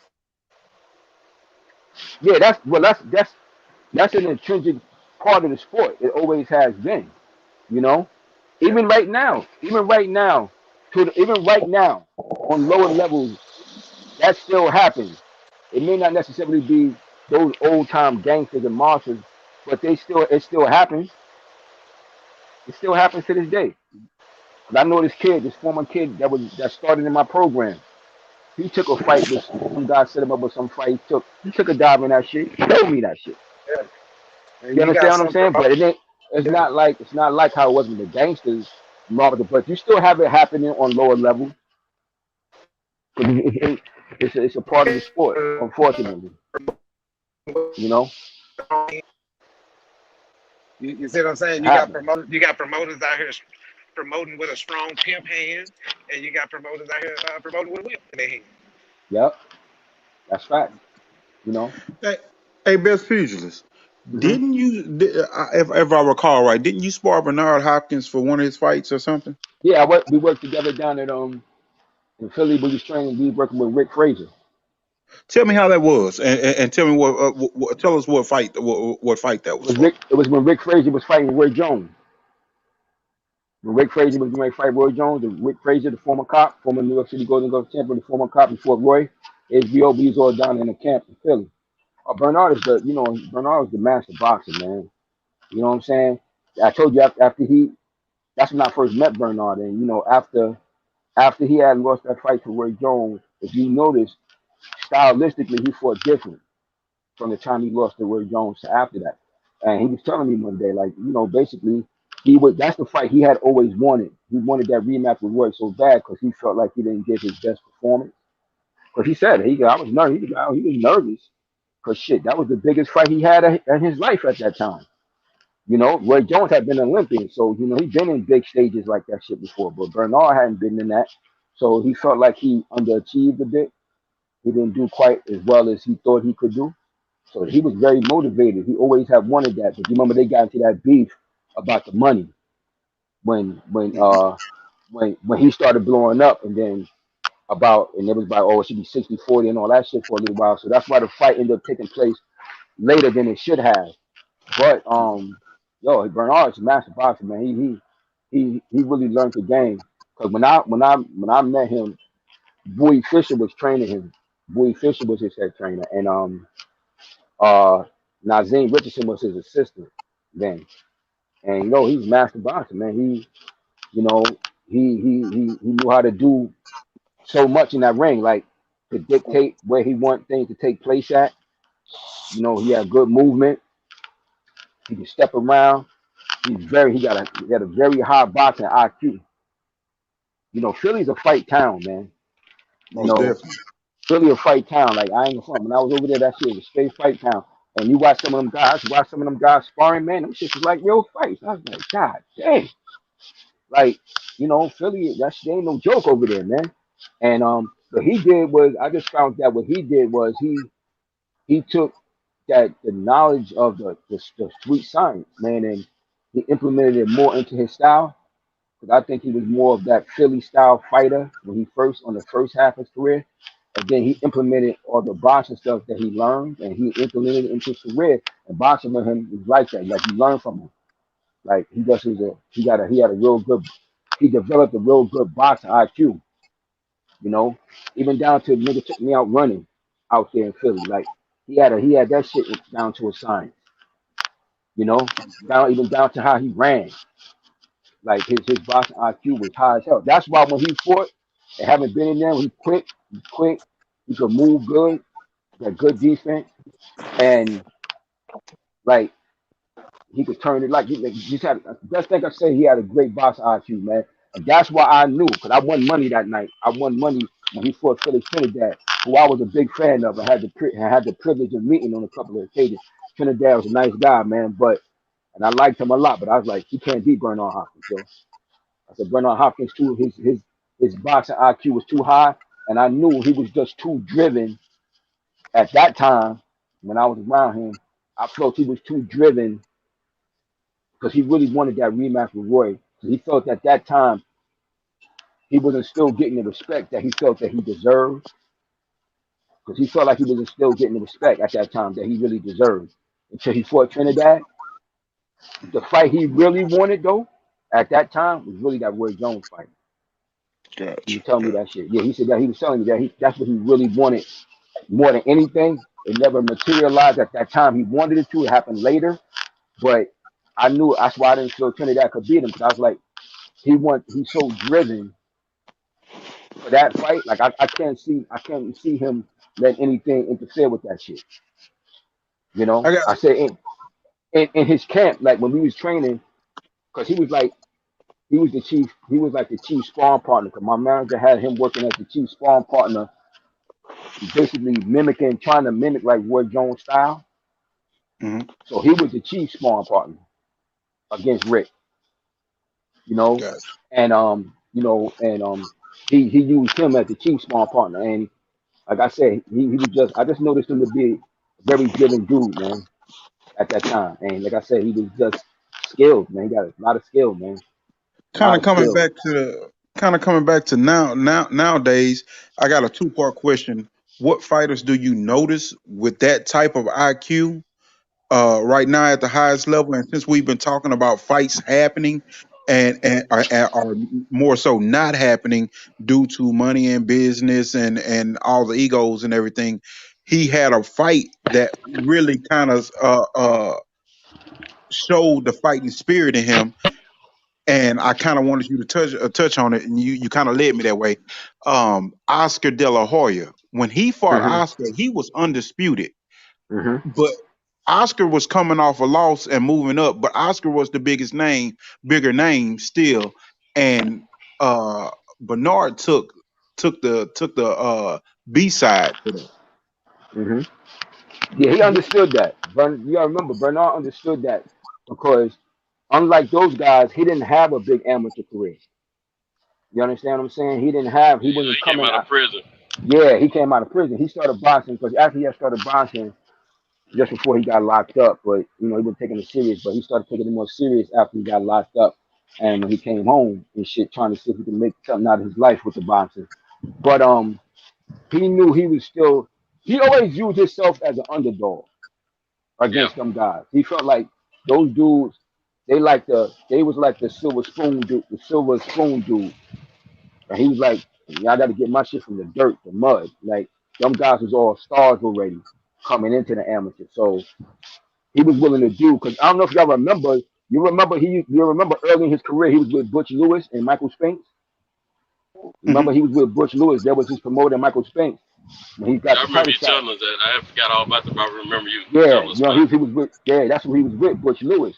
Butch Lewis Promotions. And remember, he got into a beef with him, and then he sued. Remember, he broke out the contract and he sued Butch Lewis, and he won $1 million in that shit. That's actually how he got his first fucking million, not fighting, from winning that lawsuit, from winning that lawsuit against Butch Lewis, and then he took over. At that point, he took over his career. Yeah, he did. He took over his own career. He was on top of his business. That man was on top of his business. Y'all just answered a question in the chat. Unbeknownst to y'all, J.A. Dixon was posing a question to E1K, and E1K, he said he was saying that sounds good, but if the networks don't give them the go ahead, they won't fight. They're not in position to call their shots. But I feel you, because they were talking about fighters being in a better position and actually making the fights. And E1K said true, but that's my issue. The fighters have to smarten up so that they can control their career as much as possible. And you went right there with that situation. That's why I was asking you that situation, so you kind of got these fighters have to take control of their situation right now. Absolutely. Absolutely. You remember, like, if you remember that time in his career, he was out of boxing for like a year. Bernard was out of boxing for like a little over a year at that time. He won that case. He won like a little over $1 million or so from that case, and then he came back and he started fighting. He started fighting. He fought my man Andrew Council from Baltimore. He fought what's my man, the Jamaican guy, the Road Warrior who beat Roy Jones. Shit. What was my man, the Jamaican guy? You talking about Glenn Johnson? Yeah, good dude. Glenn Johnson, a good dude too. Cause I met Glenn Johnson a couple times, man. Cause my man what's his name was training him, Spanish dude. My man, he in Florida right now. It'll come back to me, but he got a late start in boxing too. On the pro level, anyway. Yeah, so Bernard fought him. He started taking over his own career. And because at the time he beat Glenn Johnson. Glenn Johnson was undefeated. Mm-hmm. Glenn Johnson was like somewhere between maybe like 20, maybe between 28-0 to 30-20, something like that when Bernard beat him. Bernard was the first one to beat him. So he started, he fought those guys, started working his way back. Now, that what I have found out at that time was that, by him pulling off what he did against Butch Lewis, a lot of those other promoters was kind of like leery of him. Like, they was trying to like, I don't like to say blackball, but they was trying to like do that shit to him a little bit. Like, I don't know if we want to mess with him because he actually they were trying to poop on him, man. Yeah, because he actually won against a prominent promoter in the sport at the time. So they was kind of not feeling him. Like, I don't know. And then if you notice at that time, Bernard was became more outspoken. He became more outspoken and became who he became at that time after he won that case. And the rest is history. A hell of a businessman. I know that. And the rest is history. He did his thing, and he able to turn his career, and he got a bit more control with how he wanted to move. And, that's why he came out to Frank Sinatra's "I Did It My Way" song. Exactly. That's facts. Yep. Hey, I picked you best pugilist because I want to culminate where I was coming all the way back around to with those questions. And the reason why I asked you, because you have that knowledge of history and the middleweights for sure. And you were there in the fire, in the inner workings of things. So what you just came to, you went exactly where I wanted you to go.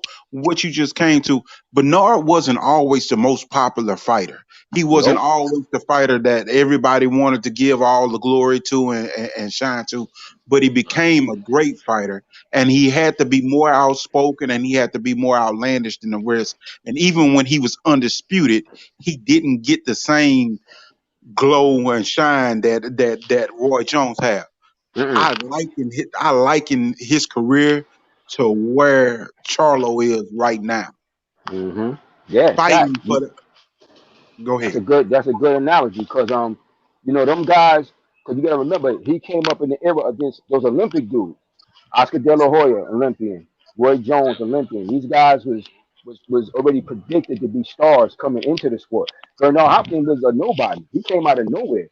He earned this shit. When you hear him, like we say now, from the mud, Bernard Hopkins was that. Bernard Hopkins was not supposed to be where he got himself to. He worked hard and got himself to that shit. He didn't really get a certain amount of recognition till after he beat the De La Hoyas in the Trinidad. Yeah, exactly. That's when they started respecting him. And by that time he had already started taking over his own business part of his career. And I wanted to add this, man. If you think about it, in the last 2.5 decades, most of the black fighters, or we can say 2.5 decades, I guess. Most of the black fighters that have that decided to take over their own, the ones that got savvy about their business and started handling their own business, or appointed whoever they wanted to handle their business, when they got involved and got away from the big promotional companies, they blossomed in their career financially, and some of them are still doing well to this day. The guys that stayed under promoters and didn't always get treated the right way, they're not doing so hot these days financially. So you need these fighters need to take a note from those guys, the Sugar Rays, the Bernard Hopkins, the Mayweathers, George Foreman. He kind of when he came back that second time, he did a great job. Financial career. He did. You take a look at Roy Jones. Believe it or not, he did okay. For his career when he kind of separated from his father and whatnot. So he didn't kind of do good. He did well.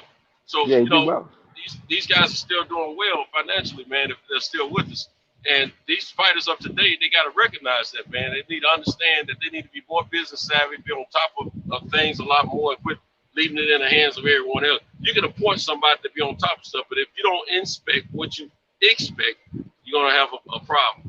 So you got to be on top of your game about anything, I agree. Because you remember, like I said, and taking you back to this a little bit again, like what I said about Bernard's situation, because like I said, this is my big bro. So, that's how I know this stuff. Because, I spoke with him I was around and I learned that shit up close and personal. Now, at that point, Bush Lewis' promotional career went, when he lost that was pretty much the end of his promotional career. I wanted to say that 5 minutes ago, Fisher. Yeah. Glad he said that was he fell off after that, man. He fell off after that shit. Yeah, that was pretty much the end of his. That was pretty much the end of his promotional career. Yeah. And those other promoters they was looking at Bernard like real leery, like this nigga messing up promotion. So Bernard had to fight hard to get to where he act. Like right now, we think of Bernard Hopkins, all-time great Hall of Fame boxer. You understand what I'm saying? But he really had to fight, and he fought for himself, going up against the industry that wasn't necessarily in his favor, but he fought and clawed, and he was determined to make happen what he made happen, and he ended up doing that shit and got himself into a very good position. And you gotta believe in yourself, and you gotta be brave, and you gotta believe in that you're good enough to do that. Now, as far as like the question that Eli asked about, as far as the technical side fighters that I think that's similar to that today, and I would say, it's a couple of guys that I think they're very good technical boxers, like in this era. Because one of the arguments I've had with some people, they be like, "Oh, the fighters aren't as good today as they was back then." Yes, they are. And in many regards, they're more technical today than they were back then. Why? Because you have them fighters to study. See, Sugar Ray Robinson didn't have nobody to study that fight like him. Right. You understand? So he had to do that shit himself. Most He definitely. was the first one to do certain things. The dancing master. Why? Muhammad Ali tell you. Who was Muhammad Ali's favorite fighter? Sugar Ray Robinson. Sugar Ray Robinson, right? Because he had him to copy. He had him to copy. So we know Muhammad Ali for being a dance and stick a move. One of Sugar Ray Robinson's fight names was the dancing master. But he did it first. So simply put, the fighters are as good today or and better technically in many regards, but the sport is a slightly different. At its core, it's the same, but there's some slight differences. So yeah, they don't fight as many rounds as they once did. You understand what I'm saying? Ali wore those same trunks pretty much as Sugar Ray Robinson was wearing. The black and white, the black and white trim, red with the white trim. He didn't deviate for that, man. I mean, that's what he saw before him. His favorite fighter, that's the way he came out. That's right. Then he danced, and the other thing he always put emphasis on. He looked pretty doing it. That's right. He didn't argue, you know what I'm saying? And even if you know the history of boxing, like you say, Sugar Ray Robinson, because he even got that name because some guy saw him fighting, and it was like, wow, you got one sweet fighter right there. And then his friend was like, yeah, I know, yeah, he's sweet as sugar. Because he looked good in the ring doing what he do. That's it. So, talk to him, bro. Talk to him. So you look at a guy like I look at a kid like Bruce Ennis. Bruce Ennis is skilled like a motherfucker, man, to be such a young fighter. He got high skill boxing IQ already. Like that last fight. You can say what you want, because I hear some people saying like about him beating what's the guy he just beat? That was the former champion at 140. Lipinus, right? Oh, Lipinus. Look, the bottom line is that guy was a titleist. It's not easy to do that. Not easy to do that. You understand what I'm saying? So the fact that to see that how he thoroughly decimated him. And in that interview, you saw the interview that Kyle did with him. He said that shit was like he was fighting a kid.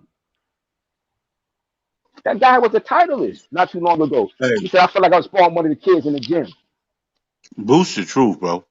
But I'm saying, like, there are fighters, so when people be like, oh, they're not as good, I'm like, nah, don't get it twisted. The way the sport of boxing is set up is different. But there's super talented boxers in every era.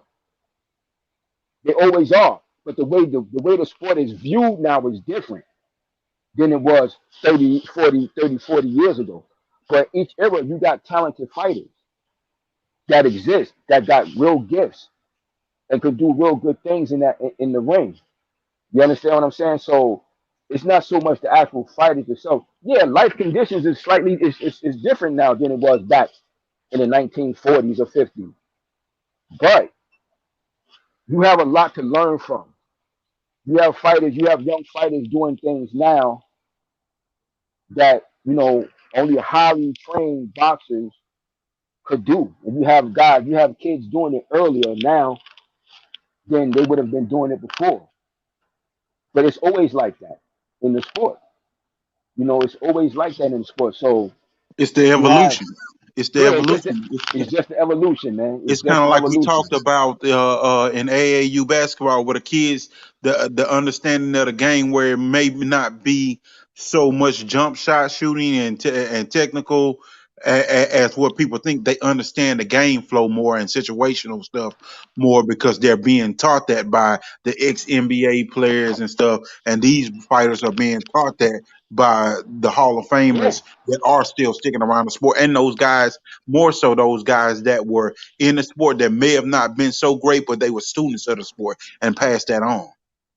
Prime example. I'm glad you brought that up. Now, now, prime example. Another great Hall of Fame boxer I had the privilege of being in the ring sparring with when I was 14 years old was Mike the Body Snatcher McCallum. Now, Mike McCallum is a trainer now. You understand? Mike the Body Snatcher McCallum is a Hall of Famer. He's one of the best boxers of that era. Now, he didn't get to the heights because, him being from Jamaica, him being a serious threat as a fighter, his name wasn't big enough, so a lot of these guys didn't want to fight him. But that guy is one of the all-time greatest boxers ever, man. Defensively, his ability to go to the body, his boxing IQ was high, as high as a motherfucker, Mike McCallum. You understand? To this day, you remember when him and James Toney fought those good matches. James Toney is viewed by many people as a very masterful, great boxer. Yeah. And him and Mike McCallum went hand in hand with that shit. Like his ability to box, man, he can stick and move. Like he could go to the body. His defense was tight. Right now he's training people now. He even worked with Devin Haney sometimes down there in Vegas and stuff. So you got kids like that learning from those type of mindset. Now you had Mike McCallum, for instance. Mike McCallum when I first met Mike here in New York, he was working with Don Turner. You know Don Turner, who worked with Evander Holyfield? Don Turner, the trainer Don Turner, he worked with Evander. Last half of Don Turner. He worked with Don Turner and this other trainer. I forget his name right now. Because he used to train one of my homeboys. Good guy. I forget his name at the moment. But they was working with him. So then he left when something happened and he left Don Turner and he went with Emmanuel Stewart. Now Emmanuel Stewart, great fucking trainer, man. Hall of Fame. So he had good teachers. He learned from Don Turner, he went to Emmanuel Stewart, and then from Emmanuel Stewart, he was working with George Benton.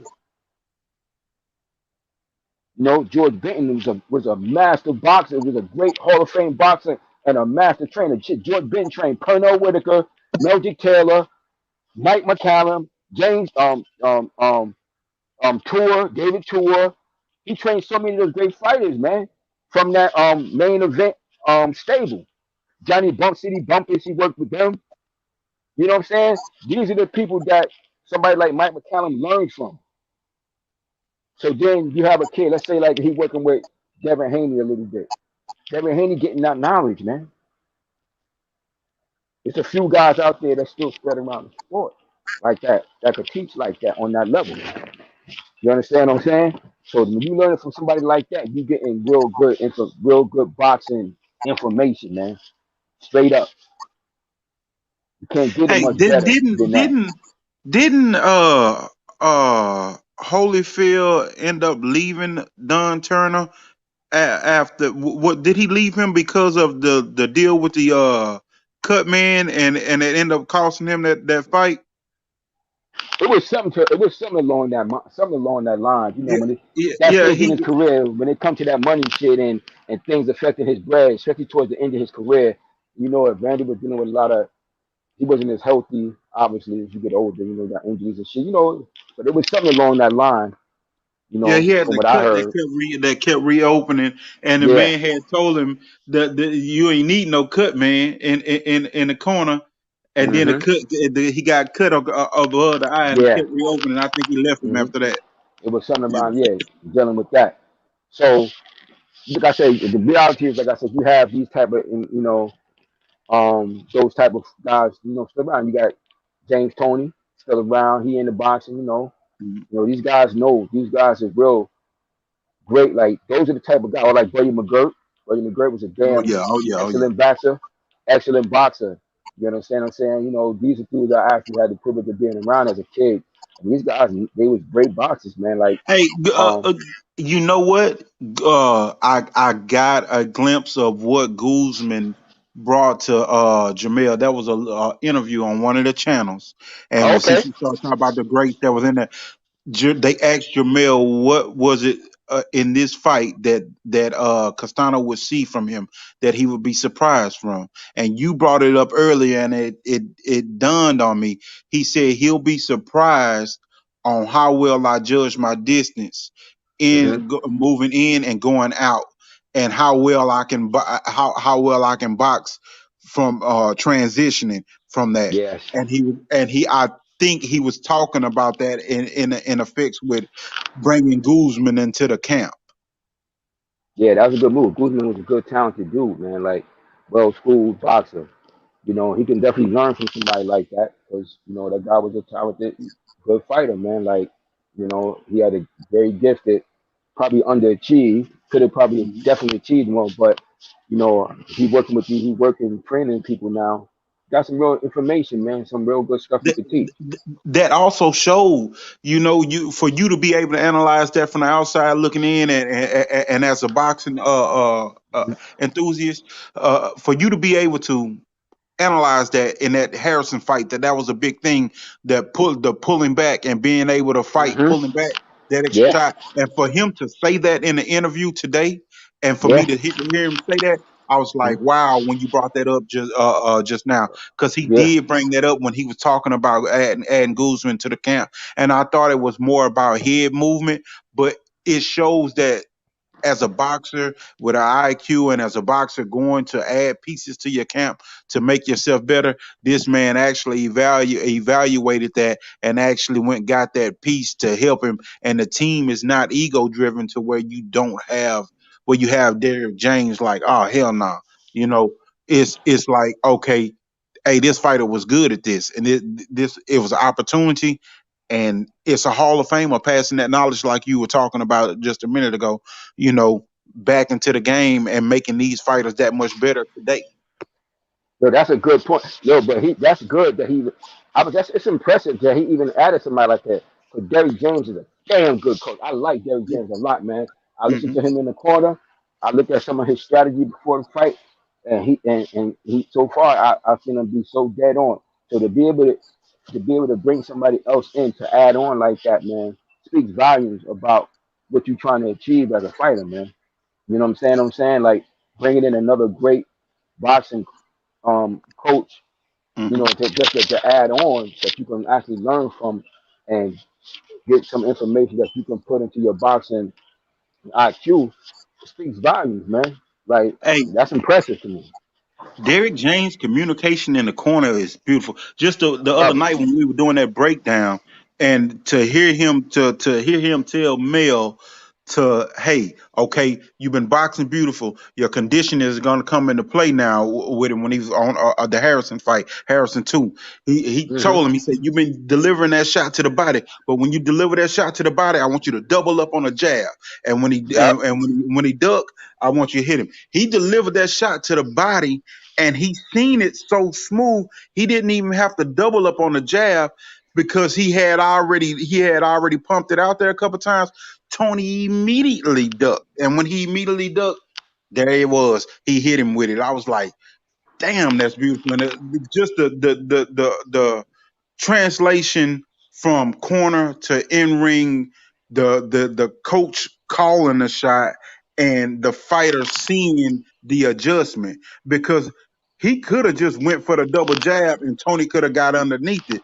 But he had already shot his shot once at what his coach told him, but he had doubled it up, and he recognized it with his IQ that, damn, okay, soon as I shoot the shot, he's expecting it. Bam, I came back across and got him with one smooth. It was like, damn, that's beautiful to see the correlation of the team from corner to ring and how it all came together. That's what a great corner man, a good corner man could do that, man. And I got Derrick James in that, man.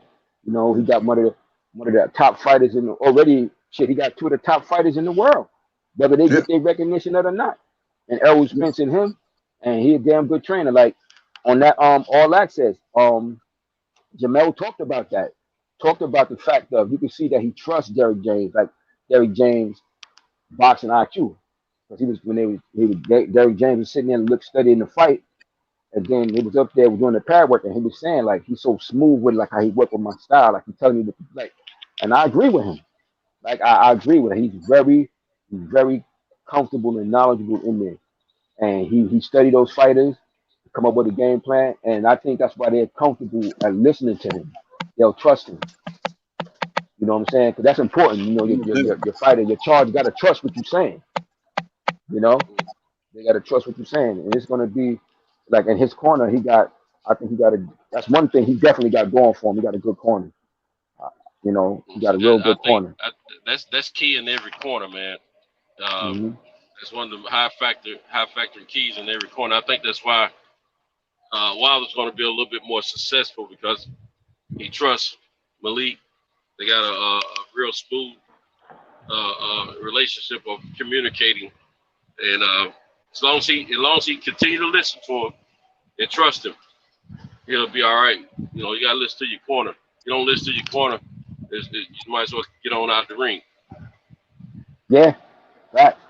Because if he listened to him, because like I said, y'all know my stance on Mark Breland, because you know that's that's one of my big bros, one of the big icons I grew up under. But you know, I can't front. I think without question. Hey! Malik Scott is better for him. Is better for him than Mark was at this point in his career. At this point in his career, I see it. I can see it already. Training. That's the way it looks, and we just need to see if it translates to the ring. The actual fight, I think it will, but we need to see it. You know. Yeah, I'm pretty sure that it's a good chance it will because look, they've been training for a while now. And now they're gonna have more time to train. They're gonna have more time to train. That muscle memory, you keep doing that shit over and over and over. Right. And they focus. They got training camps. You know, we got some breaking news, y'all. Hey, we got some breaking news. What's up? They are saying that this fight might be canceled. What? With Charlo and Castano. This is the report right here from. This is the report. Tremendous controversy has just occurred. The Argentine team, Brian Castano, announced that the fight with Jermell Charlo this canceled because they found irregularities in the Americans' gloves. According to the ESPN report, Sebastian Contorsi, representative of Brian Castano, reported that they detected certain irregularities in the gloves of Jermell Charlo. Due to this situation, the fight is canceled for now. Hold on. Charlo's right glove has a balloon sick, and that glove cannot be approved. The commission gave us the reason at 3 in the afternoon. Charlo's representative called Jermell's coach Derrick James. They said that they could go in 2 hours, and the Texas commissioner said yes. At 5, they came with a bodyguard. They kicked our translator. They came with a bodyguard. They kicked our translator out and allowed Charlo to have a bodyguard. And I never saw anything like it in my life. So far, there is no fight. It is not for money. With that glove, we do not fight. Our gloves are fine," said Sebastian Contorsi. It should be remembered that also at the weigh-in there was an outbreak of anger. This I derived wanted to from bring several that up a insults. little bit ago. This derived from several insults that the two teams of both fighters said to each other. It is expected that tomorrow more details will be released in this regard. With this, an agreement can be reached, and thus they can carry out the historic fight for unification of the super welterweight titles. Wow, wow. What sources are coming from? They said ESPN, according to the ESPN ESPN. report, and Hey, then this Eli, is on Explica.com. they should have an extra pair of gloves. Anytime they do those, they should have an extra pair. So fight continue. That's what I would figure. I would figure that that this manager is the same guy, if I'm not recalling today, that was in the skirmish with all of this mess that was going on at the weigh-in, and now here comes this right here. I don't know if he's trying to find a way out of this or what he's doing. But I wanted to ask earlier what Castano's folks was chanting in the back. It sounded like I was hearing the N word, but I think they were saying something Spanish. It sounded like they were saying "fuck that nigga," "fuck that nigga." It sounded like they were chanting that shit, and it sounded like they were chanting that shit. My wife said that, and I was like, "Damn, it does sound like that's what they were saying."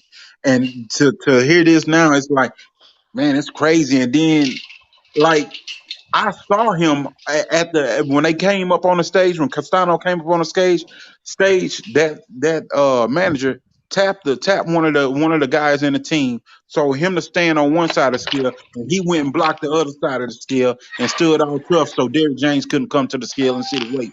When Derrick James tapped him on his arm, he told Derrick James, "Hey, don't touch me," yada yada yada, whatever. When Maul came over there and started getting into it with him, Derrick James ended up moving him out the way. But his whole thing, he was causing hell. He came to the stage with that on his mind. He's on camera, and you see him doing this, tapping that guy to stand right there, and then he came and stood on the other side to block the skill. Damn,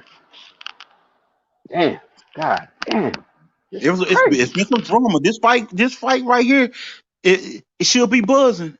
It should be buzzing, man. If it happens, this fight is gonna, man. Holy smoke!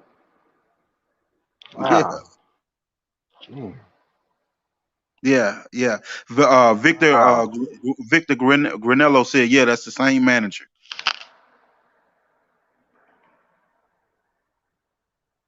You see somebody trying to fight before the fight, that they just trying to get out of it. I just Googled after Victor came in and was talking about it. I didn't want to say nothing right off the bat about it, and when I Googled, that's a story I ran across on www.explica.com, and then it had a citing of an ESPN source. I don't see that.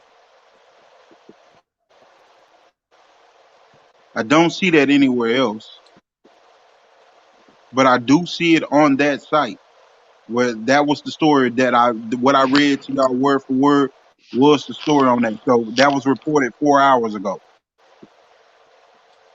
And it said those gloves were checked at 2 o'clock or so. So that was right around weigh-in time. Yeah, well, no, weigh-in time was earlier this morning. So Everybody I don't know. should have an extra pair because they know these things happen. And if somebody starts the fight before, they're just trying to get out. If somebody, this Argentina is like a Latin or Spanish or whatever, right? Yeah. They use that word Negro, negra, or whatever to say black. Describe black. Yeah. Right. And then but down in Spanish in the Spanish territory, Mexico and stuff like that. And I'm not just saying this. But I've watched TV with Spanish person here and there, and I asked the question, And what the crime shows on Spanish channel, they say uh, uh, there was a black hand behind whatever that was that happened. And I said, what they mean by negros manos or manos negros? And they say it was a black hand behind it. They don't even want to say it because they're ashamed to tell a black person what that means in English. And I said, well, why are they saying there's a black hand behind it? I believe the fight will still go on. I believe it's too close to come. I believe with the they have those little things, but as far as the fight goes, I believe the fight will still go on because it's too close and under contract. Well, and like Picasso was saying, and they were saying that they always have a second pair of gloves, and I know it was a choosing of gloves when it was Mayweather and Madonna. And also somebody in the chat put this is the same manager from the Madonna fight, so he that got the 1.5 million. So well, Victor was saying that, but and the threats and all of that, talking about there'll be 50 people in the ring. I think he's trying to intimidate Charlo, and he's trying to help his fighter out at best that he can. But this right now, I don't think that is helping his fighter any. If anything, hopefully people are tuning in and watching. More people will be there to watch the fight because it is getting heated. It is getting intense. We'll see it. We'll see how this all plays out, but I'm ready to see the fight, and this just really got me even more ready to see it. I'm not even gonna lie. If this was the plan, this was the ploy, hey, I'm ready to see it because there's already been a lot of intensity behind the fight.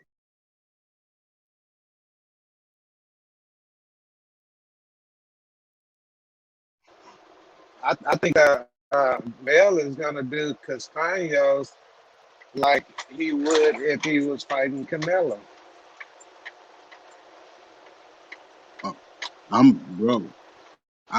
I'm just this fight. I'm just ready to see this fight. Yeah. Like, I'm ready. I'm ready to see this fight, man. I'm ready to see this fight. I'm looking to see if there's any other sources. Hopefully the fight not canceled. It's not. Hey, if anybody want to come, if anybody want to get on, just call me, bro.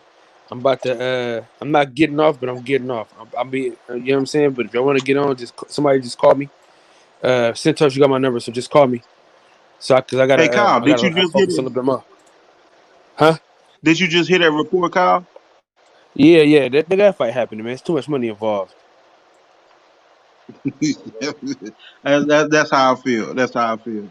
Yeah, just get niggas some new gloves and fuck it. And come on with it. I mean, that make you look like a coward if you crying about the gloves, but it make it seem like what you really want to do is you really want to pick the gloves so you can keep him, so you can make him a feather-fisted fighter. Is what you really want to do. You really want to pick those. You really want to pick those gloves. So you trying to be the person to cry about the gloves. For sure. But ever since Tyson Fury, gloves is a thing. Yep. But I thought they couldn't cheat. That's what they said about Tyson Fury. Hey, it's impossible. Did Maidana ever change gloves in that Floyd fight? Yeah, he paid for it. Floyd had to pay him to change the fucking gloves. So he was hitting Brown in the top of his head with his knuckles. That was that Everlast glove. That was that Everlast glove. Yeah. That was the Everlast glove that had the one that Tex-Mex one that had the no padding there. Yeah, them powder blue ones. Yeah, them powder blue ones that he had made. Because that's the color of the flag from Argentina is white and powder blue. So he always tried. He wanted to wear those gloves, but Floyd put his hand in that shit like, hell no, you ain't fighting in these. This shit ain't got no padding. They ain't got no padding here. So that's why Everlast changed that glove. They had to change. They ended up changing that glove because that complaint was being made kind of often, so they ended up having to switch the style of that particular glove, that Tex-Mex shit that they have. But that factory is still the same factory that makes the other glove that Tyson Fury was wearing. The Patton glove. Yeah, And it's sponsored by the WBC. I can probably bet you that they don't even fight in Mexico with those gloves. Like fight each other. Mm-hmm. Yeah, the way no Cleto Reyes is popular over there. But that's Mexican. The punch of the horsehair gloves. Yeah, the Cleto Reyes for years. Mm-hmm. Those is always they was always cut like that, a little thinner around the knuckle, and they have a tight fit. Yeah. They're tight fit glove. Like them gloves is, the American glove always had a little bit more padding around the knuckle, like the traditional Everlast, like the one you may have seen Muhammad Ali and Joe Frazier fought in. They have more padding around the knuckle. It's rounded. Yeah. Whereas that Cleto Reyes always been thinner around the knuckle. And them shits them some big tight fitting gloves. That's why they was always called the puncher's gloves. Because of that. The more compact, less padding around the knuckle, and a more compact glove. And just feel like bricks. I fought in them shit a couple of times. Yeah, them shits is hard. I fought in them shits in an 8-ounce pair, and in a 10-ounce pair. And them shits feel like a fist, like a brick. Getting hit with that shit. From 8 ounces. So So man, this will be interesting because I just reached out. I'm waiting to hear back from somebody. Then I can confirm something. Then hopefully they get back to me before you get off air. That'd be great, man. Come from ringside,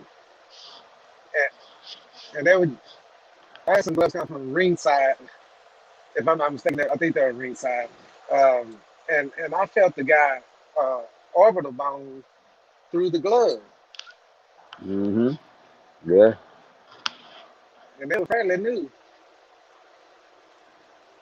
We'll see how this fight do. Twitter going up about it after everything that happened.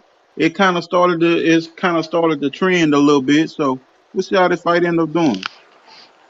Mm-hmm. Yeah, I'm sure it's gonna look, man. We done lost the major fight that we were looking to have later this month. So it's a free fight on boxing fans. Boxing fans going to primarily watch it. You know what I'm saying? So I'm pretty sure it's gonna get some views. I know the core of our crew gonna watch it. You know what? Since we did that analogy with Laura and Castaño, what do y'all think about Castaño and Harrison? How would that have been if they was fighting right now? Salute DB. I just want to tell DB salute, man. See you in the chat, always holding it down. Peace to the good brother. Oh, he in the chat. Oh, okay. Mm-hmm. Yeah, Peace that's to the my good brother DB. Honestly, I think that's one of those fights where Castaño is that's an action-packed fight waiting to happen to have Harrison and Castaño. Harrison could possibly box Castaño's ears off, or Castaño could get to Harrison and actually hurt him to the body and even more so weaken him with the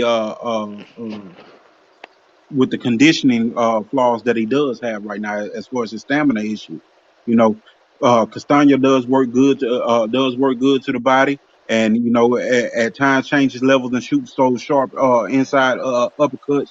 If you're not holding your guard, if you have lapse in defense and you're not tight on your guards and transitioning, he will hit you with those short uppercuts. We saw that tonight against Lara. Lara got out of there quite a few times just in time to not get hit with those uppercuts that he was trying to be sneaky with himself. And then that whole foot placement thing of keeping you buried against the ropes and not allowing you to really get outside of him and being able to cut the ring off. I mean, I think he would have stood a good chance, but that Tony Harrison boxing ability is always a favorite. No matter his stamina issues, he was ahead against Hurd before Hurd knocked him out. He was in a damn good fight both times with Charlo, in which he got the decision in once. I still felt like Charlo won that one in the first one, and I think he's just a hell of a boxer. He is. Yeah. He just got to be mentally right. If he can get himself, you got to just see if he's going to be able to get himself mentally focused to fight again. You know, after the passing of his, of his pop, and just getting his mind right to do it. Technically, he got the skills because he's a talented, gifted boxer. But it's a matter if he can get his head back into the sport. That's the most important thing. I was gonna say the same thing, Pictures. I think he gotta get his head into it, and I was gonna say this, partly what Eli was saying, but maybe slightly different. That's one of those fights where styles determines the outcome of that fight for surely. And I think Castano's style might be a little bit too busy and a little bit too smothering for Harrison. Harrison don't stay focused the entirety of a fight like he should. And he's a great boxer.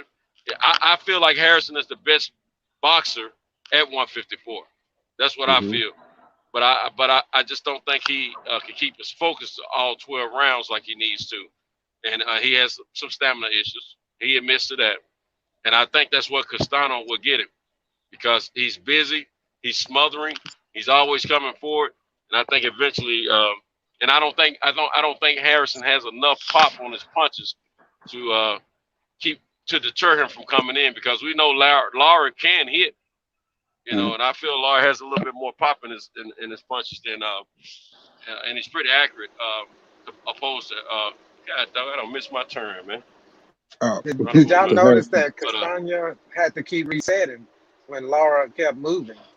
That's what I'm saying. And his hips are slow on the transition. His hips are slow rotating and getting back in position, pivoting. This is one thing that I see that I believe Jamil is going to be able to exploit. Jamil is busy in the fight, regardless of whether he's inside, slipping out the side door and coming back in and changing levels, or if he's getting back out the way and sticking and moving, or if he's boxing on the move completely. Jamil is busy, so he may be in front of you, which is the same thing that they say about Errol. They say Errol he's flat-footed and this and that, but fighters keep telling you he was there 1 minute and then he wasn't the next. I keep saying that over and over because I want that to sink in to people. That's what fighters keep saying. They slip out the side door on you so fast, and you end up having to turn, and you don't really realize how much they are turning you and working you. Same way as if when they're working a heavy bag, when we seen Boots earlier today, all that moving just to the side right there in the ring with another fighter in front of you, it looks like they just in front of each other, but if you pay attention, that ring is steady circling. They still having to rotate with each other. And when that happens off of punches and you're setting, you're bracing for the punch and you're catching the punches, to transition fast enough and somebody changes angles on you and you look over to your side and you go to transition and there's a shot coming at you, those are the ones that you don't see that hurt you. And I think Jamil has the capability to be able to hit, to set Castano up with his fitness, athletic ability, and his jab with those punches that he will not see coming that will hurt him. I agree.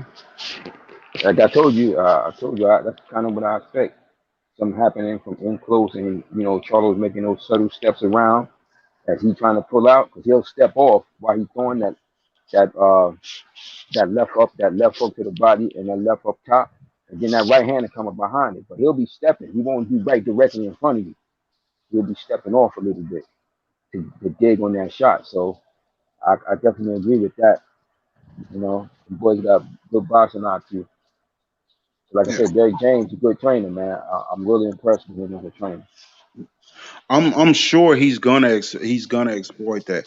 I'm sure that front foot dominance is gonna be something. He's not even gonna have that advantage really so much, just because of the simple fact that Jamil is not a southpaw. That was against Lara. That was a southpaw that he found that advantage on. He's not gonna have that advantage on Jamil to be able to cut his lead leg off to be able to not get outside of him. I had to respect that about Castaño, though, that he had that savvy in him or his corner to be able to do that to a southpaw. And I'm pretty sure that that may have been something that he really did to Errol to keep Errol right in front of him, maybe in the amateurs, and that moving up to 154, if they were to see each other again, that would be something that would have to be addressed. But as far as with Jamil, he won't have that advantage because the stance is not going to be a southpaw stance. So the lead feet will not be crossing over each other.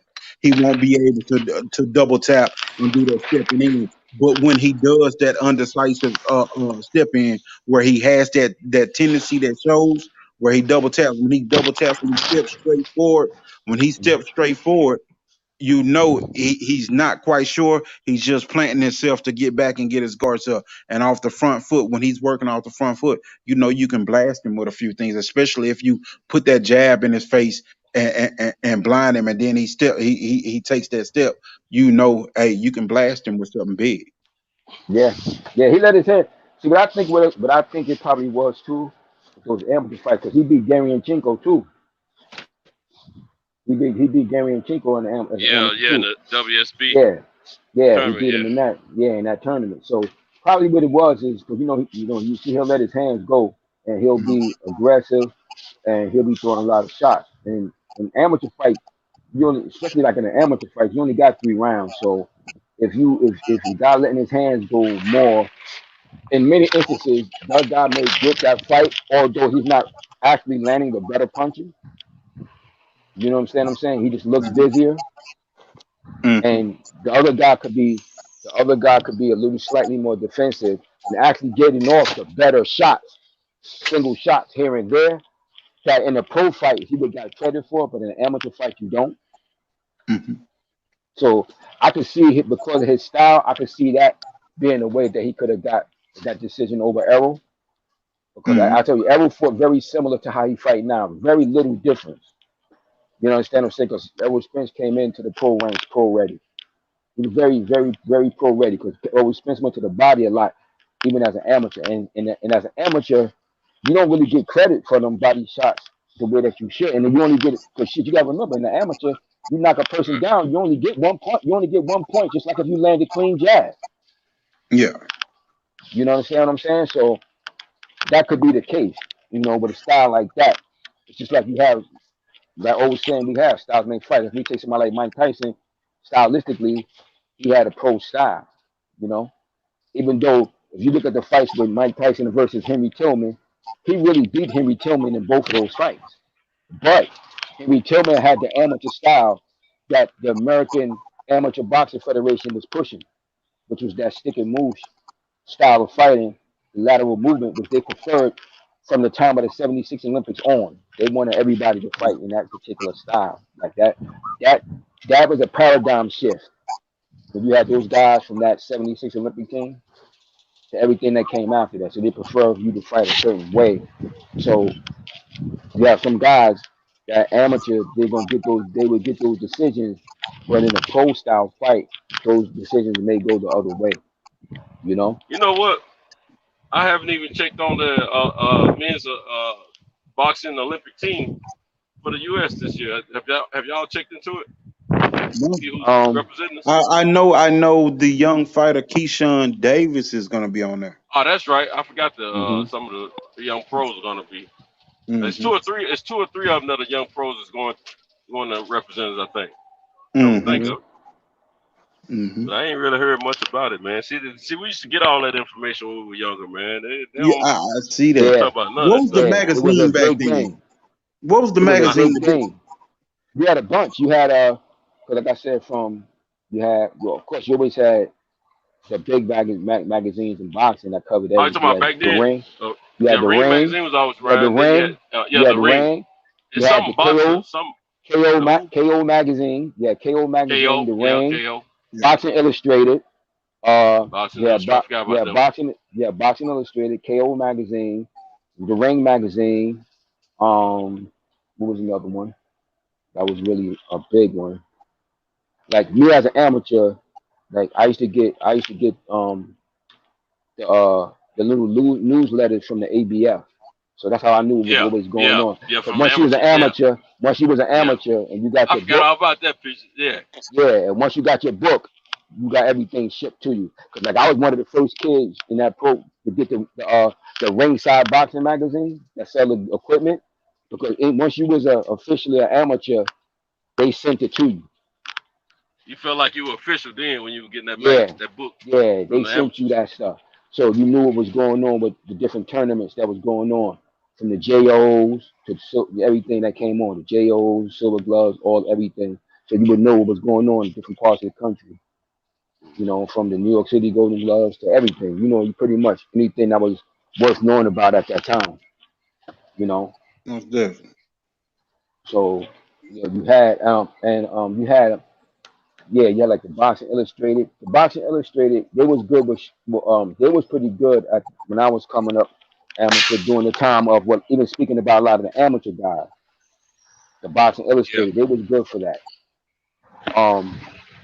Ringside, not Ringside, the Ring magazine, it's primarily a pro stuff, but every now and then they would speak about a specific amateur that was really well known, Hey, Go ahead. I got a question. Didn't mean to cut you off. Yeah, no problem. Mir put the last American to win Olympic gold was an Oakland man. I would like to know who that man is. I believe it's Andre Ward. Yep. Okay. I thought I knew that right. But beyond that, why is it that those fighters, when they come here, they tend to get dominated from the Olympics? But in the Olympics, they win. Is it that what you're saying, the amateur style and how the point system is versus the pro style? Because when they come over here and they fight over here, they get dominated for the most part. You have those few Lomachinkos and Usyk and the Tyson Fury. He's cheated, but he's a skilled fighter. I'm not gonna sit up here and bullshit. You have those few guys that come over here and they can get in the mix, but it doesn't happen so often. Well, you got to remember going back years ago, like from the era that we was talking about earlier, coming up like in the 70s, the 80s. You remember during that time period when you had like the Eastern Bloc countries, and you had all those Eastern Bloc countries, they had a particular style of fighting. A lot of those guys they was like pros fighting amateur. A lot of those guys had over 100 fights. Most of them always had at least over 100 fights, and they were very competitive amongst each other. Like you had Germany, Czechoslovakia, Poland, all these different countries over there, and a lot of them didn't get a chance to turn pro because a lot of those countries was communist. So then, by the time the late 80s coming into the 90s, that shit broke. When all that shit happened, the Eastern Bloc thing fell. You started getting more of them coming in to the pro ranks, and you only had you had a select few that was actually good enough to compete. I think a lot of that had to do with the fact that they was getting used to the pro style of boxing. Because if you notice here, like the way they got the Olympics set up now, a lot of that is based up with the Olympic committee. They set up a lot of that stuff based on the European system of things now. That's why they got rid of certain weight classes that we traditionally had here, like getting rid of 156, or 139. Get rid of 156 and create 152. A lot of that stuff they geared towards the European style of amateur competition and things like that. And so I think a lot of that had to do with them still adjusting to the pro ranks. Because see, that's what the difference is. Like this is what I was taught years ago. Most of the good boxers that we know, that we love, know and love, that was great boxers, most of them learned how to box as amateurs. So what you have to learn as a pro is you're gonna fight longer rounds because you're only fighting the traditional three. You're gonna fight longer rounds, and it's based on boxing. That's why the amateur boxing gloves has that white portion on the glove, and it's supposed to store the points are supposed to be scored between the torso, above your navel, up to your the lip in your face, in your head, right? Stuff like that. And a clean punch, you're supposed to get a point for it. But it's supposed to be based on boxing. Now, what happened was when the Olympic committees and them switched to that bullshit computer shit with that system that made Roy Jones not get his gold medal, when you got all three judges got to see you score at the same time and press that button. It went from actually scoring the boxing technique to basically you scoring punches. You understand what I'm saying? You're not really scoring the actual technique. You're scoring how many punches a motherfucker landing. So what was being lost was the actual application of the boxing technique. You understand what I'm saying? I think that's why America hadn't done necessarily so well in those Olympics in those subsequent years after Andre Ward won his gold medal. Yeah. You understand what I'm saying? So you had a lot of these guys losing fights that they should have won, like Floyd Mayweather. Floyd Mayweather got robbed in the Olympics too, based on that type of scoring system. Jay Dixon, I want to address the news on AB, but I don't want it to go. I don't want it to go the wrong way. So I want to get the actual news of his update and just more so give an update, because what's out there in that whole situation, with him doing his 30-day cleanse and everything. I don't want to add nothing on to that, or any speculation or anything. I just hope AB get himself has himself together and is ready, prepared to get back in the ring and fight and establish himself in greatness. If not, if he moves away from boxing, that him as a person is doing good. But I don't see any updated news on his situation and everything. Mir said, what do we think about pro fighters being allowed to fight in the Olympics now? For me, just to kick it off, I don't have a problem with it up to a certain age, because of the simple fact that you got guys like Lomachenko that are fighting from the Eastern European fighters that are fighting at 26, 27 years old. They're fighting 2 times in those Olympics, and 8 years that before they're turning pro, they're already so old when they turn pro, because they've been fighting in the Olympics. So that means they're beating up those younger kids. So when you have guys that are turning pro because they need money right now, but they're still within that range of those fighters that are fighting in the Olympics for other countries, I think it's all fair game. Well, actually, shit, like I just said, it's been that way for years. It's been that way since the 70s, 60s, 70s. Most of those guys that the American boxers were competing against, those guys were basically pros fighting amateur, because most of those Eastern Bloc countries, or even like a country like Cuba, those countries are being funded by the government. Whereas here in the American boxers were never funded by the government. You had to have your own sponsorship and stuff like that. So these guys are being taken care of by the government. So they was for all intents and purposes pros. Look at George Foreman. George Foreman was 19 when he fought the Olympics. He fought a fully grown man. They had that man strength already. Yeah, that guy was a top boxer. That guy had mad fights. That guy was was one of the top amateurs in the world at that time. George Foreman had just started boxing a little while before that, and he just was so naturally gifted, brute strength and athleticism. He ran through it. But George Foreman was only 19 years old when he made that team, fighting against somebody who was essentially a pro. Because in those communist countries, the government took care of them basically like they was pros. So it's been going on. It's really not new. That was always one of the biggest contentions in the sport of boxing with the American boxers, as opposed to any of these Eastern Bloc or communist countries for years. That was a lot of sports in boxing was one of the biggest they used to talk about, but they did a lot of those communist countries work that same way, and that's always been a talk about the differences in our athletes versus the world in certain sports, because they they wasn't allowed to go pro. That's right. Those other countries, they gave them money for living means and everything. They just weren't as wealthy as like endorsements and stuff like that. They didn't get that kind of money, but they were well taken care of for the country that they lived in. Stevenson, they did a big interview. Remember they did a big interview on him, and they showed him over in Cuba. He was living pretty good, nicely, man. Yeah, and, he wasn't thinking about turning pro. He was fighting for his country. Fighting for his country, man. They took care of him. Yeah, they took care of him. Like as far as the way that the communist system is set up, they would have been living like as if they were pros here in that sense, in that comparable sense as amateurs. So that went on for years, man, for many years. So that's why you had a lot of those guys. Then that's why so many of those guys never turned pro. Right. Yeah, they had a lot of great boxers. That's why they always had a great team.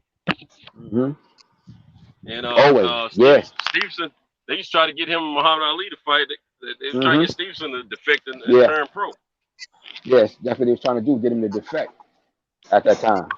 And that was talked about for many years during the 70s and 80s, like the 70s primarily. Because, he was dominant during the 70s. That was always something they talked about, the possibility of them two fighting if they could get him to defect. But he lived a good life over there, so he didn't want to do it. Right. And don't forget, we were talking about earlier how these fighters of today were learning from great fighters of yesterday. And that's what made the Cuban team so effective. They were learning from great fighters who just didn't turn pro, but they had seen every style. And they were good at it. Very, very much so. Very much so. Like now, notice in the last couple of decades, they haven't been as dominant because a lot of the guys have been defecting and coming to the States and turning pro. Absolutely. That's right. Change. Those Cuban trainers was great, man. They had some great trainers over there. Yeah.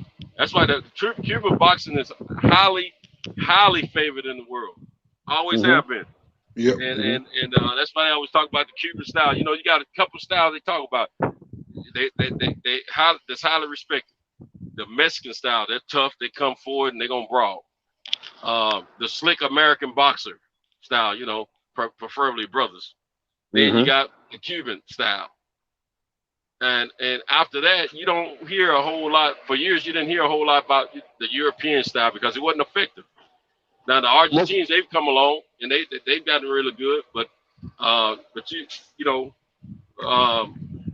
didn't hear as much about the European style. Now what the Europeans have done. Now you hear about Russians, but Russia was always slighted with the accusation of steroids. Yeah. And they were always tough guys, and plus it was the Soviet Union then. They had several countries that they were running on, and they put them from each country. Some great fighters, but at the same time, a lot of these European countries / Russia or Soviet, well, it's not Soviet Union anymore. They've hired the former boxers and expert trainers from Americas and primarily brothers to come over and teach their fighters how to fight. A different style of fighting. So, see Roy Jones getting mad love over there in Russia. He's got dual citizenship. Yep. Roy Jones. American and Russian. Yeah. Yep. Yeah, the guy that got whooped up the guy hit by Clarissa Shields, them folks. That trainer, what's his name? Bashir. His name. Anyway, he was considered a pretty good trainer. He was hired away to these Europeans to train them. And then some of them, when they come over here, they get with the American trainers that has been considered, some high-profile trainers. Yeah. Yeah, it's something. But if any countries that have like great boxing status, they get recognized around the world, and people want to get a little bit of, that's any discipline of fighting though. If they're like the Gracies and you got Japanese karate and you got Taekwondo, you got all these different disciplines of boxing. Of fighting. If there's a highly respected, if they get to the point where the form of fighting is highly respected around the world, it's recognized, and it's going to be a lot of people around the world going to want to learn some of it. So it's not something that we should be unusual with, but that's just what it is, you know. But yeah, man, it's interesting.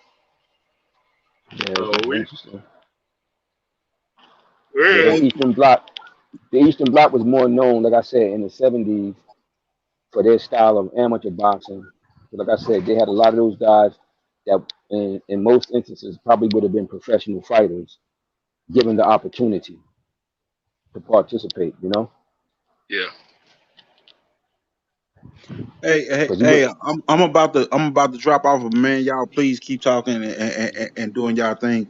It's been good tonight. I'm glad we was able to get back on topic and really have some good boxing talk. Man, I appreciate y'all. Best people as always. Appreciate you for the knowledge. Santos, always appreciate you for the knowledge and the history, and you know, y'all brothers, y'all done seen the game for a while, and it's great to really but you gotta give yourself some credit there too, Eli. You know, you too. You're a hell of a host, man. You're the lead journalist tonight. As some of these YouTubers like to call themselves journalists, you know what I'm saying? You've been the lead journalist tonight, man. I'm just trying to keep us on pace, man. Keep us going at it. Great job. Once we start to really talking boxing and everybody started to really get into the history and you start to really see the experience, everything kind of fans out to what it is, and you the conversation just flows from there, you know. So I appreciated the good conversation tonight, and y'all keep talking, man. I might shoot a couple more questions from the chat, but I'm finna try to fall asleep because I gotta get up and go do this little thing. I'm trying to get in shape, and I'm keeping at it right now. So I gotta get up and go do this little ozone therapy in the morning. Yeah, respect that. Keep that up. All right, salute, fellas. I'm out. All right, bro. Eli, I appreciate you. Enjoy your day. Reggie Owens said hockey as well with the USSR. Yeah, that was they led that for some years. And then he also said, God, dog it, man, I'm about to run this light, man. Shoot. Oh man, I'm running this big time. You know, time to stop. Reggie also said, thank you, Eli Zachary. He said, thank you for bringing the show back on topic. On topic, bro. Yeah. That's big time. Yeah, no doubt. Let's see, we got D-Man Jr. He said, and they put our young brothers in the ring with grown folks. They should it moved over. Should let our fights. They should let our pros fight in the Olympics. Olympics, yeah. And then Jay Dixon was like at Amir, he was like, nah. He said, I don't like that at all. If you're a pro, keep it pushing. Right. Yeah, that's how some kids got messed up, man. Shoot. Hey, Stevenson broke quite a few fighters off, young fighters back in the day, man. Well, you gotta remember because he defeated remember the great white hope from amateur, the white guy named Dwayne Bobbitt. Remember Dwayne Bobbitt? He was trying to. They was trying to make that name. I can't place him though. That was a white dude, right? White guy. He was from he beat because he actually beat Stevenson one time. That's why they thought he was the great hope. He upset Stevenson one time. Yeah. They made a big deal of that too. Yeah. And then they fought. Yeah. He beat him in one of the other tournaments, or it was either one of the other tournaments or a dual meet. He beat him, and then they fought again in the Olympics in '72, and he beat him. Stevenson stopped him, beat him, and then Stevenson just kept winning. Then he won again in '76. He beat Big John Tate. Yeah. So he won 72, 76, and 80. I think John Tate got a silver medal in that Olympics too when he lost. You got Big John Tate, and he beat him, and then he beat I forgot who he beat in 80 because he won it again in 80. That's the year America. That's the America boycotted that year. He kept us from getting a gold medal in the heavyweight ranks for a long time. George Foreman had the last heavyweight gold medal for a while. Yeah. 68. Man, that's Then we didn't get it again until we didn't get one again until 84. Mm-hmm. We went from 68 to 84 without getting a gold medal. What was that? Tyrell Biggs in '84? No, it was Tyrell Biggs was the super heavyweight, and Henry Tillman was the heavyweight. Henry Tillman, that's right. Henry Tillman. Henry Tillman was the heavyweight. I keep forgetting Tyrell was super. And super heavyweight was Tyrell. Regular. Yeah. Because you remember Tyrell Biggs fought he got stopped by Teofilo too. Yeah, he did. He did. Body shot. It was ugly, man. He got stopped with that body shot. And Steve was an old man by then too. He was older then too. Boxing, yeah, he was older then at that point. He hit him with that body stopping, the body shot. Hey, you know what? After that, Biggs wasn't the same after that, man. Honestly, when he went to the pros after that, man, he didn't have the career they thought he was gonna have, man. And I think ever since that Stevenson fight, man, he hadn't been the same because he's pretty dominant before Stevenson laid into him. Yeah, but even with that, he was pretty much the dominant super heavyweight for the most part. He did well because you got to remember he still went on and win the super heavyweight gold because that year he won that gold, 84. A lot of people don't know this. You know who he beat in the semifinal? He beat Lennox Lewis. He beat Lennox Lewis. Oh, did he? Okay. Yes. Lennox Lewis fought in the Olympic 84 and 88. He beat Riddick Bowe in 88, but he lost to he lost to Biggs in 84. You know? He did well after that. He won his gold. Now Lennox beat Bowe in the Olympics too, didn't he? In 88 in the final. Yeah. In the final. Now, so that's why I say he still did well, but I just think the problem with Tyrell Biggs was just his personal issues, man, because he was a gifted dude, but he had personal demons, man. He was getting high and all that shit. And you know, when you start getting a little bit famous, you get more access to money, which makes it easier for you to get drugs and stuff like that. So to me, that was one of his biggest problems. But skill-wise, he had the talent. He had the talent, but he didn't necessarily. He didn't necessarily have the mentality. That's why he was still doing drugs and shit like that. He had issues there, but physically he had the gift. I'm gonna keep it funky with you. The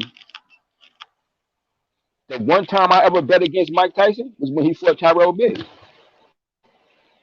I thought Tyrell Biggs that was the only time I ever bet against Mike Tyson. I thought Tyrell had this, and for 2 minutes and 45 seconds, he was schooling Mike until Mike hit him with that straight right hand.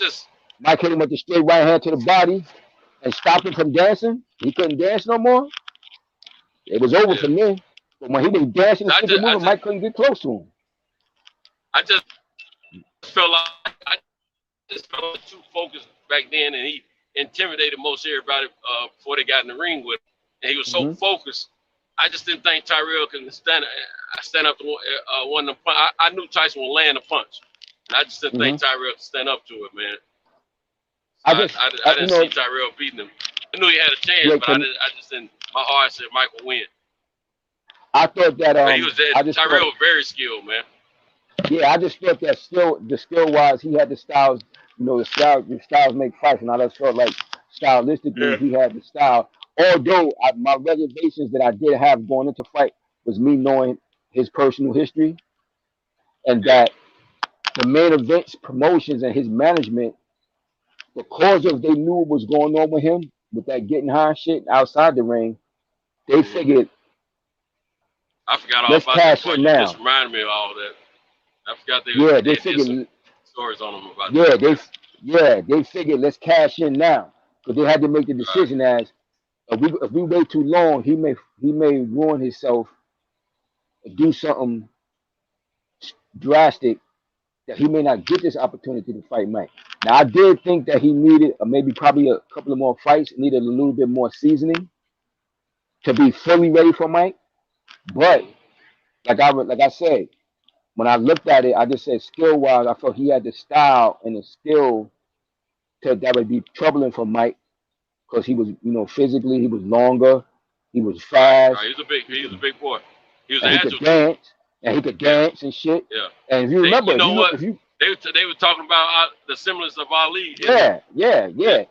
And so if you remember, watch that fight again. That first 2 minutes and 45 seconds. Yeah. He was giving it to Mike. Yeah. He was schooling Mike. But Mike couldn't get close to him. Mike was trying to get them big shit to him. But Mike landed a straight, like a right hand to the body. And boom, that was wrap. Because he stopped dancing then. And you remember later on in the fight, a couple of rounds later, George Benton said to him, well, if you can't move, goddamn damn it, then stand there and fight him. Because he couldn't move no more. And he couldn't fight Mike straight up. But if he could have moved that fight, he could have outboxed Mike. Yeah, he would have some problems. I'm gonna pull that fight up too, man. Watch that first round. That first round, he was sticking and moving. He was flicking that jab and moving, and his hands low and shit. Mike couldn't touch him, but when Mike hit him with that straight right hand to the body, and you see his damn left leg go up a little bit, he stopped dancing. He got flat-footed. That was the end of the fucking fight right there. Yeah. That's the only time I ever bet against Mike. I never bet against Mike in the other fight. Let me ask you this: was Tillman the fighter that used to do kickboxing before? He did it. Yeah, I remember him doing that shit. I think he did. I think he did do it at one time. Yeah, him and Tillman did do a little kickboxing. He the same one that tried to kick Riddick Bowe in No. the match. Nah, that who wasn't was it. that? Who was that guy? He tried That to was kick Elijah. Riddick Bowe. That was Elijah What's his name? Tillery. Elijah Tillery. Tillman. I mean, what's the last No, name? Tillery. Elijah Tillery. Tillery. That's it. Yeah, I got it mixed up there. Tillery. Yeah. Okay. That's my dude. He was trying to. That's my dude. He was trying to do some. He was trying to kick Bowe. They got to fight and fell over the rope. Yeah, and fell over the rope. Yeah, because Rock Newman Bowe came trying and to kill grabbed it. Rock Newman came and grabbed Elijah Tillery, and they fell over the damn ring. Yeah. That was Elijah- the fight when somebody jumped in the ring and started hitting him with a cell phone. With them big Nah, them, that fight was wasn't that? that one. That was The fan man. that was The with fan dude came in. fan dude. Holyfield. He was fighting Holyfield. Yeah. The fan man come down. Nah. That wasn't that one. That was Andrew Galata and Riddick Bowe. That was Riddick Bowe. That was Riddick Bowe's cousin. You're right. That was Riddick Bowe's cousin. Yeah. He had that great portable cell phone. Yeah. That was him. Kids, That shit. my kids, they trip out. I told them I told them the kind of phone I had. I said this was a portable. You know, Yeah, that big ass portable. they said that big old thing ain't no way I would have told Yeah. that around. I said you would have back then if you could Yeah, have that one, big because old everyone didn't portable. have one. You know what I'm saying? Mhm. But yeah, man, Yeah. he cracked dude over the head with that phone a few times, man. I said, God, man, Yeah, man. you're right, man. It was a lot yeah. of Andrew Galata. I was Andrew Galata ass and shit. Man, you But, know what? He had Bowe's number, but he didn't want to. For some reason, he didn't want to fight Bowe. He didn't want to straight up fight Bowe, man. He low blowed him on purpose, man. Just gave Yeah. that fight away. Mindset. Yeah, He just had that mindset. Because he did dirty shit like he was talking about him. He bit somebody. Yeah. Before Mike did. Yeah, he Then when he did. fought that Sure kid, did. couple of them. When Man, he he fought that did. kid Samson He did a Pereira. lot of crazy. He did a lot He- of crazy he- stuff way before Mike Tyson did. Yeah, he bit A lot of crazy this stuff. kid. He bit that kid Samson Paua. That kid from Yeah. Hawaii, hard hitting kid. Samson Paua. He bit him. Samson Paua rocked him with the overhand right. Damn, I never forget that Yeah. shit. Had him in trouble. And then when And they the got crazy told, he thing bit about him. it, he was a good boxer, man. He was a good boxer and a good puncher. And he Yeah. couldn't get his head together. He had some demons, man. And the crazy thing Yeah, he about was it, he was the dude. first fighter. He's the first fighter I seen him put some trunks on a heavyweight bag. Yeah, You know, yeah. to To show keep him him from punching low. where not to go below. Yeah, man, Yeah, it was keep him crazy, punching man. low. But yeah, you know, I just think that I always looked at him as a bully type. That's what it was. He was Yeah, that bully yeah, type he of dude. Because remember when he fought Mike Tyson? Remember when he fought Mike, he was scared to death. Mike dropped him. Yeah. He got overhand right. And then he walked out the ring. Yeah, And my man Al Citro, yeah, that's my Mike. dude. That's the old school dude. I remember him when I was little. He trained Buddy McGirt, Al Citro. Right. That was Buddy McGirt training. It was like some Italian motherfucker. I think that Yeah. motherfucker might have been connected to the mob and shit. But Al Citro and them, Yeah, and remember he walked out the fucking yeah. ring. It's like Yeah. I ain't fighting. Fuck that. I'm out. It's crazy, man. It's like, Hey, it's it was like- a trip, he man. was scared. He was scared to death. He's like, I'm out of here. I don't care what y'all saying. Fuck Yeah, that. yeah, I'm he out. left and pushed but I think he's everybody kind of a trying to bully. grab him. He pushed him away, you know, That was crazy, man. Back in the Yeah, day. he was a big ass bully. Big ass bully. That's what I felt about him. Because Yeah, when Lennox Lewis knocked him out, because he was a big dude, so if he could take advantage of you, you Yep. would. But if you fought back with him, he was a sucker. He always bitch up, you know. And start that dirty shit, punching low, biting on the neck, biting in the ear. Yeah. I wonder what that dude doing now, man. Andrew Straight Galata. sucker. Is he still living? I'm I pretty sure he is. I haven't heard much don't about remember him. hearing nothing about him dying. Nah, he pretty much still is. Did he go to prison, or had he been in prison before, or something in Russia, or whatever? He's from Poland. He's from Poland. They say he was street kid in Poland. From Poland. He's from Poland. Poland, that's right. He was Polish. Yeah. Supposedly a street kid. Supposedly one of the street kids. There was something about him, man. Street kid. They said he was a street kid in that Poland. happened later, or his past, or something, man. It was. But yeah, he was something else, man. But my boxing will do that to you, man. You gotta have a certain type of mentality to be a fighter, man. Right. Simple, plain and simple. It ain't the same. Like, it's a different world being inside the fight ring, dude. You gotta have a different type of mindset. He was a great white hope too. Yeah. They tried to push him as such. Yeah. You know, but you know they always had, like I said, like with Dwayne Bobbitt. Remember I told you he had upset Philip Stevenson that one time, and then Stevenson beat him in the Olympic. But then when he turned pro, they was trying to build him up, and but Dwayne Bobbitt beat Larry Holmes in the Olympic trials in '72. Oh, did it? Yeah, he beat Larry Holmes. Yeah, he obviously Larry Holmes, but Larry Holmes was mad little then. He was like 180 pounds. I didn't know he had beat Larry Holmes. Yeah, he beat Larry Holmes, and then he went to the Olympics, and Well, I didn't know much about Larry Holmes. Amateur career anyway. Yeah, he beat Larry Holmes in the Olympic trials and shit. And I think I got that fight. I think I got that fight on tape. I think I got it on DVD. Oh, do you? Yeah. You know, in the amateurs, man, there was a lot of tough white guys anyway. Period. Yeah. There's a lot of them. I mean, man, I remember when I was boxing, man, there was a team. I grew up in Nashville. Right outside of Nashville, probably about 30 minutes, 25 minutes, about 30-minute drive.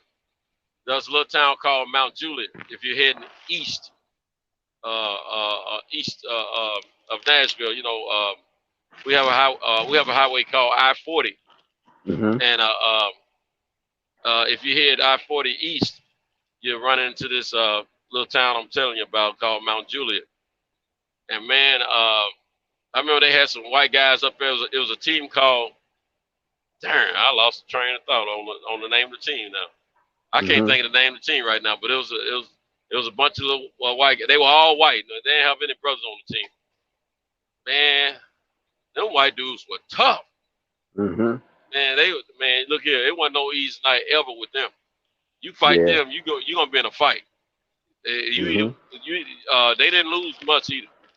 You know, if they lost, they lost to really good fighters. Really good fighters. I mean, standout fighters. They didn't lose no slouches. Slouches got handled real easy. Them white dudes were tough, man. I said, God, dog. They were the toughest white group of white guys I ever seen on a boxing team in my era. Okay. And now we had multiple teams that were white, mostly, you know, predominantly white.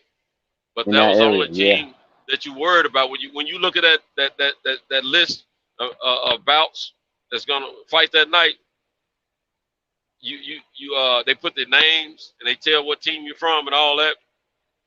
What time approximately when you'll fight and all that kind of stuff. Man, you wanted to make sure you didn't have one of them cats on there. See, the thing is, you didn't want to lose to a white dude. You know what I'm saying? You know, now if it was a brother and he's from a tough team, that didn't bother you as much. You knew you went for a fight, but it didn't bother you as much if you lost to him because they knew, you know these guys, but at the same time they brothers.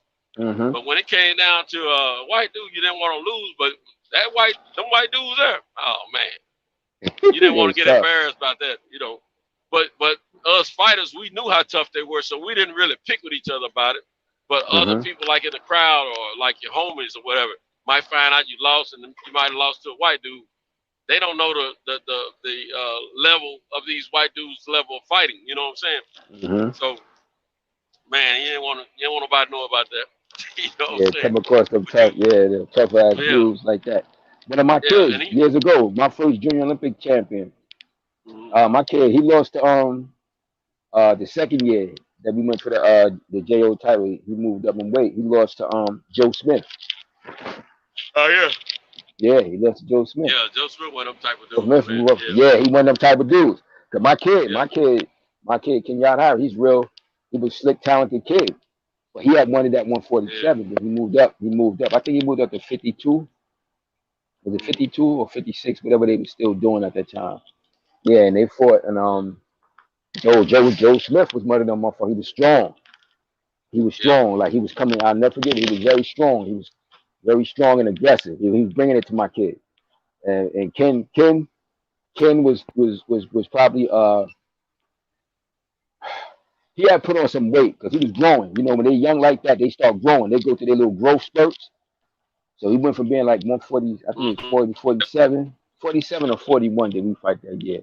He was in the 140. He was either 41 or 47. And the next year, the motherfucker went up. He was heavy. He was like 168. I had to try to get him down. I had to get him down to like 150, I think 52. It was 52 or 53. I had to get him down in 50s, man. And I had the motherfucker running in the sauna suit and all kinds of shit. So he's a little burnt out. So shit, I was like, damn. When I saw that draw, we ended up with that draw the first time again, and that first round, that draw, we ended up with fucking Smith. I was like, God damn it. It's gonna be a rough night, boy. I was like, it's gonna be a rough night tonight. Sure enough, you know, Ken came out, started out, stepping around him, hitting him with the jab, through combination for a while. Again, that motherfucker burnt out. Shit, Joe Smith was all over his ass and shit. Yeah, man, it was all over his ass. And shit, that was his first loss. To Joe Smith. Yeah, the white guys I'm telling you about, man, they would smother you, man. They had a sort of like a Sean Porter style. They would bulldoze you, smother you, and stay on you, and they were very active. They didn't let up, man. They from bell to bell, they swinging, and they all over you like a they coming at you. We didn't have any. We didn't have. I don't remember any. Predominantly his majority Hispanic teams in my area at that time. State of Tennessee, I don't think we had many Hispanics back then at all. You know, just a few here and there, and I don't remember any boxing teams. But it was always white or black. Very few teams were mixed, and you knew which white guys were good, which ones you didn't have to worry about, because what the way the brothers fought, you know, stick and move, and sometimes you get a break in between. You know what I'm saying?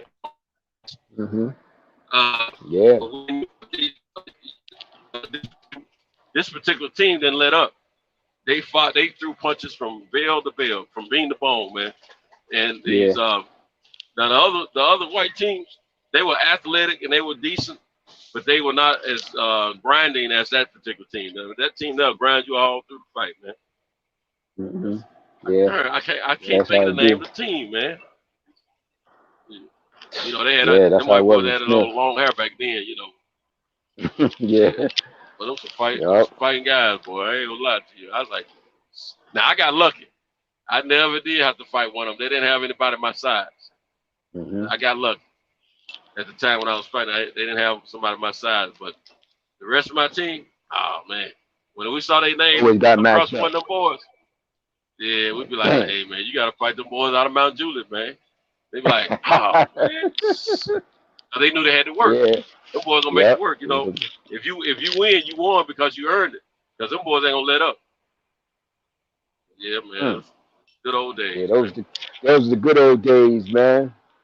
Damn, those are the good old days, man. The boxing, man. The amateurs, man. The pro-ams and all that good shit, man. Yeah, I remember. I miss that stuff, man. You know, you felt like a little celebrity on fight night, man. Yeah, you go to the the dual meet, the dual meets. I know Ireland versus America, Ireland versus America versus Russia versus. Yeah, I didn't make none of those. I used to watch them on television though, but I didn't make none of them. Those was great. Those was great. Yeah, man. I bet they were, man. Great era of fights. Mm-hmm. I Great era cared of more. fights. I probably cared more for amateur when I was boxing than I did the pros at Yeah. that time. I just watched a few high profile fights than the pros did, but amateurs is where I mean that's where my focus was. Yeah, I loved all of it. I ain't gonna lie. Whatever, anything that was boxing, man. Anything that was boxing, I loved it because we have more access to the game then.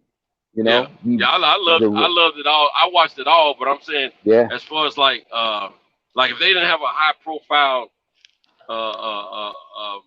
if it wasn't a high profile fight like the Ali's, the Sugar Rays, George Foreman, the Frazier's, the highlight name, I watched them, but I didn't care as much about them. Mm-hmm. Now if I I mean Hearns, anybody that I was somebody, I Mhm. paid attention to them. But if they didn't have, like now, I can watch a fight and they don't have to have a name. I don't care if they pro or amateur. But back then, if they were pro and they didn't have no name yet, if I hadn't heard a lot of promotion about them, I didn't pay no mind to them. But the amateur fights, I didn't have to know their name. I just wanted to watch them. And if they were good, then I paid attention to their name. Yeah. Back then, because we had a little bit more access to the big anything that was on the level of Pan Am, Olympic trials, and the Olympics. Those were televised nationwide. The Olympics, Pan Am, like AAU, AAU games. Yeah, AAU you games, got the to see all Tournament that. of Champions. You remember all that shit. Remember Ali had a boxing club. Remember that? Yeah, Muhammad Ali Ali boxing club. and Joe Frazier, the Muhammad Ali boxing club and Joe Frazier. Yeah, Frazier had one too. Yeah. Yeah, you had and the captain of the team was Tony Tubbs. Yep. I Tony remember Tubbs, the former WBA heavyweight champion. He was the captain of that team. I remember when they first started that, man. Mm-hmm. I was like, man. I wish I was good enough to make that team. You know what I'm saying? Yeah, you had Tony Tubbs was on that Muhammad Ali team. He was the captain, and then you had remember Jeff Showtime Stoudemire? He was on that team. Yep. They had some good boxers on that team. Cause shit, matter of fact, when they had that big match, it was a big match at the time on NBC Sports World. You had the Joe Frazier boxing team. Inside? It was I can't remember. I don't remember if it was outside or inside, but it was Muhammad Ali versus the Joe Frazier team, and the big match, the big fight that night was Marvis Frazier versus Tony Tubbs. Yeah, I remember that fight. And Marvis Frazier beat him the first time. He upset him. Marvis Frazier was like 42-0 as an amateur at that time. And then they fought the rematch, and it made for a big rematch. When they had the rematch, Tony Tubbs beat him. He was the first one to beat Marvis. And shit, it was a big thing. Yeah, Frazier's son was pretty good at that time. Yeah, it was a good thing. That was nice, man. That's when the sport was just right at that stage. So you had those different things going on. Sometimes they had the pro-am, the pro and amateur fights on it. Right. It was a lot of good stuff. It was just the game was just different then, like I said, and it just, like I said, the advent of that money is what changed the game as it evolved, because that money got so large that it just evolved to this different level that it's at now. It's just a matter of time. The finances changed, and it just changed. At its core, boxing is the same, but there's other parts that have grown the way the society is currently. So like I said, we'll look up and get some of these fights. Hopefully, like I said, this tomorrow night, this fight. I reached out to somebody, but they didn't, because I was hoping he was gonna respond when everybody was on here. But I'll find out. By the time we talk tonight, I should have some information about that glove situation. Oh, okay. And find out what happened. I reached out to a specific individual to find out how. In the Charlo fight? Yeah, the Charlo fight. Yeah, I reached out to them, but they didn't respond back to me. So hopefully, I'm sure he'll reach back to me At some point throughout the day, I got to go to work in a few hours. He'll reach out to me throughout the day, and I'll let y'all know whatever information I receive from him about that particular situation. Yeah, man. And, I was just thinking pictures, man. When I was a kid, boxing, my coach, man, the head coach, his name was Joe. I can't think of Joe's last name though. It's been so long ago, but he was married to a black chick. She looked like she could have been biracial, but she was a bright-skinned black chick. And she used to help him in the corners and stuff like that. And I want to think they were. I want to think they were from the same area that Donnie Bumpers was from, Tacoma, Washington. But I can't be certain about that. I think they were, but I can't. I maybe my memory may be vague on that. But I want to think they were from out west somewhere. Either California or Washington, one of the two. But he got pulled up to coach the to be the head coach for the Olympic team back in, I forget what year. I don't know if it was for the '80s team or not. It might have been. It had to be the '80s team. Because it was in the late '70s when I was boxing under him. And shoot, man, he never did come back, bro. Yeah. They snatched him up. It was over. I mean, his career went to a whole different level after that. He didn't come back to Nashville. If he did, I didn't. I lost track of it, but I don't remember him coming back. But I remember watching him, in the corner for some of those guys, and I was just happy because it was my coach, my old coach. You know what I'm saying? Yeah. Keep you connected. Of course, I was wishing I was on that team, but I was. It was still early, and I hadn't had that many years of experience in boxing at that time. And I was a little youngster, man. I wasn't ready for the Olympics. And I was in, I don't even think I was 12 years old at the time. Something just came up on my computer saying Terrence Crawford bulking up for Jermell Charlo. A good what? Yeah, I've been seeing that. I didn't check the video out. But, it's a Blue Blood. It came up on my computer. Yeah. It's on Blue Blood. Yeah, that's right. It was Blue Blood talking about it. And they said he's probably trying to get up there before Earl Spence get up there at 154. Yeah, but how he gonna do that unless the only way he could do something like that is if he's making a power move to leave Bar Brown. Yeah, he's talking about. I think because he got that WBO belt, he probably can seduce a championship fight as soon as he go up there. He probably could, but he's still gonna have to contend with Bar Brown unless he's gonna leave him. Yeah, I can't see Bar Brown rocking with that shit. Yeah, he need to leave Bar, period. I can't see him doing that. Bar Brown participating with that, but that would be a bold move for him to try some shit like that, though. Yeah, sometimes you got to do it. That's why I bring up the fact of years ago when we talking about the era that we came up on. We saw like when they was talking about that fight between Sugar Ray Leonard and Thomas Hearns at that big matchup at the time. Sugar Ray moved up and fought Ayub Kalule who was undefeated junior middleweight champion at the time, and that was a serious risk at the time. Although most everybody was picking Ray Leonard to win the fight, Ayub Kalule was tough. He was undefeated. He had been a top amateur because they were supposed to have anticipated to have met in the Olympics in '76. And at the time, Kalule was considered one of the favorites to win that shit at 139. You know what I'm saying? Outside of Ray. So that was still a big move. That was still a tough move. And that wasn't an easy fight. That wasn't an easy fight for Sugar Ray. Sugar Ray had to work to get him out of there. Yeah. I got that shit. I watched that not too long ago. I got it in my Sugar Ray Leonard collection. That was a tough goddamn fight. He was nailing Sugar Ray with some shit in that fight, man.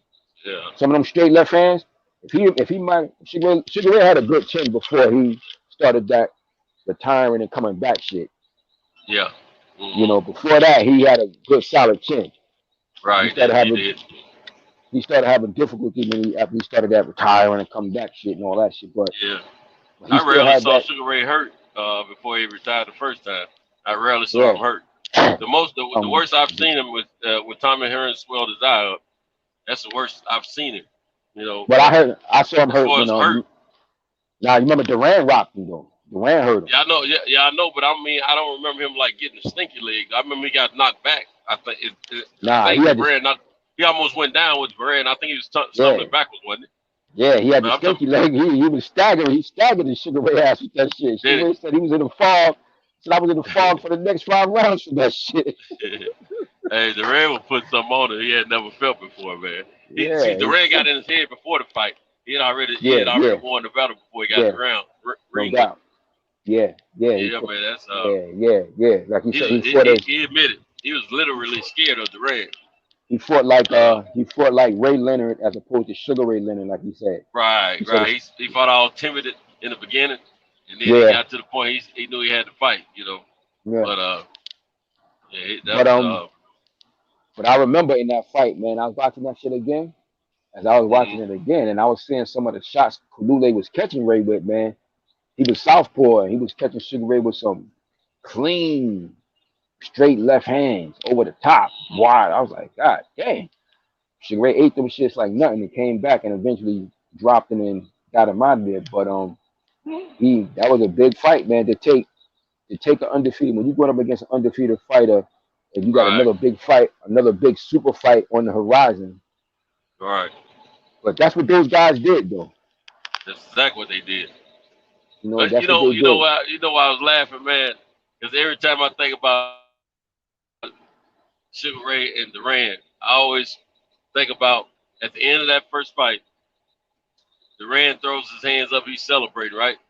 And Sugar Ray threw his hands up, and Durant went over there and pushed him and made him take his hand down. Man, I get tickled behind that every time, man. Durant was that dude, boy. I tell you, he was straight up hard-nosed cat, man. He didn't play. Yeah, he was considered the roughest dude in boxing at that time. Yeah, he was. He's the boogeyman. Hey, he told Sugar Ray he gonna poke his wife and everything. He was considered love to your wife. Yeah, he was considered the toughest dude, like the macho man, the toughest dude in the sport at that time. Right. You know, he had a lot of animosity towards Ray because he felt like that shit. At that point, he was already considered a legend in boxing already. Right. At that point, because I remember, Durant was he entered that fight either 71 and 1 or 72 and 1, and the one loss he had avenged. I thought he was undefeated. He had lost to Esteban. Yeah, one loss. He lost. He had lost to Esteban de Jesus in 1974. Esteban de Jesus from Puerto Rico, who was the former WBC champion, had beat him. He dropped him in the first round at Madison Square Garden. Beat him. The 10-round fight. And then they fought again in a rematch a couple of years later. Durant beat him in Panama City, Panama. And then they fought for a unification bout in 1978, I think, in Vegas, when they unified the lightweight title. And that's when Durant moved up after he took his title from him. So he had that one loss to him. That was the only loss he had. And so he was either 71 and 1 or 72 and 1. Sugar Ray was 27 and 0. And he just was mad because he felt like, you know, at that point he was already legendary status. He more recognized. Yeah. He felt like that. He felt like the American media was glorifying Ray Leonard over him. You know, so he was like. And then there was some political stuff going on between America and Panama too during those years. Yes. You know, the U.S. they were fighting over that canal down there. The border of it, and I mean, who owned what part of the land or whatever, and so they had a despisement for America and Panama down there. So he felt like that. You know, like America was glorifying Sugar Ray and shit, and all that animosity shit. You know, he was from the mud. You know, you know, he felt like, you know, they was trying to, you know, it was this thing about Sugar Ray being media made and all that shit. So he was mad about that he was getting all the glory. So he just was being the dude he was known to be. And he got under Ray's skin, and like Ray said, man, I'm taking that shit personal. So instead of me fighting like Sugar Ray Leonard, I'm out here fighting like Ray Leonard, like I got a personal beef with this man, personal problem. So he went toe to toe with him and shit, as opposed to his style, which is the boxer, stick and move, do his thing, which he did in the rematch, and he won relatively easily. Relatively easily. So it's a big thing though. Yeah. But at that time, a lot of, and it's funny because I remember that shit like it was yesterday, man. Like at that time, you were there in New York when it was going down there. Nah, but that fight wasn't in New York. It was in, it wasn't in New York. It was in. That was in Montreal. It was in Montreal. Yeah, it was in Montreal. Now, what's the second fight in Madison Square Garden? Nah, it was in New Orleans at the Superdome. That's right. So, okay, that's when Duran. I must have mixed up with Duran fought up there. He fought Davey Moore. Lost to. He fought the Davey. He fought the Davey Moore. That was the dude you knew, right? Yeah, Davey Moore. Yeah. As a kid, yeah. That's the one I got it mixed up with. Yeah, he upset Davey Moore at the Garden. Because Sugar Ray Leonard never fought. Sugar Ray Leonard never fought in the Madison Square Garden until late in his career when he lost to Terry Norris. That was his first time he ever fought in the Garden. Oh, really? I didn't realize that. Yeah, but that Superdome used to have some big fights, man, back in the day. Yeah, because Ali and Leon Spinks fought there too. Who was that? Ali and Leon Spinks, the rematch was there. Yeah. At that damn Superdome. But yeah, so he just got under his skin, man, and Sugar Ray fought like Sugar Ray in that rematch and did his thing, made him quit. The rest is history. Right. But in terms of like the question Eli asked about these guys, all they got to do is fight each other. It's going to be a bit more difficult to make that happen. Right. I would say in this era because of the way the game is set up now, but it can happen. But it's going to be because in every era you have it. In every era of boxing you had it. Right. But the way the game is set up now, it's going to be a lot more difficult to make because the money's so large. These guys are scared to risk. Yeah. They cash cow.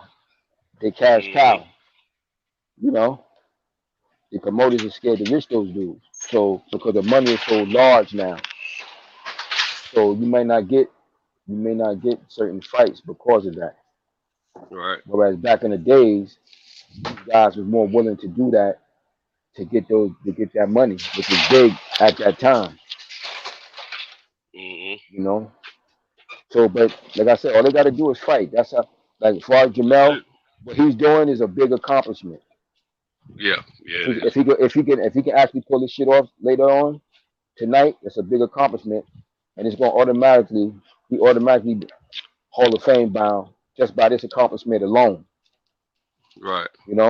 And then determining where he ends up in his career is going to be if he can get some of these other big names to fight him. But you only can fight the best of your era. You only can fight the best of your era. That's it. That's all you can do. And that's all you can do. And then, that's going to determine where you end up at and how people view you. And how people view you in the end. So if he can manage to get a couple of big more names on his list, it's going to push him up higher on that list. Right. It'll be good. Push him up high on that. Right. Push him up high on that list, in terms of that. But my top two, like if I say junior middleweight, I would say I would probably go Thomas Hearns, Mike McCallum, number 2 at junior middleweight. Because he never lost at junior middleweight, and he was undefeated at junior middleweight. And he had some of his best performances at junior middleweight. Mike McCallum. Because you remember he beat Julian Jackson. He beat undefeated Julian Jackson. Was he the first one to beat Julian Jackson? Yeah, he was the first one to beat Julian Jackson. Julian Jackson was 25-0. Was 25-0 with 25 knockouts at the time. Knockout, yeah. At the time. And some gonna say Tim Bird. It was over. It was over. And Mike told me too. Mike told me. I asked him who hit him the hardest. He said Julian Jackson. He said that's the hardest he's ever been hit in his whole career. Julian Jackson staggered him. He probably had the hit pound for pound. Probably had the hardest absolutely punch. One ever. And Mike the hardest in the business in the history of the game.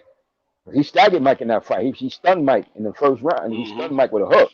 Mike was like, "Yeah, that's the hardest I ever fucking been hit, man, in my career." Mike was so tough though, man. And that's why he didn't get a lot of fights like he should have profile fights because the guys that want to fight, they were scared. He was the boogeyman. He was like like Devin Haney-ish. The way Devin's career is right now, that's where his career went. You know, and you wasn't going to get big money for fighting him, but it was going to be a high risk, and low reward. Low reward. And remember, he beat Milton McQuarrie too. Yep. He beat Milton McQuarrie. He beat a lot of guys, man. He had a lot of guys that couldn't fight him. He had 3 big victories over top of guys that was champions or top fighters. He beat Milton McQuarrie. What's the name I just said? That he beat.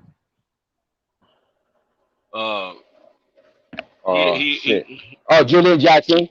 And he also beat Donald Curry. Remember, he knocked Donald Curry out. Donald Curry sure did. Now, was that the downfall of Donald Curry's career? Well, it kept it going because you remember Donald Curry got upset by Lloyd Hunnigan. Remember, Lloyd Hunnigan upset him at welterweight. And then that's right. He took off. He got upset at welterweight. He was the pound for pound. He was the pound for pound #1 boxer considered at that time. He got upset by Lloyd Hunnigan, and then he took off for a while. Came back at junior middleweight, won a couple of fights. Then it was expected for him to win the title, so they matched him against Mike, and he was doing well. He was kind of outboxing Mike a little bit, which was kind of impressive to me, which showed me how good of a fucking boxer Donald Curry was, man. Because he was good. I think that he just burnt out because Donald McCurry had all them goddamn amateur fights. Well, he's supposed to fight. He was supposed to fight Leonard. No, Hagler. He was supposed to fight. Well, Hagler. But it was Hagler because what happened was that's why he ended up in that situation with Lloyd Hunnigan. Oh, wait a minute, hold up. Him and Leonard was cool, and Leonard took him out. He took an opponent from him. That's what you. Yes, Hagler. It was Hagler. Yeah, it was Hagler. Yeah. That's what he took from him. That was a Hagler fight. Okay. Yeah, because he was going to move up. He was going to move up from welterweight to fight Marvin Hagler. They was talking about that fight because you remember he had been about that. Yeah, because remember he had been making welterweight all those goddamn years, and he was like, "Fuck that!" He was going to skip straight from welterweight to go straight to middleweight to fight Hagler. Yeah. And Sugar Ray was like, "Nah," talked him out of that shit because Sugar Ray wanted to fight. Yeah, talked him out of it, and then took the fight. And then he fucking around and got upset by Lloyd Hunnigan and shit. Yeah. Because you got to remember, he made welterweight all that long ass time. He made it through his amateur, the end of his amateur career, and then I forgot all about it. You're right. And then, I knew Leonard had done something to him. But Leonard talked him out of that shit. Yeah, stole that fight from him, man. Yeah, and then he ended up staying down for that welterweight fight longer than he should have. I think him and Hagler did a little negotiating and everything. They teams didn't. Yeah, there was a serious negotiation. Mm-hmm. He was planning on doing that shit. Like that was something that they were seriously considering. Like he was like, it would have been a big fight at the time. Because Hagler probably was the second pound for pound fighter at that time. So there would have been a big match. I ain't never heard Leonard admit to what he did on that one. And I think I saw him. He talked about that shit on I think Inside Boxing. It used to be an HBO show. I just don't remember him. I know he's spoken on it before, but I don't think he admitted to doing what he was accused of doing though. Yeah, he spoke on that shit like, yo, he wanted that fight. He was like, shit, and he didn't want to take the chance because that was the big fight for him was the Hagler fight, and he said he was leery because shit, Donald Curry was the man at the time. He was considered the pound for pound. He was like, shit, he could fuck around and win that shit. Yeah, he was supposed to be the next Leonard. Yeah, he was like, he was. And like I said, he was the darling. He was the next darling of boxing. Yeah, because you gotta remember, like I said, he was, he was the Olympic representative for the 1980 Olympic team, but that's the year that they boycotted. So what did him, man, he just had too many he just had too many goddamn amateur fights. And that shit caught up with him. You know, that motherfucker had 404 amateur fights, man. Yeah. He won 400 of them shits. Yeah, he was a bad boy, man. Cause you gotta remember, early in his career, shit, he won a championship like his 15th pro fight. Yeah. You know, he won that shit in his 15th pro fight. He beat now Sugar Ray Leonard, last fight he had before his detached retina, he beat Bruce Finch. He beat who? Bruce Finch. This guy named Bruce Finch. I remember that name. I can't place him though. Hard punching guy. He had the best chin, but he was a hard puncher. You know, he was hard punching 12 horse type fighter. He could punch, he couldn't take a big. So that's the last fight Sugar Ray had before he got the detached retina and ended up retiring, right? Donald Curry fought him in like his 11th fucking fight and knocked him out. Knocked him out. Yeah, Donald was he's a bad boy, man. And then you gotta remember, he beat Bruce Finch. He beat because at that time you had a couple of young prospects at welterweight. You had Milton McCrory, Marlon Starling, Donald Curry, Bobby Joe Young. There was a couple of young good guys, but Bobby Joe Young, he was a big puncher. He couldn't box as good as the other guy, but he was a big hard puncher. But he ended up falling out the mix. Then you had Donald Curry, Milton McCrory, Marlon Starling. Shit, Donald Curry beat Marlon Starling twice and knocked Milton McCrory out. Yeah, Sterling. That was his nemesis for a minute. Yeah, Marlon Starling. Yeah. And they said at one time I think that was it the second fight or the first fight. They saying that he beat him. The motherfucker was sick with the fucking flu or some shit, and he still beat him. Marlon Starling was tough. Marlon Starling was tough. Yeah. You gonna fight when you fight him. Hell yeah. He the first one to beat Mark Breland. Yeah. He had Mark Breland's number, man. He beat. Was it an overhand? That's what I think. I think that's when I first noticed that overhand right or overhand left. What's that one he used on? Was more effective against tall guys with their chins up. Yeah. It was that fight there. As a matter of fact, I think he beat Mark Breland twice, didn't he? Yeah, he beat Mark twice. Yeah. That was a downfall of Mark's career to me. Yeah. Because Mark was on a steady rise at that shit. But no one saw that loss coming. Everybody thought Mark was gonna walk through him. I personally didn't think that Mark was gonna walk through him. I thought Mark was gonna beat him. But I didn't think it was going to be an easy fight because I knew Marlon Starling was tough and he was well experienced. You know, I thought Mark was too long, had too much power, and it was just a great boxer above Starling. Yeah, I knew Starling was tough, but I just didn't think he could. I just didn't see it, man. Like I wasn't really surprised. Like it wasn't really an upset to me. Although I was rooting for Mark the whole time. But I knew Marlon Starling was dangerous because I was like, I saw those fights with Donald Curry. I knew how tough he was, man. Shit, Marlon Starling beat Floyd Mayweather Sr. I saw him beat Floyd Mayweather Sr. He had beat a couple of other good welterweights from that era. So the only person that was able to beat Marlon Starling was Donald Curry at that time. Yeah. So I was like, shit, he beat I think he beat Lloyd Huntington too, if I remember correctly. So I knew he had beat other good welterweights. I was like, Marlon Starling was tough. He was tough. So I was like, so I was like, this is gonna be a tough fight for Mark. Like, I was like, Mark gonna have to earn his stripes that night. Yeah, so I used to watch him fight, but I used to watch his fights, but I didn't really pay really close attention to him until after he beat Mark Breland. Yeah. That's when I paid more attention to him. Yeah, I always looked at Marlon as a threat, man, for somebody like Mark. I was like, Mark was still early in his career. And another thing on a personal level, I felt on a personal level that this was something a personal thing for me. I was a little leery too because I felt like what they did with Mike was with Mark was that they had put Joey Fariello as his head trainer. I didn't think that was a good move. Personally, like at the time, I never felt that was a good move. I felt Mark should have. I felt that his trainer, which was George Washington, all his amateur career, I felt like he should have been. I felt like either him or Emmanuel Stewart should have stayed his head trainer. Yeah. I didn't like Mark Fariello from it. Mark Fariello was from that custom model school of training, and I didn't like the way he. Yeah, I didn't like the way he changed. To me, he changed Mark's style. Mark's style wasn't quite the same as it was when he was the legendary Mark Breland that came up in the amateurs, and because I thought he was going to stay with either George or got with Emmanuel Stewart from the start. He ended up going to Emmanuel later, but I felt like the damage was already done. That he should have just went with him from out the gate as a pro. Right.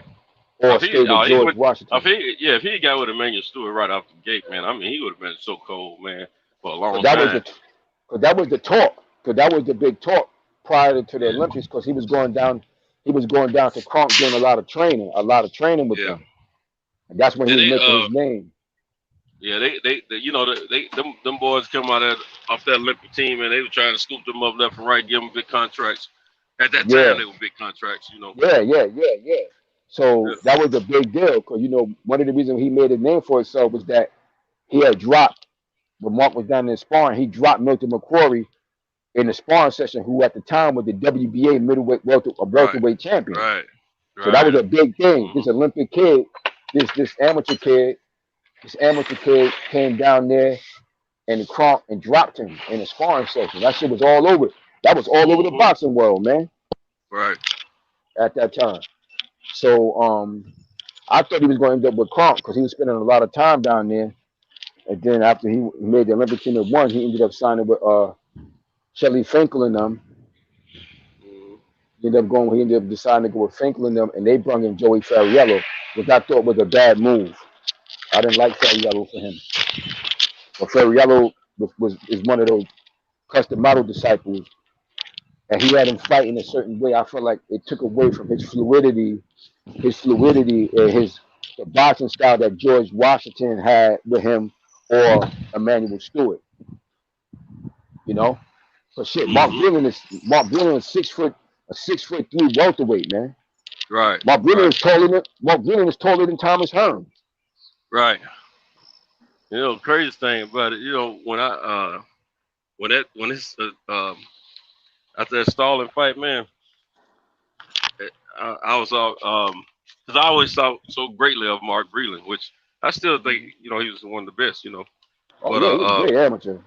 But after that Stallings fight, the way he was able to handle him and knock him out. Because after that first fight, it seemed like Breland just had his number, man. He was in Breland's head after that. Very confident. Marlon Starling was experienced fighter. And like I said, he had been in there with good opposition, experienced, rough fighter, and he had a lot to prove. Exactly, that's what I was about to say too. Yeah, he had a lot to prove because Marlon Starling had been a prospect a few years prior to that shit. Right. He had to get it out the gutter too. Yeah, it was a crop of young welterweights.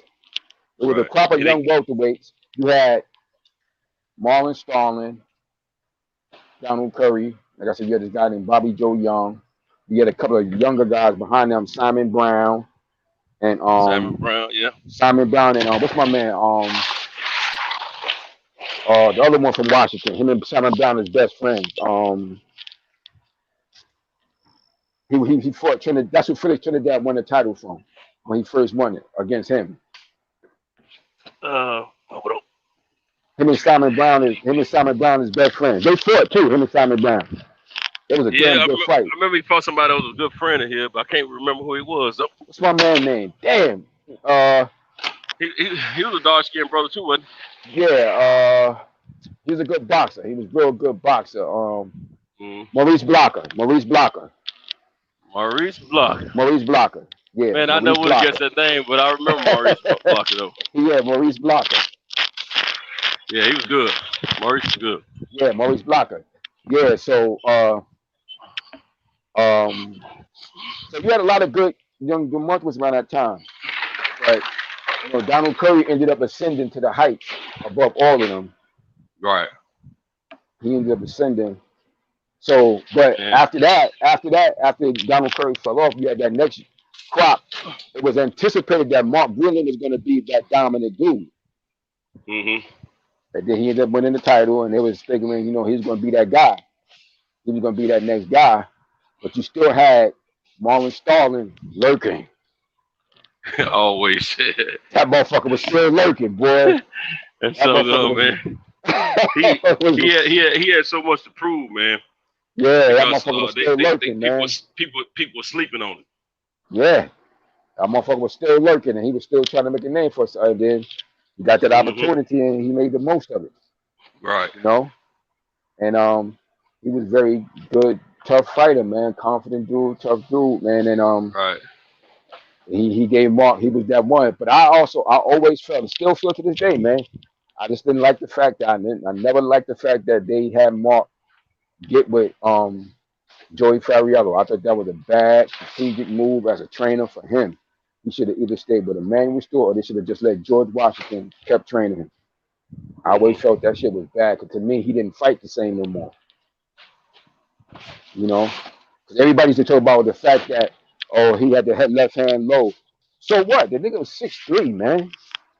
He fought loose and fluid. He fought loose and fluidly like that, because George Washington was a former fighter. George Washington used to be a sparring partner with Joe Louis. Yeah. Mark used to be the fanfare of the fondura. Yeah. of that day. Yeah. A welterweight, man. Yeah. 6'3" welterweight, man. 147. Ever since Stalin did what he did to Mark Breland, every time I see a tall, slender fighter, that's good. You have your doubts. I'm just thinking it's a matter of time somebody gonna catch that chin. Yeah, with an overhand right.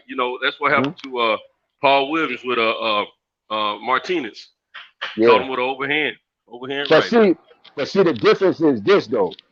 See, for me, the difference with that was that was stylistically, because that was more stylistic, because had Paul Williams fought the way he used to fight, that would have never happened. It was because Paul Williams was trying to get big fights, and he was trying to be more excitable. So he's trying to be fan-friendly, yeah. So he fan-friendly, he changed his style. Instead of using the gift that God gave him, he took it away trying to fight in a style that you shouldn't fight. I think you should fight accordingly. One of the things I teach, man, and I feel I fought that. I was taught this, when I was a kid. You fight according to the style that your body. You got to fight with the biorhythms of your body, like what your body could do.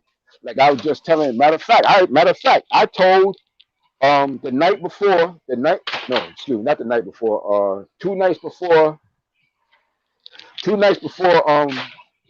Logan Paul. No. Which is the Paul that fought Floyd? That's Logan. Logan Paul. Logan, right? I told Milton. Remember I told y'all I talked to his trainer? I told y'all I talked to the trainer because he called me. He called me on the thing. I told him, I said, look, don't try to do no overly crazy shit. I said, one thing that's not going to change in a boxing match is the geography of the fight. If I'm 6'3", and I'm fighting a guy 5'9", when we get in the ring, that guy ain't going to suddenly get 6'3". He's going to still be 5'9". Right. So you got to fight according to the geography of the fight. So if I'm 6'3", ain't no reason for me to be bending down to his height. Right. Make him reach me. I got to make him reach at me. So the geography of the fight ain't going to change unless you change it. He's not going to suddenly get in the ring and be 6'3". And I told him that shit. I said, Floyd ain't going to suddenly be 6'3". So ain't no reason for you to be right up on him. Stay on the outside. If you're going to try any damn thing. Because if you get close to him, he's going to chop your ass up. Yeah, he tried a couple times too, and he saw I said, was able to touch him and touch him effectively. I said, keep height and reach away from him. Yeah, he got too close one time. Floyd caught him on the inside. A lot of people feel like Floyd held him up. They feel like Floyd had him knocked out and held him up.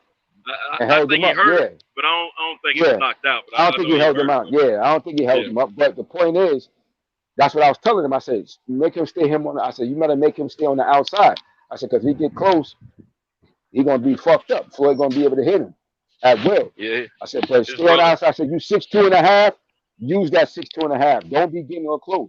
Because when you got that height and reach and you don't use it, and you allow that fighter to get to you without having to use real good defensive skills to do it, if they have a good offense, they can take advantage of that. So if you fighting somebody that's shorter than you, you have to be able to make them pay the toll to get to you. So don't get down to their height, because you trying to just stand there and slug with them. So you gonna get down shorter and smaller than you would be if you stand behind your jab and stand up behind your jab with your chin tucked. Don't get down. I'm gonna bend down my knees to his height. That's what I don't understand. I don't understand why guys get a height away, man. Yeah, don't get that shit away. You can stand tall, but still tuck your chin. Yeah, you can stand tall. You don't have to give your height away, man. That's right. I ain't never figured that. And I see a lot of guys do that. Yeah, I see a lot of guys do that shit. You giving your height away. Just get a fight right to the short guy. No, make him work for it. If he gonna earn it, make him work for it. Yeah, make him work for it behind that stick. Pop, pop. That's right. You see Muhammad Ali was fighting fucking Joe Frazier. He pop it out. Smoking Joe had the bob and weave. He getting under a lot of that shit, but he had to earn that shit. He had bob and weave. He get under it, shoot the left hook. He had to. Yeah, Frazier had to get creative to get it in there. Yeah, but he had to bob and weave. He was bobbing and weaving. He had to use his defense to get past that stick. To get past that stick first, and then throw that left hook. He wasn't able to just walk to Ali without having to worry about anything coming at him. Right. You gotta put that out there. So when you taller and you got that height advantage, natural height advantage and shit like that, don't bend down to the man's size. Right, exactly. Larry Holmes never gave his size away. Hell no. He pumped that jab religiously, man. Word, he gonna be jabbing you to was death. Magnificent, boy. Magnificent. He gonna jab you to death. I've seen him win fights just on the jab alone, man. Yeah. Straight jabbing. Jab you to death. I love that shit. I love Larry Holmes. He's one of my favorite fighters, man, because of that jab. Like I watched him the other day because I told you I got his collection too here, and I watched that fight he had against Leroy Brown. Remember he fought that guy Leroy Jones? Big dude, Leroy Jones. Larry Holmes was 200. Larry Holmes was like 211 pounds in that fight. Leroy Jones was 254 weighed in. Yeah. Shit, Larry Holmes was jabbing that big motherfucker to death. I saw an interview. He was talking about that fight too. Wop, he was a body jab, up top, body, wop, put that right hand behind him. He stopped that big motherfucker too. Broke it down. He was undefeated at that time. Leroy Jones. Larry Holmes ran off about 48 fights without a loss. Yeah, he was 48-0 before he lost the first time. See the first time he fought Michael Spinks. I think Michael outboxed him that first time, but that second time, I worked him. I think it's.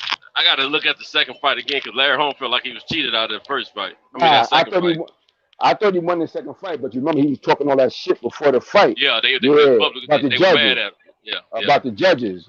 You know, some of these judges before the fight, I heard they get hard before the fight and all that shit. He was saying that old crazy shit. Exactly. I'm like, oh, Larry, what are you doing? He always spoke his mind. His mind.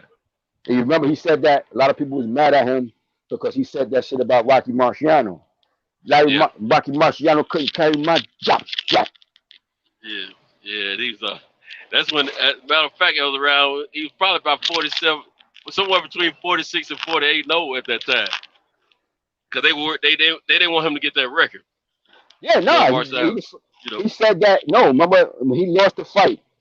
When he lost the fight at the post press conference, he said that shit. Yep. He said he was mad because he was upset. He's like, Rocky Marciano couldn't carry my job strap.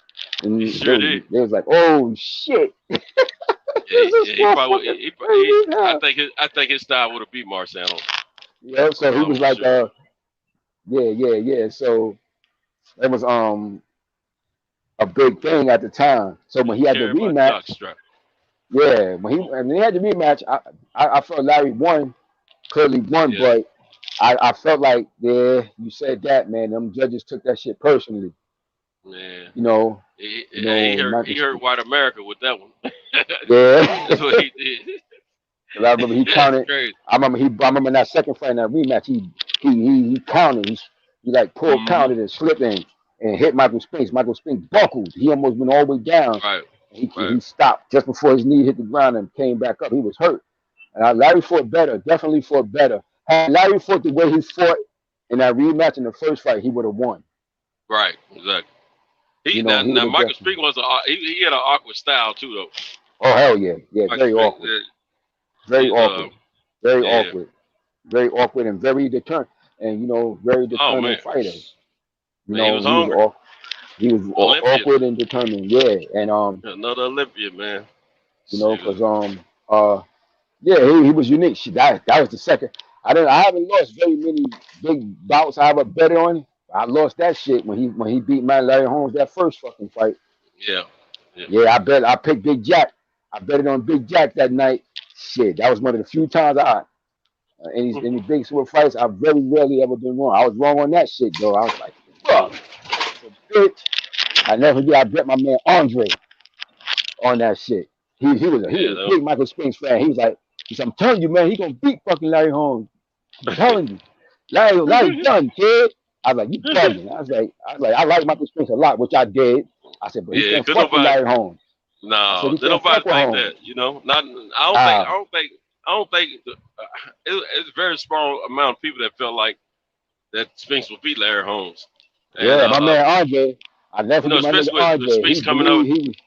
He felt that Spinks shit, came boy. up from a cruiserweight, right? Light heavyweight. He came from straight light heavyweight. He didn't fight cruiser. He never. Yeah, I knew. I thought he had jumped I thought he had jumped a couple of weight divisions. Yeah, he went straight from light heavy to heavyweight. Yeah. Because remember, he didn't train with what's his name? He trained with Mackie Shillstone. No, I didn't know that. The one who worked Mackie Shillstone, the one who worked with Roy Jones when Roy Jones went up to heavyweight. Yeah. That guy, Mackie Shillstone, he worked with a lot of athletes with his specialized training. Matter of fact, Bernard worked with him too. That guy, his name is Mackie Shillstone. He worked with a lot of athletes, like when they want to put on muscle mass. That's who okay. Yeah. Well, that's who Michael Spinks worked for him and went from 175 to 199 when he fought Larry Holmes. Yeah. Shit. But it was muscle though. They wanted to do it with muscle and shit, not just eating a bunch of calories and get fat and shit like Mustafa Muhammad, like Eddie Mustafa Muhammad did and shit. When he fought Ronaldo Snipes and he was all fat and shit, and Ronaldo Snipes fucked him up. But he did it nice. And they were doing all that specialized training that they do to build muscle mass.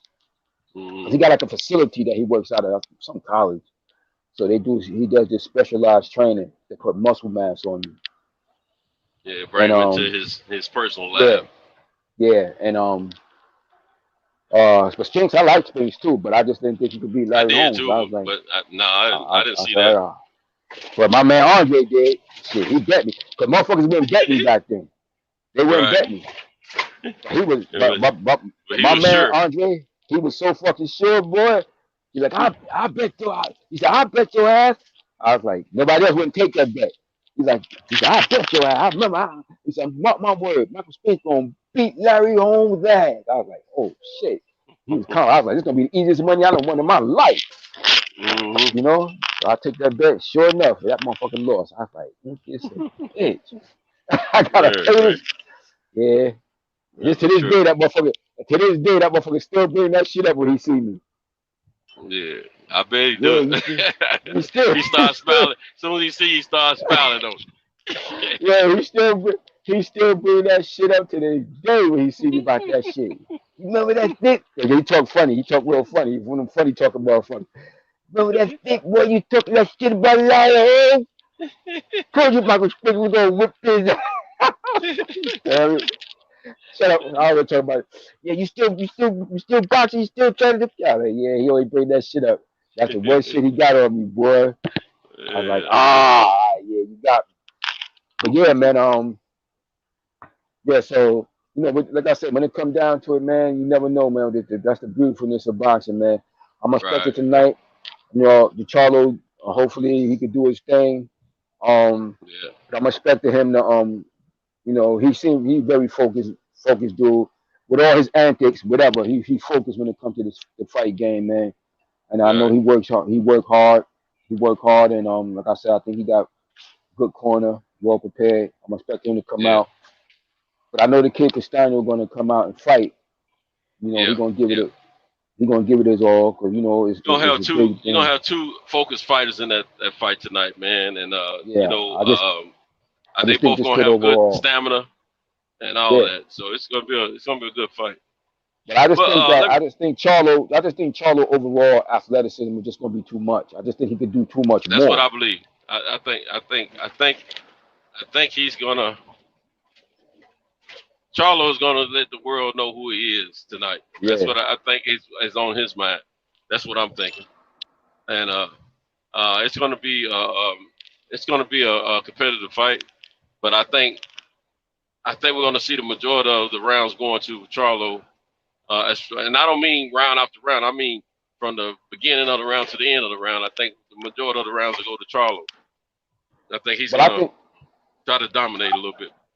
But I think it's just gonna be, like I said, he's gonna be coming there. So if it ended a stoppage, I'm liking Charlo to stop him. Me too. And if it go to distance, a close, tough fight, I still think Charlo outwork him and land the more cleaner and effective shots. Yeah, the more cleaner and effective shots in the match, you know. And but I would suspect that would happen to the mid to late. If there's a stoppage, it'd be between the mid to late round stoppage between 5 and 8, maybe 9. Between 5 and 9, if it's going to happen between there. It'll probably happen. Listening in. What's up, Picasso? You back listening to us, bro? Yeah, so y'all still here? Let's go. Was that Silver? Oh, okay, I'm gonna have to get where I start. I got it. Hold on, I can blow it up. I just thought about that. Yeah. Let's see. Sylvester Salmon. What are you saying? Oh yeah. Oh, 2011. Sylvester. Yeah, 2011. Yeah. That one. Sylvester Salmon, 2011. Yeah. So yeah, she I gotta stop doing these. I gotta see what's up, man. Simple names, gloves, man. Yeah. Hey, what do you think about I gotta take in that too. What do you think about this Wilder and Fury thing, man? About this fake COVID? To me, it's fake, and then they postponed it to October. That could be more. I think we did touch on that earlier, didn't we? Because that could be more. I don't know. They might have gotten into it a little bit. We didn't really go heavy on it though when I got on. But I think it's gonna help the muscle memory for Wilder. See, I think they trying to be slick. It can be a plus for both of them, though. Well, I definitely think the Fury team was trying to be slick because, you know, from what I was hearing, he wasn't looking too good in sparring. Right. I mean, that too. And I seen a couple of pictures from his camp. His face was bruised up. Oh yeah, he did a few interviews like that. Yeah, like face bruised up. And that's one thing you don't as a fighter. That's one thing I got taught early on. Like, you don't want to be getting bruised up, and beat up in your sparring, in your training. He's still wearing headgear, still getting nicked up. Yeah, so if you get nicked up like that with headgear and shit on, that's not a good sign. Right, that means you ain't ready. Yeah, so I think apparently you can't get out of the way of the punches. Yeah. So I think he just wasn't looking good in camp, and everything, his timing with everything was off, so on and so forth. So they decided, look, and right now everybody could use the COVID shit. Yeah, that's the easiest excuse to get out of something right now in a sporting event. It's the easiest way. So I think they decided to use this, give us more time to prepare, because if my man Aki on Aki TV, he did a great breakdown of that shit today. I'm gonna check him out, man, because I ain't taken his videos out in a few weeks. Yeah. Watch his video. I like Aki a lot, man. He be on his video. Watch his video he did about that, exposing that fucking COVID shit, yo. And he know what he talking about too. That shit was brilliant, like, because the time frame, like he broke that shit down. If he had it on the 8th, He's not supposed to be out going to. He out buying cars, going shopping for luxury cars. He ain't have no mask on. He had these events. So he clearly couldn't have. And now you got this other test out. So he clearly couldn't have had really failed that test, or could have had COVID. Right. And then you see Parker, because I guess Parker had been in camp with him. Right. Parker was at the fight the other night. He was at the UFC fight. Yeah, man. It's crazy. And see, Tay Jones got his own channel now. You know that. Yeah, I'm following it too. I follow it. Yeah. I follow it. Yeah, he been giving us too. good information too. I follow Tay Jones shit. Yeah, I was thinking maybe Tyson, Team Tyson came because he wasn't looking good. They needed to buy some time, so they came up with this COVID thing. And I think it started from Bob all the way down. You know what I'm saying? I think so. Hey, Bob might have told him, hey, we probably need to pull a Teofimo. And they were like, what do you mean, a Teofimo? You know, COVID. You got COVID now. That'll buy some time on this fight. And I think they need. I don't think Tyson was fully focused on this training as well for this fight. I think they hoping he get refocused, and they hoping that Wilder loses a little focus. I'm sure, but I'm hoping Wilder keeps the eye of the tiger. Wants that retribution like he's got on his mind, and he comes in even more fluent than what we've seen him on video, because this gives him a little bit more time for his muscle memory to start gelling and working together like it's supposed to. So I hope it's like that. And we got D-Man Jr. Picasso. They're gonna be on till 9, and he said, nah, he wasn't bruised up. Those were cold sores. Well, I know he had some cold sores. Yeah, but he had. It looked like. Yeah, but he had something around his face, man. Yeah, but he had scars on his face. He had. Fucking. Those wasn't cold sores. Those wasn't cold sores on his eyes and shit like that. No. His lips, those could have been. Shit on his lips could have been cold sores, but them scars on his face ain't cold sores. But he had something on his left chin, I think. Yeah, left side of his chin. On his chin. Had him up close to the behind his on the side of his eye. It was up on by his eye and his cheeks. Those were scars. He getting hit. Yeah, you understand what I'm saying? Yeah, look, man, all that fat, all that heavy ass fat weight for no heavyweight, man. Shit ain't gonna work. You got to be in shape, man.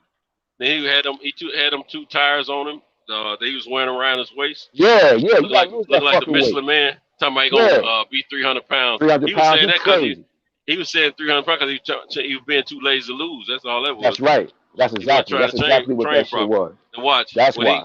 When he get these, he gonna train for these next 3 months, and he's gonna probably look a whole lot better. He's gonna come in close to 280 at the highs. Or he might come down 250. 260. Let's say 260. Yeah. Something like that. But that's what it was to me. It's obvious. Like it's not rocket science. Like it's clearly obvious. Like they do shit and they think that people are stupid. Right. Like they think everybody is fucking dumb. Mm-hmm.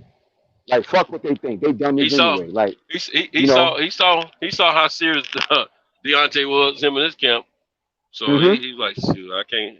And he ain't looking good. And they know he wasn't looking good in camp. Right. He's thinking this man gonna try to kill me. I better go back. Train right. So they're like, let's buy him some more time. Right. But they don't care. Because they only concern is him winning. They don't care about what we think and shit like that. They don't give a fuck about none of that. Exactly. So they're like, whatever it's gonna take for us to win. If we gotta do this is what we're gonna do. You understand what I'm saying? Mm-hmm. They have no care or concern about that shit. And you gotta remember, he's a part of that. He's MT. It was the MTK Mobile shit, right? Global shit, right? Yeah. Niggas is criminals, man. Yep. You think they give a fuck with people like us? I think that was me and you talking about that water issue. I'm sure they were capable of putting somebody in a position to miss that water. Absolutely. Absolutely, man. When I seen that shit, because I didn't know he was fully. I didn't know I knew he was some kind of connection, but I didn't know it went to the extent that it went with him and them. Yeah. I didn't know that guy. I didn't know that guy was his advisor. He's a main fighter and a biggest breadwinner in boxing. I didn't know that until I watched that film. I knew he was associated. I knew he had some connection through them, to the MTK, but because I seen those trunks and shit like that. But I didn't know it was to that extent. So I'm like, what? Oh hell yeah! They fucking criminals. They don't give a fuck. Their objective is to whatever gonna work for them to win. That's it. Point blank. They don't got no. They don't got none. All this shit we be talking about. They don't care about that shit at all. None at all. None at all. They don't care at all. They're gonna do whatever they gotta do. They got one objective: to win. Right. So they can make money to keep their shit going. Mm-hmm. And I'm glad these. Well, I knew this would bring awareness. What happened? What was discovered after the last fight with the gloves and all that kind of stuff. Even though they don't want to recognize it, they don't want to recognize what they are. The eyes are going to be more open, and instructions are going to be more intense. Oh, it's gonna be more intense. They're gonna have to try some different. They're gonna be able to work the same thing they worked that last time. Then they're gonna be able to work that shit. They're gonna have to try something totally different. Right. And then check this out. When he get in that ring after he leave that locker room, they gonna check them gloves out. I bet you the referee gonna check them in the ring. Oh, absolutely, absolutely. Hey, that same shit ain't going down. Them gloves gonna be checked differently. Any water and shit. No, if Deontay Wilder and his team, and they should be on point this time. They're not taking no water from the fucking commission. Bring your own fucking water. Don't eat no food at the hotel or nowhere. Pick spots where only you know you and your team going. Like I told you the story that I told y'all got the story that one of my former stablemates, a former heavyweight, he used to be his name was Gary Lightburn. He was the sparring partner with both Mike Tyson and Trevor Burbick. And Larry Holmes. He worked with all them guys. He worked with Larry Holmes, Trevor Burbick, and Mike Tyson in his career. And he told me that when Trevor Burbick, he was in camp with Trevor Burbick, that Trevor Burbick didn't trust eating at the hotel no more because he felt like when he fought Ronaldo Snipes that they poisoned his food. Because he said when he fought Ronaldo, he didn't feel right. Now, I remember that fight with Ronaldo Snipes. I thought he was going to beat Ronaldo Snipes when I was a kid. I thought he was going to beat him. But Ronaldo Snipes fucked him up, and Ronaldo Snipes was knocking him all around the ring. He was staggering around. And Trevor Burbick was a strong, always a strong type fighter. This was prior to him losing. This was prior to him winning the title. This was prior to him upsetting Pinklon Thomas and winning the title. But I didn't think that Ronaldo Snipes. I thought he was going to beat Ronaldo Snipes, and Ronaldo Snipes fucked him up. And I was like, what was wrong with him? Like he was staggering around the ring, couldn't catch his feet. Hold his balance well. Snipes was dropping him and shit. And I always looked at him as having a solid chin at that time. Right. You know? And even with the Mike Tyson shit, Mike Tyson just was a phenomenal, astounding, phenomenally gifted puncher. So that's different because Mike Tyson could not, at his best, he could knock anybody out. You understand what I'm saying? But you take away that shit, Trevor Burbick was a strong dude. Trevor Burbick went 15 rounds with Larry Holmes when Larry Holmes had a 10-fight knockout streak, man. You know? Yeah. When Larry Holmes had that 10-fight knockout streak, Trevor Burbick went the distance with him. So I was stunned, but he said that he thought that they poisoned his food. And at that point, when Gary was in camp, he said, you know what he used to do? He said, he used to, he said, because he was from Nassau in the Bahamas. He said, that man don't trust nobody. He said, when we was trying to eat, shit. He said, when he was trying to eat, we'll go out and start driving around. And whatever he saw, he said, we had no set plates. If he saw some shit, he'd be like, shit, stop here. We're going to eat there. And he said, it would be different. He said, that shit would be different every day. Right. That way you keep them all off.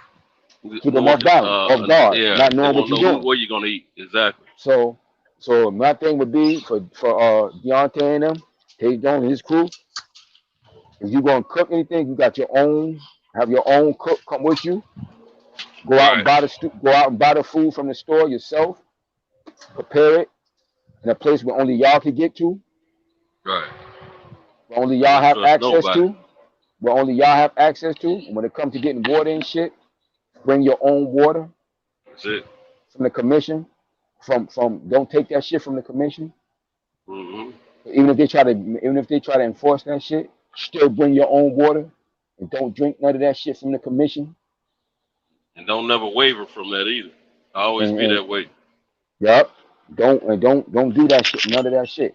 And cover those type things, and they should be good. Mm-hmm. Then you don't have to worry about that shit. You know, and anything else that they're gonna, because any other thing that they're trying, because like right now, now that this fight been postponed, this also gives those crooks at MTK Global more time to plot and scheme too. Well, I said too. Yep.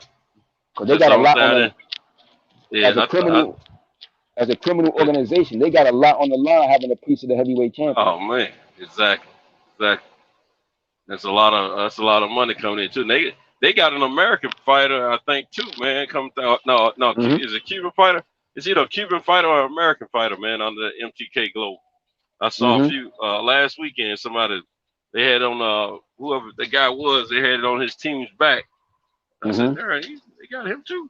But I want to think it was a Latina fighter though. Yeah, they trying to do their thing. Yeah, you know, they're gonna try to do their thing. So I would say this much. Just couple all bases with that shit. Right. Don't let that affect you. But I really feel that once I saw that film and I realized how close they are to his career and their involvement in his career, I'm like, without question, they're gonna do anything that they can to help him win. There is no measure that they would not go to make that shit happen. Exactly. Like I said, tampering with that water is one of the things. Like I know when I fought, you get that water from the commission, you don't know where that shit been. Right. You just assuming that it's okay because it's coming from them. That's right. You know how many? You know how many fucking hands could touch that shit? Yeah, folks walking past it. Yeah, man. Shoot, anybody could have stuck a needle in that water, man. It would take nothing. All they had to do was blend in with that crowd wherever they were. You know, when people walking around. Wherever the water was sitting at, and whoever was around it, all they had to do is look like the rest of them. They could easily end up on there. People distracted in conversations, man, and stick that needle in that shit. Keep on. Yeah, it would take nothing to do that shit. Like people like, oh, y'all conspiracy. It would take nothing to do that shit. Nothing. So anybody who could have passed him water at that point could have gave him tainted water. It ain't just Mark. Like I said, that's why I was. No, I don't think Mark had the fact that that shit went down like that. But I felt like that could have been anybody. That could have been anybody.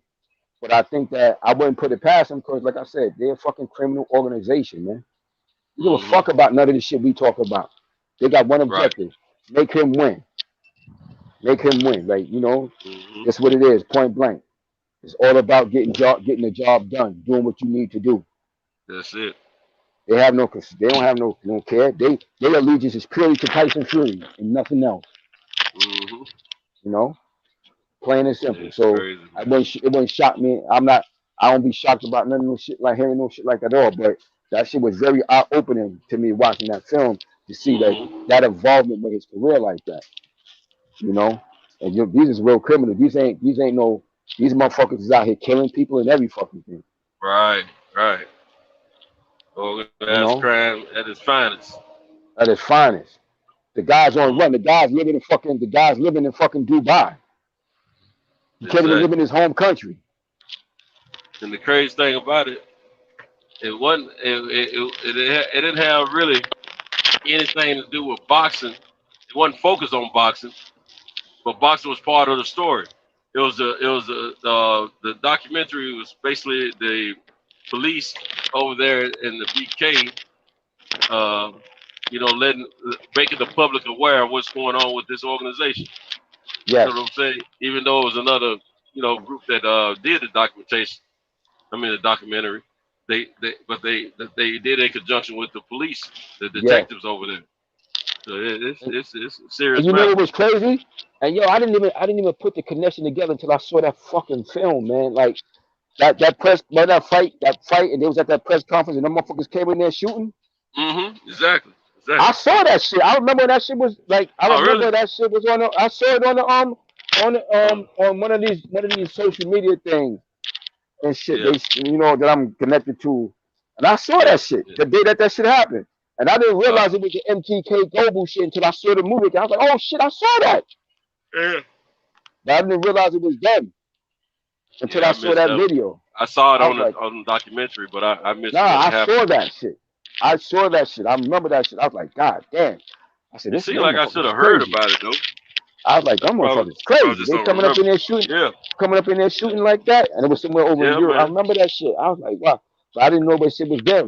So now when I saw it again, when I saw it on that film, I was like, holy shit, I saw that shit. You know? So I'm like, oh, this shit real in the film, man. Mm-hmm. You know? That's a trip, man. Yeah, so he associated with that. He associated with them. That shit is real shit, man. No fucker can think what they want. It ain't about just making excuses, man. Like I told you, like I mentioned a few hours back on the show about the aspect of motherfuckers still taking dives and doing that shit. Yeah, I know for a fact that was done. But I know most recently, like one of my former young fighters, matter of fact, I used to date his mom for a while. Nigga got sucked into a fight, and some kid upstate New York. He fought some kid upstate New York, and he took the fight. Short notice, some guy talked him into the fight because he had no business fighting. Because I had these two twins I used to train, and of the twins, his brother was the better fighter of the two anyway, because he was more into the shit. This kid, talent, but really wasn't into it like that. He just was trying to make a quick buck. Right. The nigga took a dive. Told me, he said, yeah, I took a dive. He said, the nigga hit me. I watched the fight. They was clowning him and shit about the shit. He sent me the fight. The nigga hit him on the thigh. He felt like he got shot by an elephant gun. So, yeah, I just did it for the money. So it still goes on. And I know also through the situation with like you remember Mark Gastineau? Yeah. Mark player? Yeah. Now, that's my football player. Believe it or not. Yeah, now believe it or not, that's another. Believe it or not, that's one of my dudes, one of my big bros, like Mark Gastineau. Right? My first manager, was Jimmy Glenn. He owned the Times Square boxing gym, which was a famous gym that used to be in Manhattan. Mark, he used to train with me. I used to train with him. And Mark Gastineau, remember when he got blackballed from the NFL when he married Brigitte Nielsen, and she faked that sickness or whatever the fuck, and he quit on the Jets, and then he couldn't get back in the league. Now he started boxing, right? And he like I said, he was one of our crew. Like, and it's funny, like he used to. I remember one time we was up in the locker room, we had finished working out and shit, and he was funny as fuck. He was a funny dude, man. He said to me, like, we had all been boxing for years. Like, I at that point, I had been fighting in the Junior Olympics and the kid gloves and all that shit that the New York had at the time. So he would watch us real boxers, and he was like, "Yo, like y'all so comfortable." He would tell me like, "How you so comfortable in there?" Like, because he was sparring with guys, and the shit was hilarious, man. I wish I had that shit on film, yo. To see that big motherfucker running around the ring, scared for his life, trying to fight, it was fucking hilarious, man. Right, he was dodge some punches, huh? Yo, it was so fucking funny, yo. And he was a fucking clown too. He used to have me dying. Yeah. We'd be sitting up in the locker room, and he'd be telling me shit about Brigitte Nielsen. He'd be like, "Yeah, that stinking bitch." He'd be like, "That stink." I'm gonna curse. I hate to curse on his show like that, but that he was talking like that. Him and Brigitte Nielsen had a that's why he left football, because she's sick, like she's sick or something, and he went to take care of her, and he left his career. And he was telling me some of the funniest shit, but he used to have me laughing because he would look at us, the ones who have been boxing for years, and he would see how comfortable we was in the ring, and so he's like, "Yo, damn, how do you guys do this?" Like, I've been doing this since I was a kid, I've been doing this shit since I was a little boy. And he's like, man, this is so different. Like, he was like with football, with a team sport, you got your teammates. Right. See, in football, you can take a break, like you tweak your knee or something. You could take out and go out for a time out, but you can't do that shit in a boxing match. You got to fight through that whole round. So if you hurt your knee in that fight, you got to fight through that whole round and go to your corner. You can't just stop. Hold on, ref. I got to go. This shit hurting me right now. So it was funny stuff like that. He used to, have me dying laughing with and shit like that, and telling us funny stories and shit, right? But if you remember he started his little pro career, and you remember he had some fights. He had about, I guess Mark had about between 15 and 20 fights. Now you remember he won almost all them shit. I don't know, found out because my first manager, which was Jimmy Glenn, was training him, was his head trainer. But I found out, the grapevine, like they paid some dudes to throw fights for him.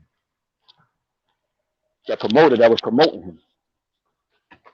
But Mark couldn't fucking fight like that. He was a big dude, but Mark couldn't fight. Right. You know what I'm saying? He was just big, man. He was big, strong dude, because he was strong, because he lifted the weights and shit, taking steroids, lifting weights and shit, but strong, he couldn't fight. Big, he strong, couldn't fucking fight, though. Yeah, he couldn't fight. He wasn't no damn boxer. He was just trying to find a way to make some money, because you remember his first wife, he pulled that shit and left, because he left his first wife for Brigitte Nielsen. Right. So the first wife sued his ass, took a lot of his money from the NFL, and then he had Brigitte Nielsen. Then he went through that shit with her, and she sued his ass, so he had little money. So that's the reason why he got into the boxing, purely for money. He ain't had no goddamn money no more. They took all his money. So he was trying to do something to make some money. Right. And that guy that was promoting him, they was paying dudes to throw. And then he got busted. Mark Gastineau went to jail for that shit. He went to jail. Who was that? Who went to jail for it? Mark Gastineau went to jail for that shit. Mark Gastineau. Yeah. He went to jail for that shit. I remember that. Yeah. Yeah, man, ended his career, man, in football. Ended his career, yeah. For that that boxing shit. No, I'm talking about he got in trouble with that boxing shit. He got in trouble with that throwing that fight shit. That's what he got in trouble for. That's what he went to jail for. Nah, okay, that's right. He lost his career. I had it backwards. I thought he went to jail for. Nah, he lost his career with that shit. He lost that career with that Brazil Nielsen situation. But he went to jail because of that. He was touted that other stuff. Yeah, he was touted as one of America's darling white dudes. Into all that stuff. Well, he was a part of. You remember he was a part of the New York Stock Exchange. It was him, Joe Klecko, Mark Gastineau. They had a great defense. They called him the New York Stock Exchange. He was a part of the New York Stock Exchange. And shit. He used to always celebrate after they scored. He would celebrate after he scored a sack somebody and shit. And it was a big thing. But he messed that up when he got with Brigitte Nielsen. He messed that up. But I remember the last time I saw Mark, I saw him in Midtown Manhattan. He was drunker than how my mother used to say that shit. He was drunker than Cooter Brown. My mother from Alabama, she used to say that shit. That motherfucker was drunker than Cooter Brown. Drunker than Cooter Brown. So he was drunk as hell. And I saw him. I was like, yo, what up, Mark? Yo, what up, bro? He came hugging me and shit, drunk as hell. He was famous, so people were still asking for his autograph and stuff and shit. And he was like, "Yeah, what up, bro? How are you, man? You good?" I'm like, "Yeah, I'm good. What's up with you, man?" Smelling like whiskey like a motherfucker. He was smelling like fucking straight whiskey, drunk as a skunk, man. I was like, "Wow, how this man life done turned, man." How this man life done turned. But yeah, he ended up getting in trouble with it as a part of that shit with them taking that dive shit with that promoter and stuff. So it's a part of the game. So when people be like, "Oh, that shit can't happen," I'm like, "Yes, it can. Yes, it can. It still happens on different levels, man. Keep it on till it still happens on different levels. Oh, there we go. Yeah. It happens on different levels, man. So don't think that it can't happen. To think that it can't happen at all, nah, it's far from it. It can. It's a lot harder. It's a lot different than it used to be back in the day, but it still goes on. Right. You still have Oh fights. yeah. You still have fights fixed. You still have fights fixed, and you still have If, a lot of unscrupulous stuff that goes on in the sport of boxing. right. Boxing is and probably will always be the red light district of Sport. sports, man. Mm-hmm. You know, it is and it Yep. probably will always be. You know, the Especially red being light that they don't district have of a, sports, man. especially being that they don't have a governing body that oversees the sport like other sports. Yeah, like national football or Right. or the Major League Baseball or stuff like that. Right. Yeah, so it's the red light district of sports, man. It's always been, and I don't see it. I don't really see it changing anytime soon. Too much money involved. You know, Don't powers that be don't want to see it change. but it's not even just that. I don't even think it's just the money so much. I just think it's the nature of the sport. Like boxing is a true international sport. See, you say like baseball, it's an international sport. So if you haven't was governed here in America, like we'll say, Major League Baseball, we'll say the world. They call it the World Series, but all the teams is from America, except for the Toronto Blue Jays. Mm-hmm. Shit ain't really no world sport. It's really a national pass. That's why baseball is called what? Was always called the national pastime. Mm-hmm. Because up until you had two teams from Canada, which was the Montreal Expos, which don't exist anymore, and then you had the Toronto Blue Jays. That's all you got. All you got is Toronto Blue Jays. So outside of that, every team is from America. So is it truly a world sport? No, because you're not competing with the best players from the world. Although you have players from other parts of the world, but in that league, in MLB, in that league, overwhelming majority of the 99.95% of the teams are from America. So you can't really count it. But boxing is a true world sport. Right. Like this kid that's fighting Jamel Charlo is from Argentina. Right. Mm-hmm. So how you going to govern that? How you going to govern that? You can't have all the people from just America overseeing that.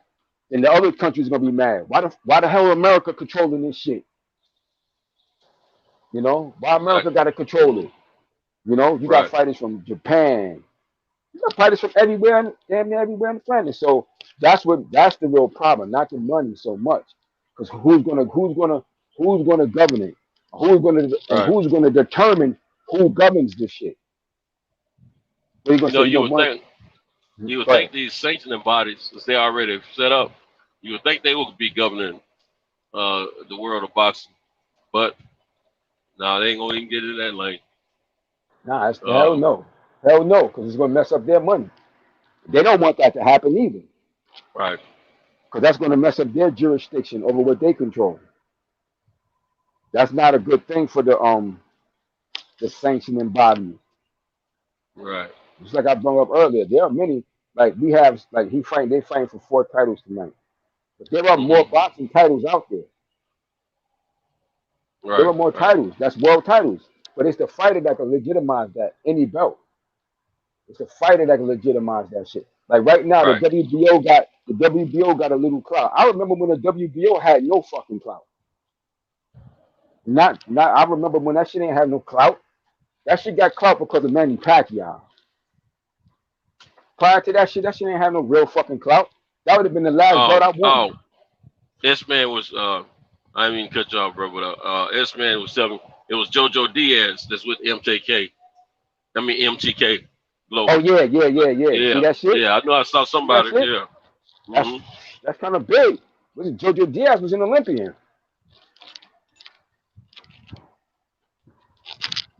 That's kind of big. Jojo Diaz with them. Yeah, let me catch up the chat real quick. Damn, man. That's big. D-Man Jr. said,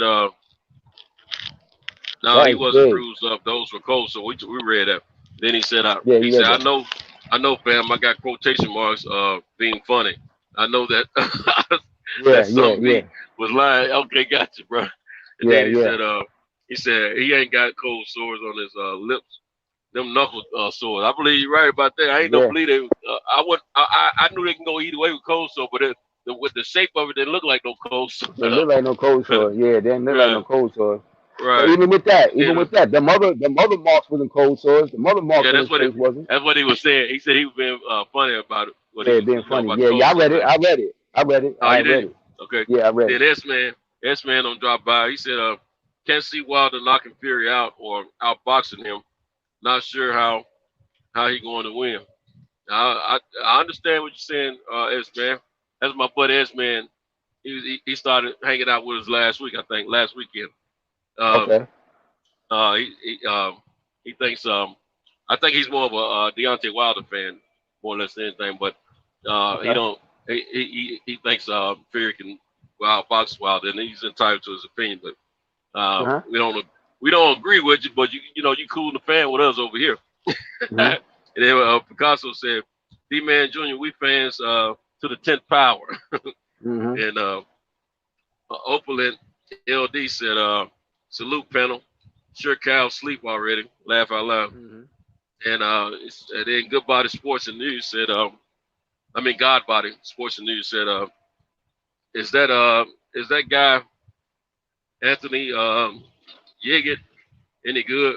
Is he talking about Anthony Yard or something? Or Yiggett? I don't know who that Yiggett is. I don't know who Anthony Yiggett is. Any good? The guy who that's who Rolly's fighting. I don't know, man. That's a good question. I hadn't even paid attention to this card a whole lot, but I'm hoping to watch that fight though, because Rolly got a lot. I didn't know who Rolly was fighting, but I knew he was fighting on the card. Yeah. I know he was supposed to be fighting. I heard that he was fighting, but I didn't really know exactly who he was fighting. Right. You know. Now, Oakley said good analogy. I just wanted to catch it up. I don't want them to think that we don't care about them rolling with us. You know what I'm saying? Yeah, no doubt. Yeah, I got it on my computer and I'm watching. I'm talking to you on my phone, but I can see my chat. I can see my chat on the computer. Oh, you cheating tonight, then, man? You must be at the house, ain't you? Yeah, I'm on. Yeah, cause I was off. Yeah, cause I go to work. Oh, you did say something about being off. That's right. Yeah, I gotta go to work. I go to work a couple of hours and shit. Oh, dude. So I'll be there doing the midday. You've been working a different shift since the other week. Yeah, but I was off. I actually was off from Wednesday because I had to take care of something. Oh, okay. And normally off. I'm normally off on Thursday and Friday now, but I'll be working during the midday. I'll be working from 12 to about 8 p.m. or so tonight. Gotcha. I know I've been missing you, man. I think we all been missing you out here, you know. Yeah. I'll take care of a couple other things because my kids is down. My two of my three youngest kids, they down in Alabama now.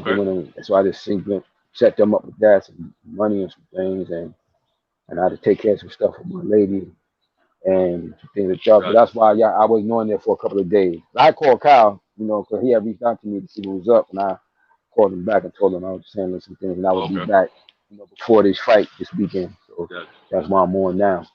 And so you're gonna see what happens, man. Like I said, your kids. Go ahead. Yeah, they graduated. Those two that graduated. Graduated. They down in Alabama now. They down in Alabama now. I'm glad you said Alabama again. I met a friend of mine turned this guy on to me about the business that I'm in, right? And so the guy he started calling me earlier this week, and so we were talking about the business, what he needed to do to get going and everything. Well, he called me yesterday, the same guy, one that's trying to get into the business, and I was telling him when he first called me yesterday morning, I was still on the platform. It must be Cal. I was still on the platform, and so I sent him a message. I called him back. I couldn't talk to him right there. And so when we got back on the phone together, I was telling him, I said, man, I think I told you, man. If I didn't, I said, I'm gonna let you know I'm a huge boxing junkie. And I said, I'll be on this platform at night, most nights when I'm driving, talking to my friends, about boxing. He said, man, you know what's crazy? He said, guess what? Guess who's my cousin? I said, who? He said, Deontay Wilder. Oh, wow. Oh, snap, for real? Yeah, they cut. Wow. Yeah, they're not close cousins. I mean, they're not close like close cousins, but I mean, they know of each other. Cousin though. And Okay. but and he don't communicate with him on a regular basis or anything like that. But this cat is from Birmingham, Alabama.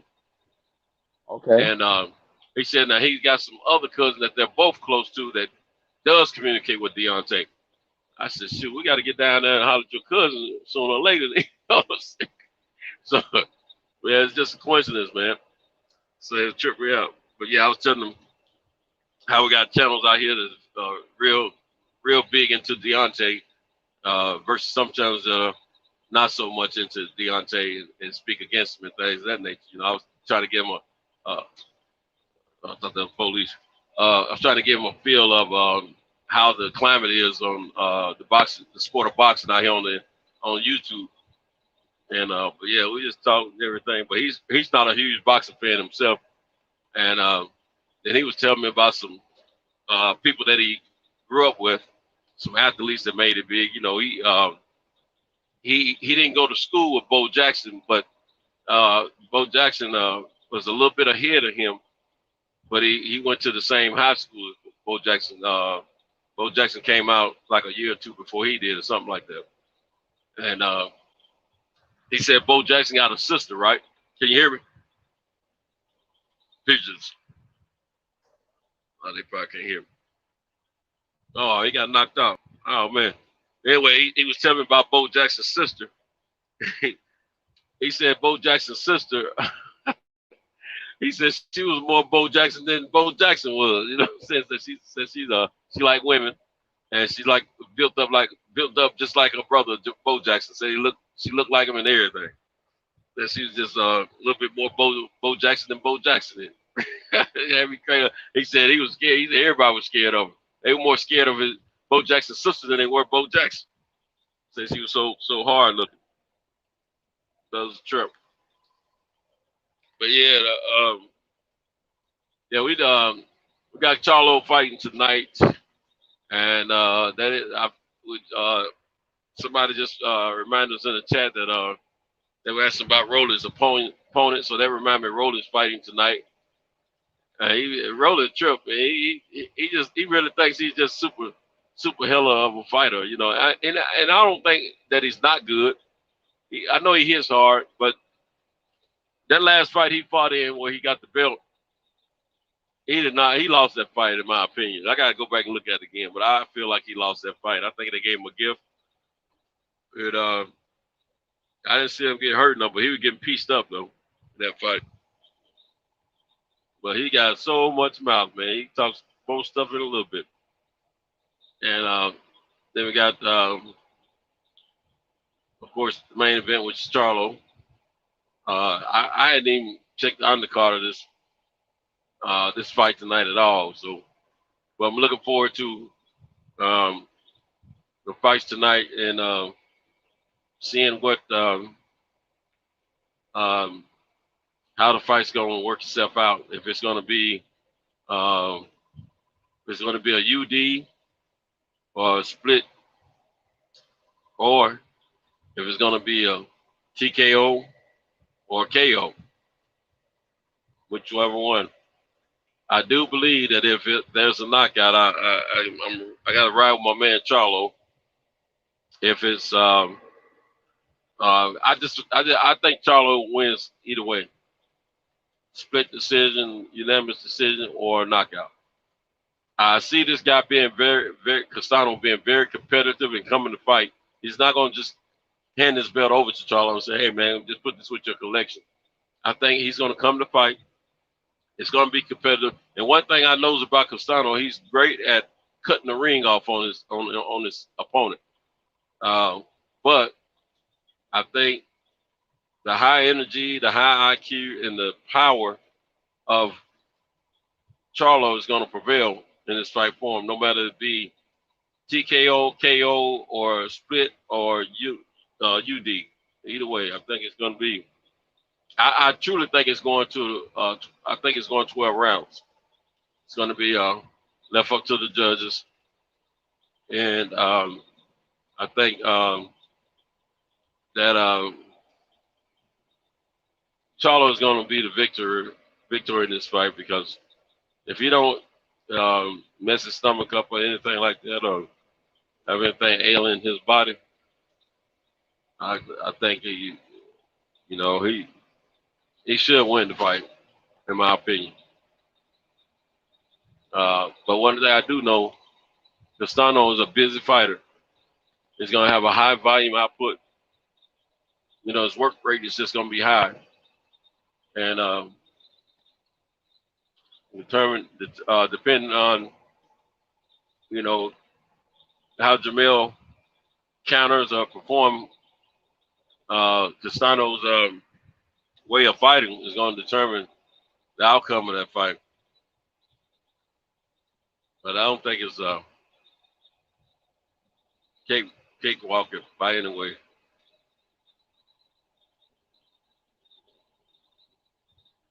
So I'm hoping to be able to watch that fight tonight without too much apprehension, and look forward to seeing who's gonna, if history is be made, or if we're gonna have to have a do-over. It's gonna be a good question. It's gonna be a good fight. It's gonna be good.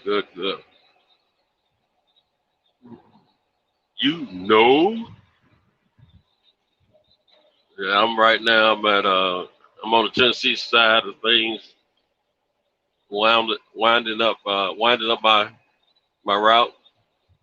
I have 3 more deliveries to make, but they're pretty simple for the most part. The hardest part of my drive right now is driving from one location to the other location. Like I said, just about every night I have to go through northern Alabama. But right now, earlier tonight, I had so many stops. I had to stop my vehicle. I mean, I didn't have to stop, but I always had to stop, but I mean, I didn't have to fill up or anything. But when I do my deliveries from east to west, like from the east northern side of Alabama to the west northern side of Alabama, it always takes me longer to do this route because going through these mountains, back roads, and things of that nature. And then we got this slow police ahead of us up here, which doesn't make it any easier. But there's a lot of speed traps along the highway when I'm coming west, back up into Tennessee. So they got your speed going up and down. You 35, 45, 55 miles an hour, then you 35, 45, 55 miles again. Just stupid stuff, redundant. And now my girl's supposed to bag me some stuff up, and so it make life a lot easier on the road. You know what? I think I just drifted on y'all just then. I'm thinking about a movie. Scratch what I'm saying. I was thinking outside now. It happened just that quick. But anyway, I got 3 more stops. Got Lawrenceburg, Tennessee, a little small country town across the border of pretty much almost like it was a few miles. It's not just across the border from Alabama, but it's probably about 30 minutes from the border. Then I have more or less. Then I have to stop. I have 2 stops in Columbia, Tennessee, which is farther north of Lawrenceburg. And after those 2 stops, I'll be taking this baby back to Smyrna, Tennessee, filling the tanks up, parking it, jumping in my IROC or Z28, and getting the F on. That comes to my mind when I'm saying I got to get in my car. But anyway, what you say, pugilist? During I got knocked off, I called Cal, but he didn't pick up. He must be sleeping, man. Yeah, he said, I'm getting off. But I'm not getting off. But I'm gonna be off. Yeah, man. Yeah, I'm trying to hang pictures, man. I'm making good timing though. I have to get fish at a decent time, but at the same time, man, I'm bringing up the rear end of my route. I had 15. Let's see. I think I had 15 stops. No, I had 14 stops between last night and this morning. I've done 11 of them. I have 3 more left, so it should be kind of quick. Shouldn't take forever. I don't know what we got so far, but I should get to my destination in about 15 minutes or less. I can get that order off. Yeah, jump back in the truck, going up the road to Columbia, Tennessee, and got a Ford store I got to stop by, get those things. And then I have another auto parts store, which will be my last stop and last delivery. I would have done all the everything else is delivered outside of that.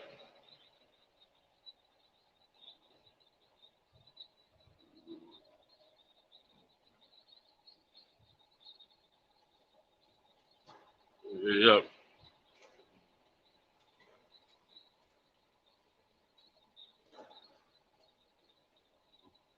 Yeah, I got this air on this air making me cold. I better turn it off. Not just making me cold, making me sleep. That's what I meant to say. I just turn it off. Once they start heating up in here, I'll drop these windows. It's only 75 out there today, but you know, anybody know anything about Tennessee and a good portion of the dirty South, you know it can be humid as heck outside. It's humid out there now.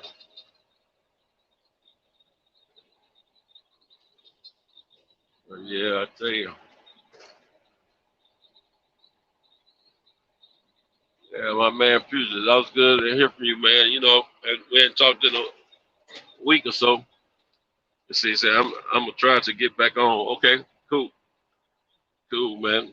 Hey, Cal, if you can hear me, Pugilist is trying to get back on the panel, man. He got accidentally tapped out.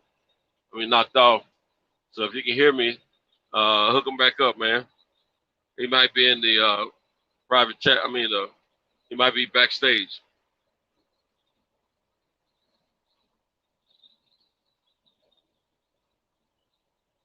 Come on, man.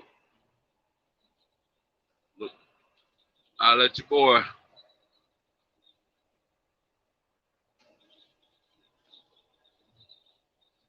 Cal Esquire. Us need us help. My back on, man. I have to send him a text message best pugilist. Man, I can't even get the word out. Pugilist.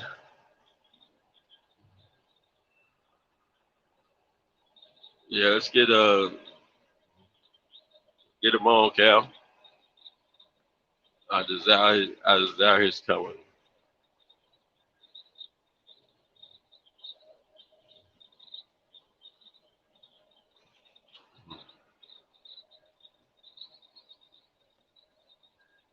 Yep. Cal, check the backstage, my brother. My man's trying to get back in. That's why I heard you a few minutes ago.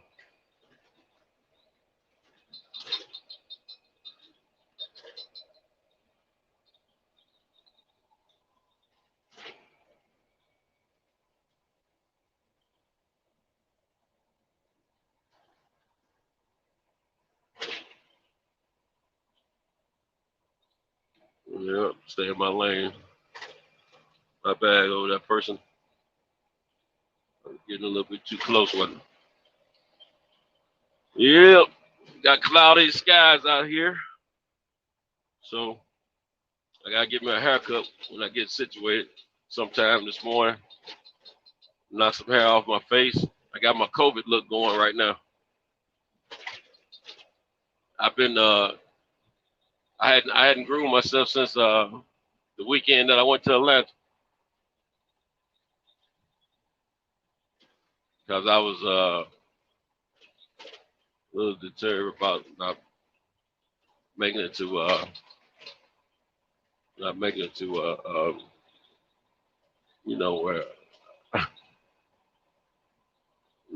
Las Vegas. That's what it is. Yeah, I when I realized I wasn't gonna make it to Las Vegas, it kind of took me out of the loop of keeping going with the fighters as a whole. Then I some of them, you try to go ahead and check into, even though they don't have a big name, but I gotta get out of there. You gotta learn to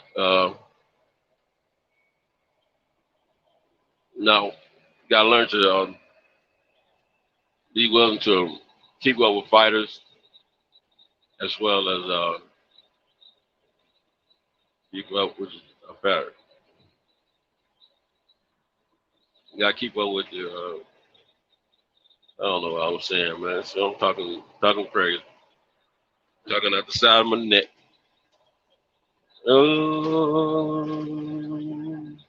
He's talking out the side of your neck.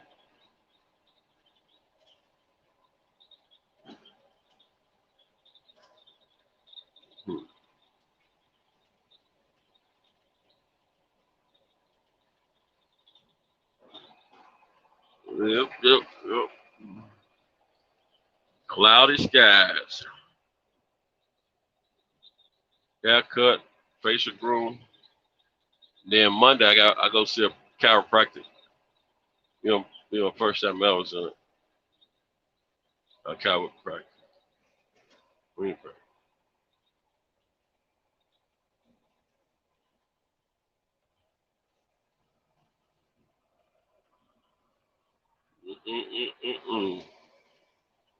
Drink me some water or something. D-Man Jr., are you out there? Or are you taking a break?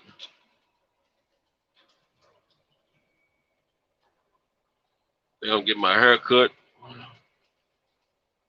I gotta do me a gym. Gotta do my workout this weekend. And take me a shower, take me a long nap, get back up when it's time for fights.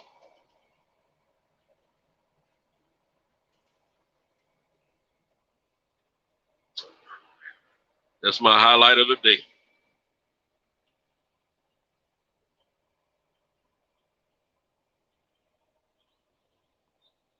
Watching them fights.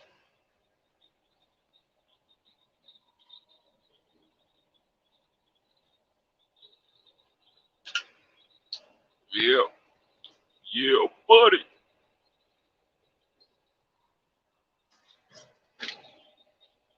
Getting out of the lane, man. Why you gonna get in this lane? Knowing I'm coming up through here. Folks are silly.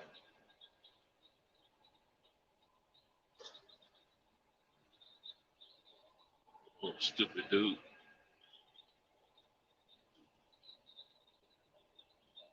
It's ignorant. We're not supposed to have accidents. Ignorant drivers, careless drivers, inconsiderate drivers, all of the above. Trying to think of something we can talk about that'll keep me awake so I don't be dozing off.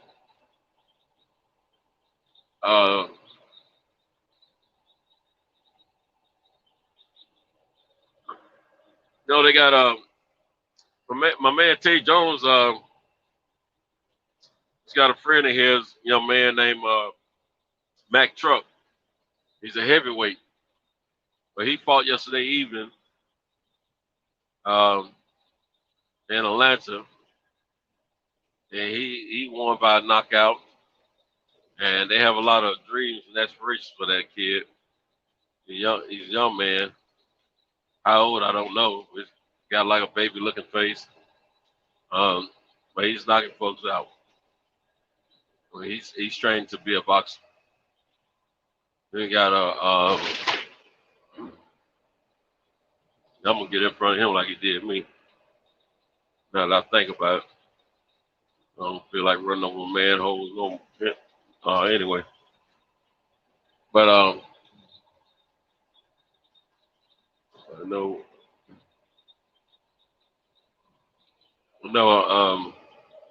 They said he did a great job and got the guy out of there. Said he was planning to get some rounds at first. I think he was fighting 8 rounds.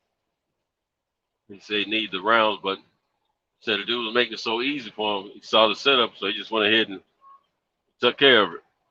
So they don't sense playing around with it. And they speak that he had a stellar career, a short but stellar career for amateur. And so far this year, he had lost many at all. Many at all. That's what I was trying to say. I don't think he's lost any. But I forget how many fights he's had. But, I'll figure it out. But yeah, so pause count.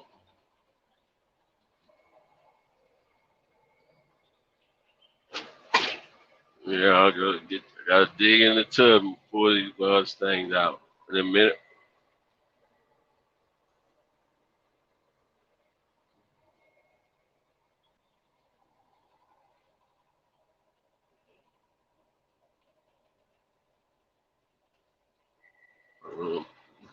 Pull up on me.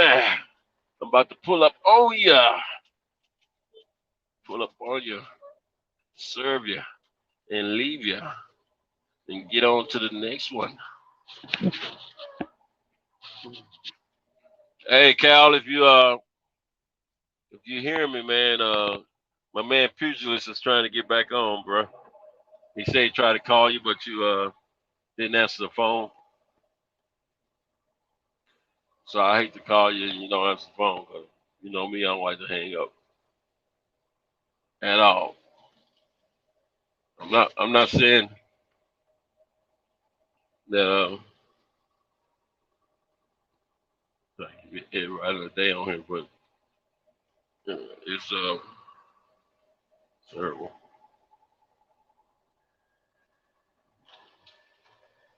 It's terrible.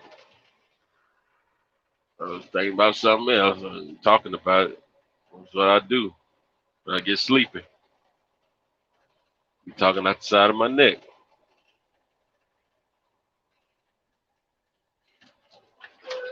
Here we go. Stop number 12.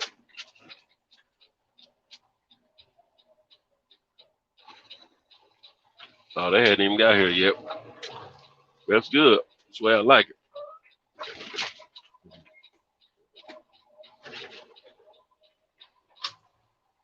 That's the way I like it.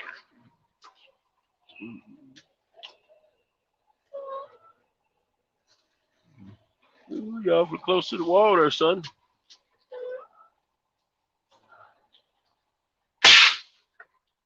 Awfully close to the wall. Get this order. Let's see. Any more fights this weekend outside of that one card in the UFC?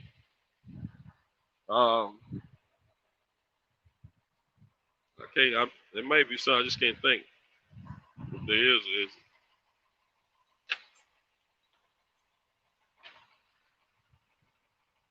Yep.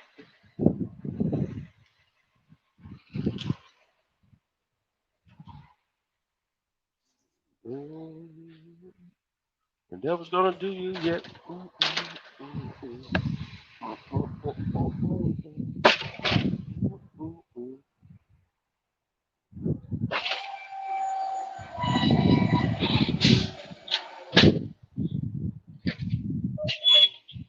Yeah.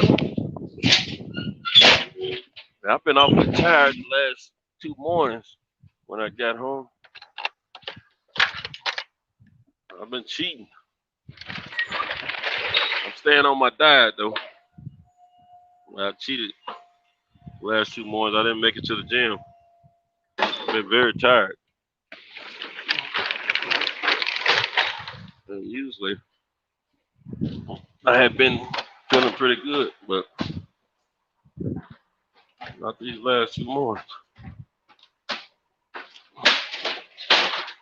So I'm gonna have to get in there and do a little something this weekend. You heard?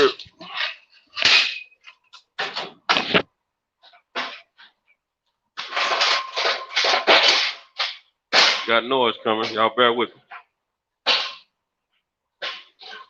You still in the background, pictures?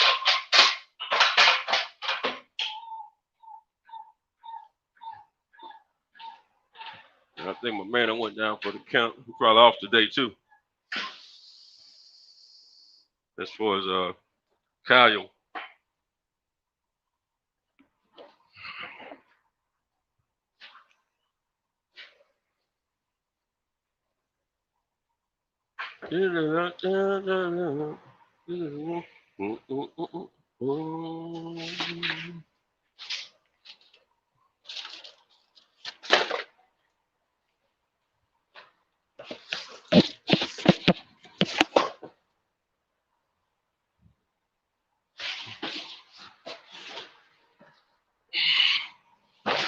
Shit, yeah. Nothing here to solidify for you the whole thing. It's James.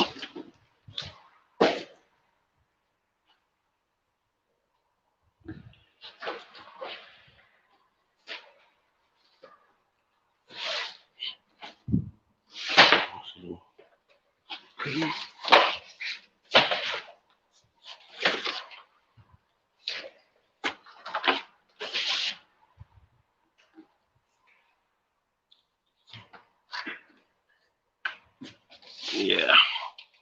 Yeah, we're gonna do this.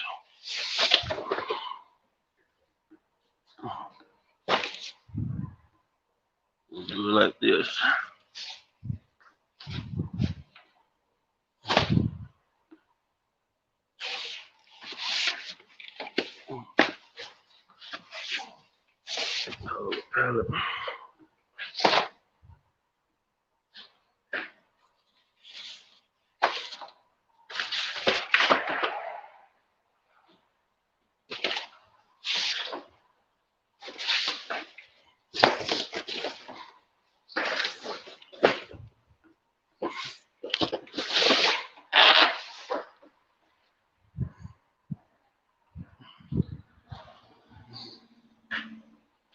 I gotta check that out. Don't forget the tote.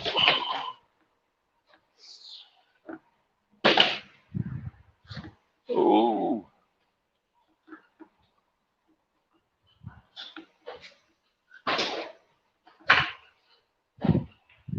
I'll put it up.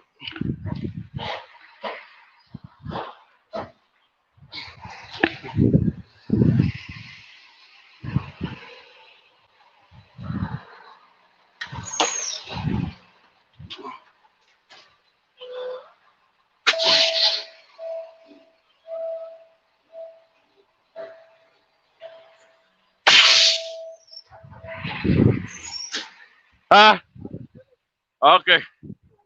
Well, I fixed something. It came out on the thing, didn't it? Yeah. Well, I knew this.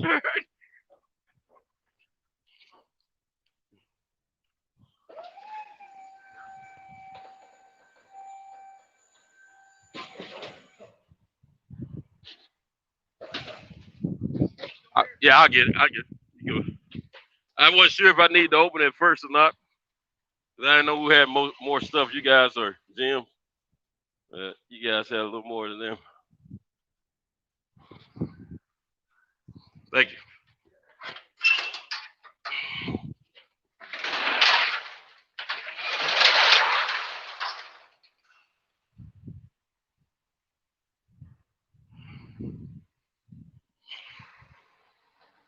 So breakfast. Who cooking breakfast? We here. Okay. I'm gonna go on mute for a second because I know I'm making a lot of noise, and then I'm gonna come back. I'm gonna see if I can raise Cal up. But y'all put some subjects in there on what y'all want to talk about.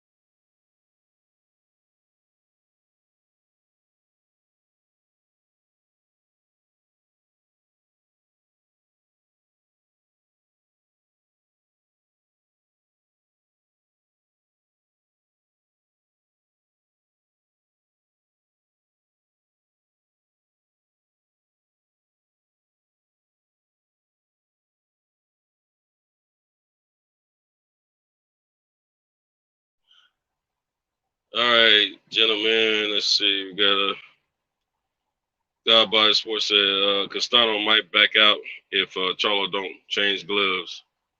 Yeah, that's what we were talking about last night. And just Picasso was letting us know we here. Who cooking breakfast? Picasso said breakfast. And Box fan said Picasso fan. All right. Yeah, that glove situation, man. It be, I think a lot of that. I don't know, but I'm thinking a lot of that might have a somewhat a little bit to do with the fact of, they got a little testy in that at the weigh-in yesterday. So maybe these guys are brewing, their teams are brewing up reasons to not like each other and making a little more action in this fight or whatever, you know what I'm saying? And hopefully they won't let gloves, ruin the match. Because I mean, after all, this is not a first time that gloves have been an issue, and for one team versus the other, and they've replaced those gloves, and the fight was on. So hopefully, it's not a situation that we will have to worry about missing out on a possibly good fight. A fight period, for boxing purists like ourselves, man, we love boxing, and we want to see. I'm okay if I can't see the best fight, I at least want to see a couple of midgets fight. You know what I mean? Should I say little people for political correctness? But I just don't want my Saturday night to be ruined because I have no other plans. And even if I did, I'd be worried about missing the fight. Know what I mean? So I just want to see the fight. And I'm hoping for an entertaining fight. And I'm looking for the fights that comes before that fight as well. So it is what it is. Yeah, excuse me, this is one of those fights where backup really don't make too much of a difference because this is the undisputed fight. It's for the belts, and your backup now won't have a belt that to replace the belt that doesn't the person with the belt that doesn't perform. So we need this fight to happen for the possibility of undisputed. But nevertheless, undisputed or not, we need a fight. That's what I'm saying.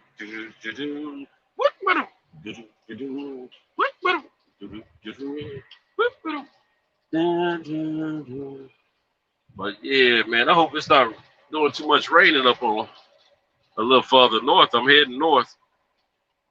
I got 2 more stops to make after that last one I just finished, and I just hope it's not too wet. I hope I'm able to do them without my raincoat.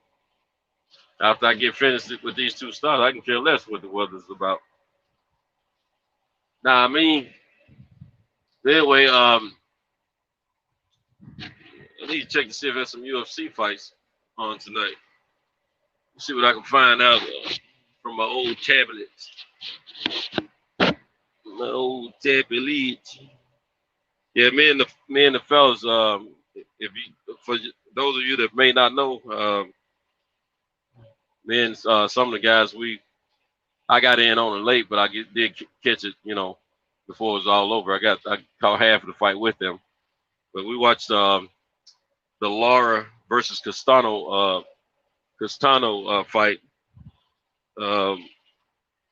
Just to get an idea of Castano, because I think most of us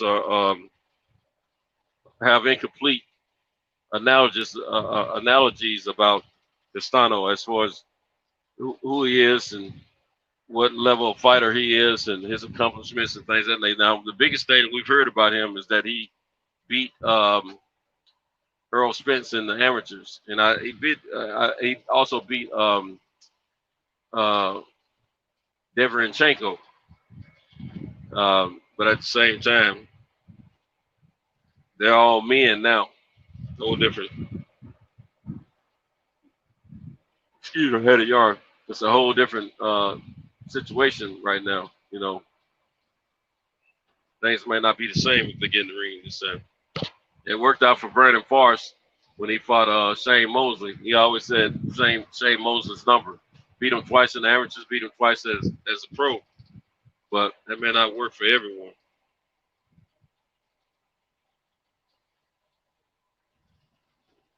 Look like Castano may have had a fight a few months ago, earlier this year. Look like he fought Patrick Texas, or I don't know how to pronounce the name. Teixeira or something like that.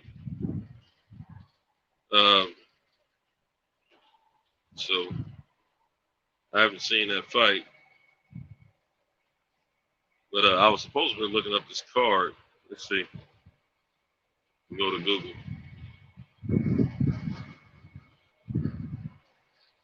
You can Google me. You can Google me. Charlo. Oh, you gotta stay in my lane versus this Castano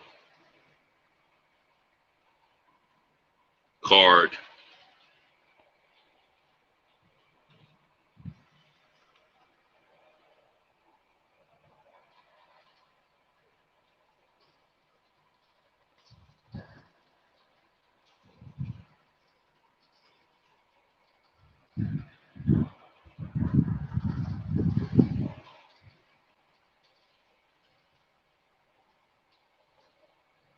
This fight is on Showtime. Saying we got 13 hours and 2 minutes and 34 seconds. That's the countdown.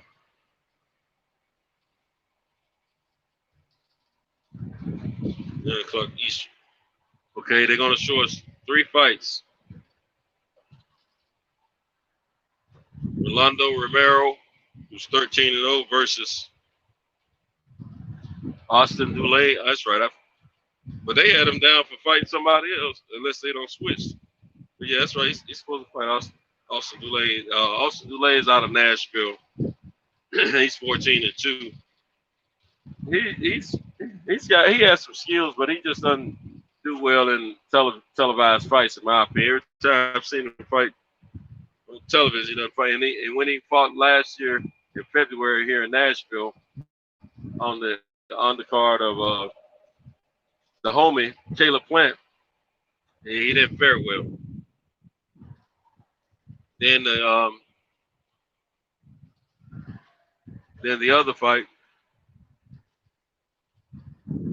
is Amilcar Vidal, who's 12-0. He's fighting against Emmanuel Alim, who's 18-2. Alim is from East Meadow, New York. He's 27, 5'9". And Amilcar is from Montevideo, Hungary. I can't pronounce. He's a foreigner. How about that? He's a foreigner. He's from another country. He's 6 feet. My man, the American, is 5'9". The foreign guy has 74.5 reach, 74.5 inch reach, and the American has a 70-inch reach. Now for Rolando Romero and Austin Dulé, they're both 25 years of age.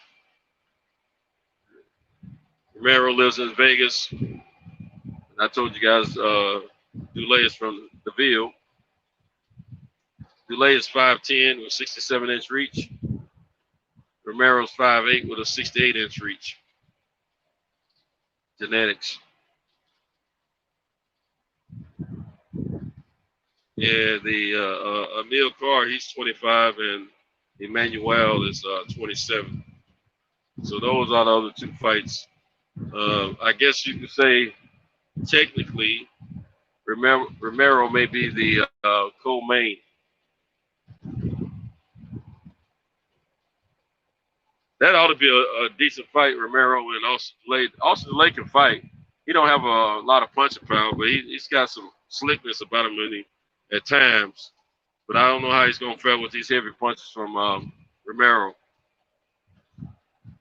When you let Romero lay that lumber on you, it can be a problem. So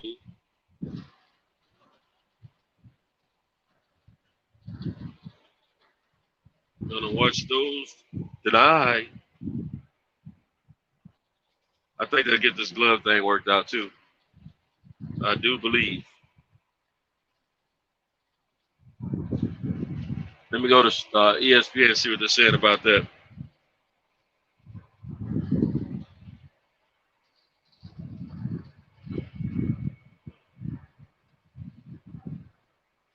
Well, let me go back to home.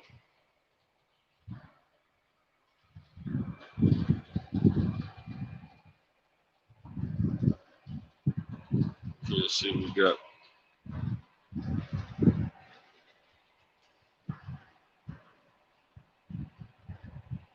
That's what it seems like. It's about welcome to the year of the undisputed champion.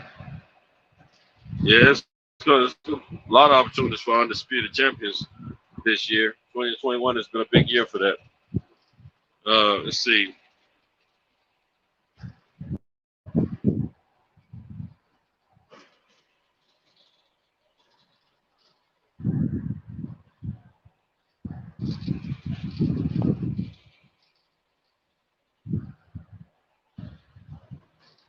It said Jamel is poised to move up. Let's see.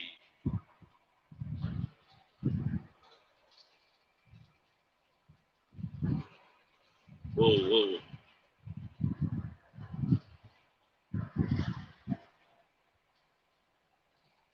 Said Joe Smith has finalized a two-fight deal.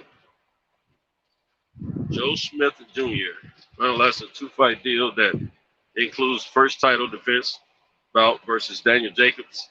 So she say, okay, this is yesterday. Yeah, we talked about some stuff about this yesterday.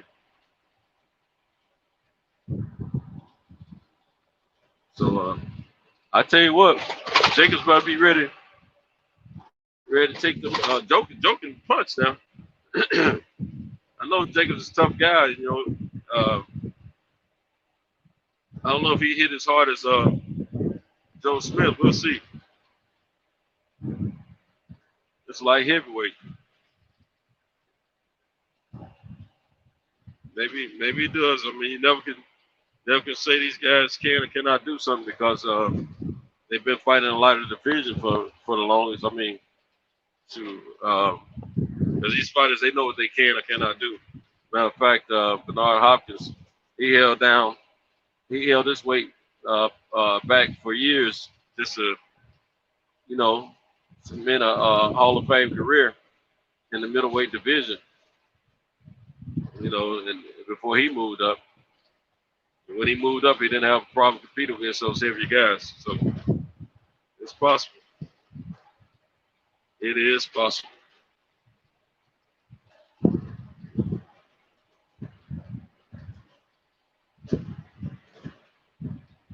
Let's see what they're talking about on the Lopez and Kambosos fight. Say that fight may be in jeopardy.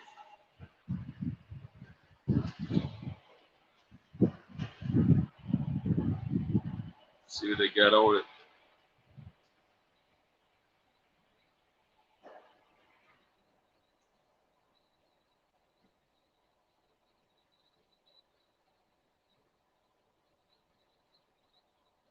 We're gonna spill it. Let it go.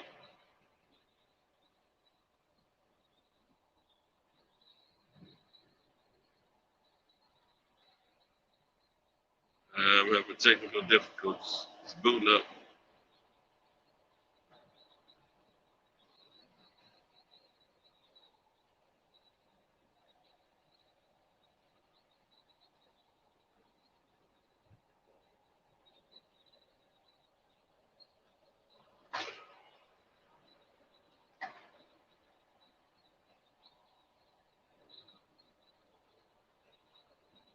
Hold on, just bear with me. And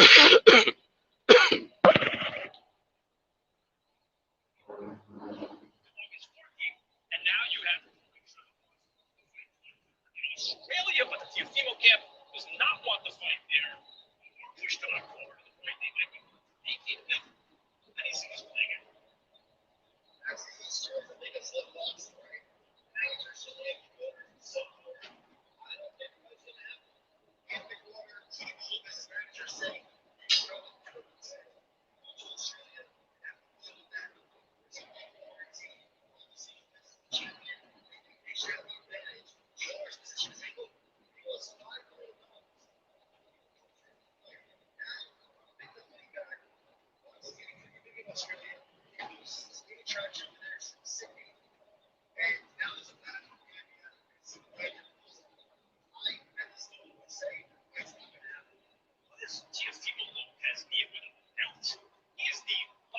champion of the world. Whether or not he breaks one of those absurd belts in the ring with him, he won the championship of the world from Vasily Lomachenko. Does he really care about the IBF belt? Do you think, Mike? I do think these fighters care about the belts, especially when they're the champion. Me and you, I don't care about the belts. We know who the champion is. But let's not forget, Junior was going to pay him a career hauling, $4 million payday. That's not. Shoot.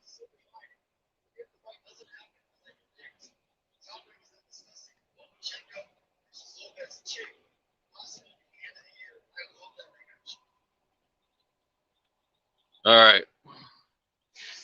So basically, this is old news too.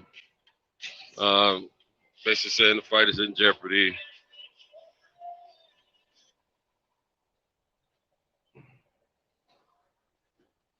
I'm not sure. It was Max Kellerman and another guy speaking about it on ESPN, saying that another guy said he don't think the fight is going to happen. Tio doesn't want to go to Australia and compete, against Kambosos for the fight because he don't want to have to go through the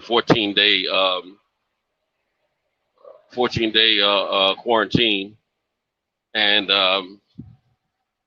he's thinking about, just like we all been discussing here of late, he's thinking about dropping the IBF belt and just worry about his next fight with Lomachenko. Pretty much what they said in a nutshell. So the disputed, undisputed champion, that's what I'm going to call Teofimo, the disputed, undisputed lightweight champion. It's in a dispute about if he should go or if he should stay here in the States, if he should go to Australia or stay here in the States. And Kambosos has a strong following in Australia. And they said that Triller was okay with going there and promote the fight there, but Lopez isn't. So now it was supposed to be that we heard the other day that Triller was not gonna, that they backed out of the fight already, but I don't know if that's 100% true until maybe Lopez decides what he's gonna do. I'm thinking, because it seems like they are okay with the fight happening in Australia, but if Lopez is not wanting to make that fight happen, then not only does he give up an IBF belt, but he also gives up a payday. His biggest payday thus far in his career. And, it is what it is. So the disputed, undisputed lightweight champion has a dispute. about if he should go or if he should stay. And I don't know what he's going to do. I know it's crazy. Now, we also have the issue that came up this week, late last week. It was announced that Team Fury contracted COVID-19 in their camp, the training camp. Then we saw that some of the very people that they said had COVID-19 were out and about in the public's eye among other people. And hearing that they're denouncing the fact that they, a couple of these people are denouncing that they ever had COVID and don't know why they said that they did have COVID. But Tyson Fury camp, or team, if you will, is definitely saying that Tyson Fury had COVID. They said he had a worse strand of COVID. They didn't say this, but they might as well have said, he didn't need to be quarantined because within a few days, he was out and about in the public's eye at a rental car place, an exotic rental car place in the Vegas area, and also a hotel casino where he's seen taking a photo with either someone that works at the hotel or just a fan. I don't know who the little guy was. So, they try to clean up and said he actually was, they announced that he had COVID on the 8th, but they try to clean up and said that he actually was, had COVID on the 5th of July.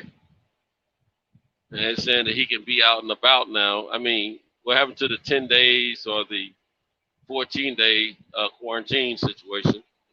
And if you got the worst strain, I don't know if they're allowing you to, be around people that quick.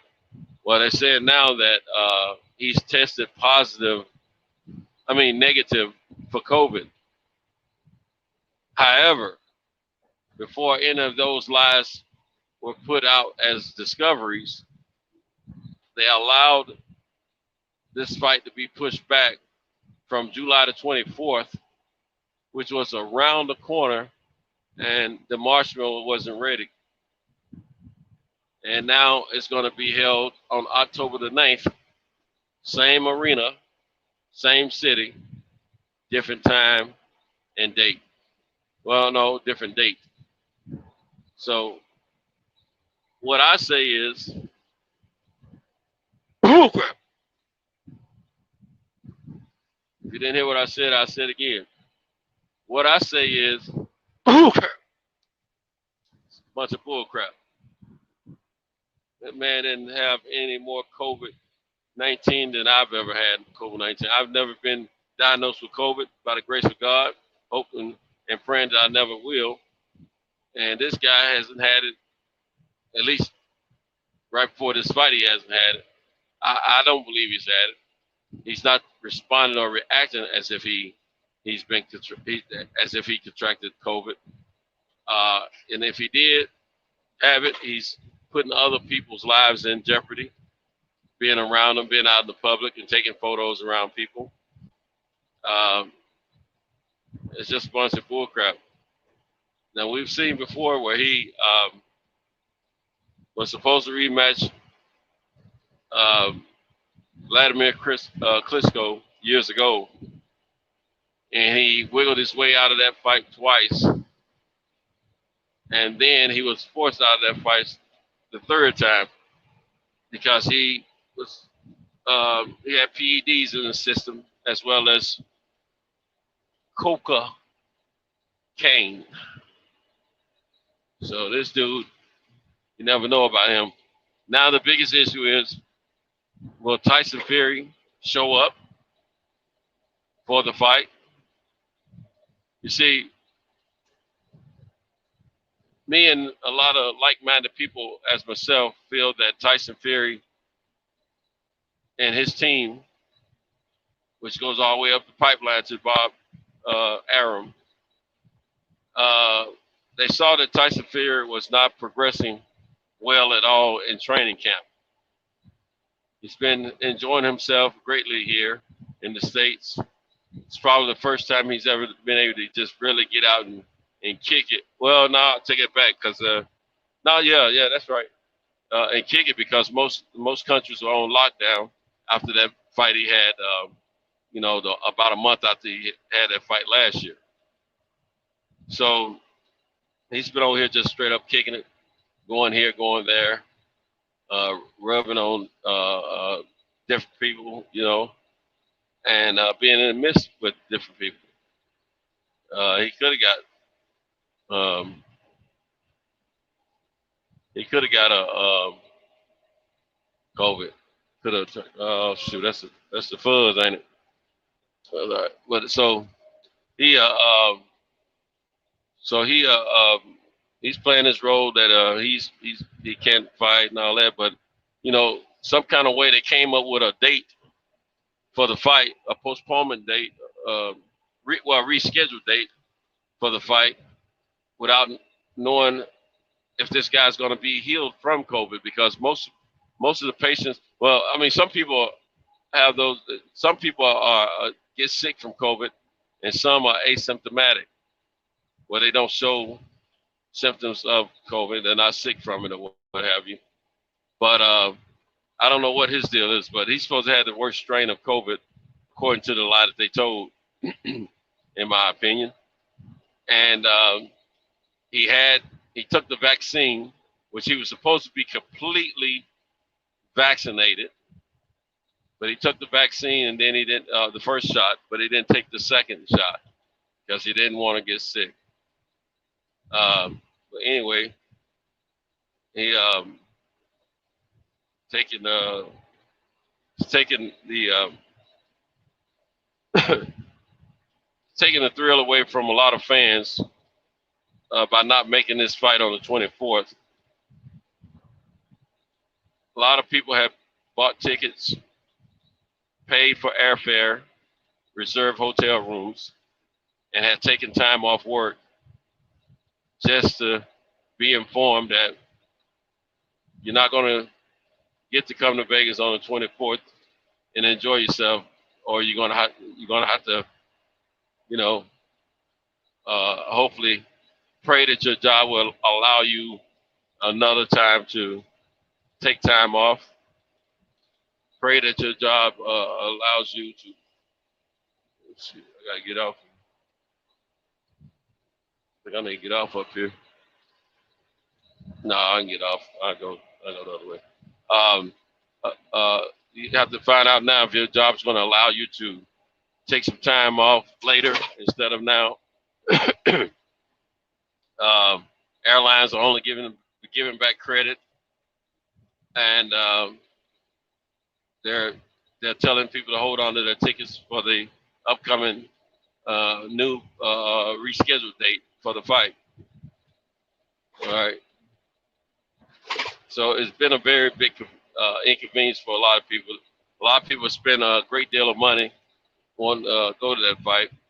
Now, I think there's only a few reasons why this fight didn't take place. It was evidence in the face of Tyson Fury that he was getting pretty nicked up in sparring. There was rumors that he had been dealt with pretty handily in sparring by his sparring partners. It was obvious that he wasn't in the physical shape that he could be in, because he had some inner tubes around his waist that looked like Michelin Man. And so we're believing that, maybe he saw how sharp and how focused and how fluent Deontay Wilder looked compared to his past fights and those, and knowing how serious Deontay Wilder is, he probably thought maybe it was in his best interest to,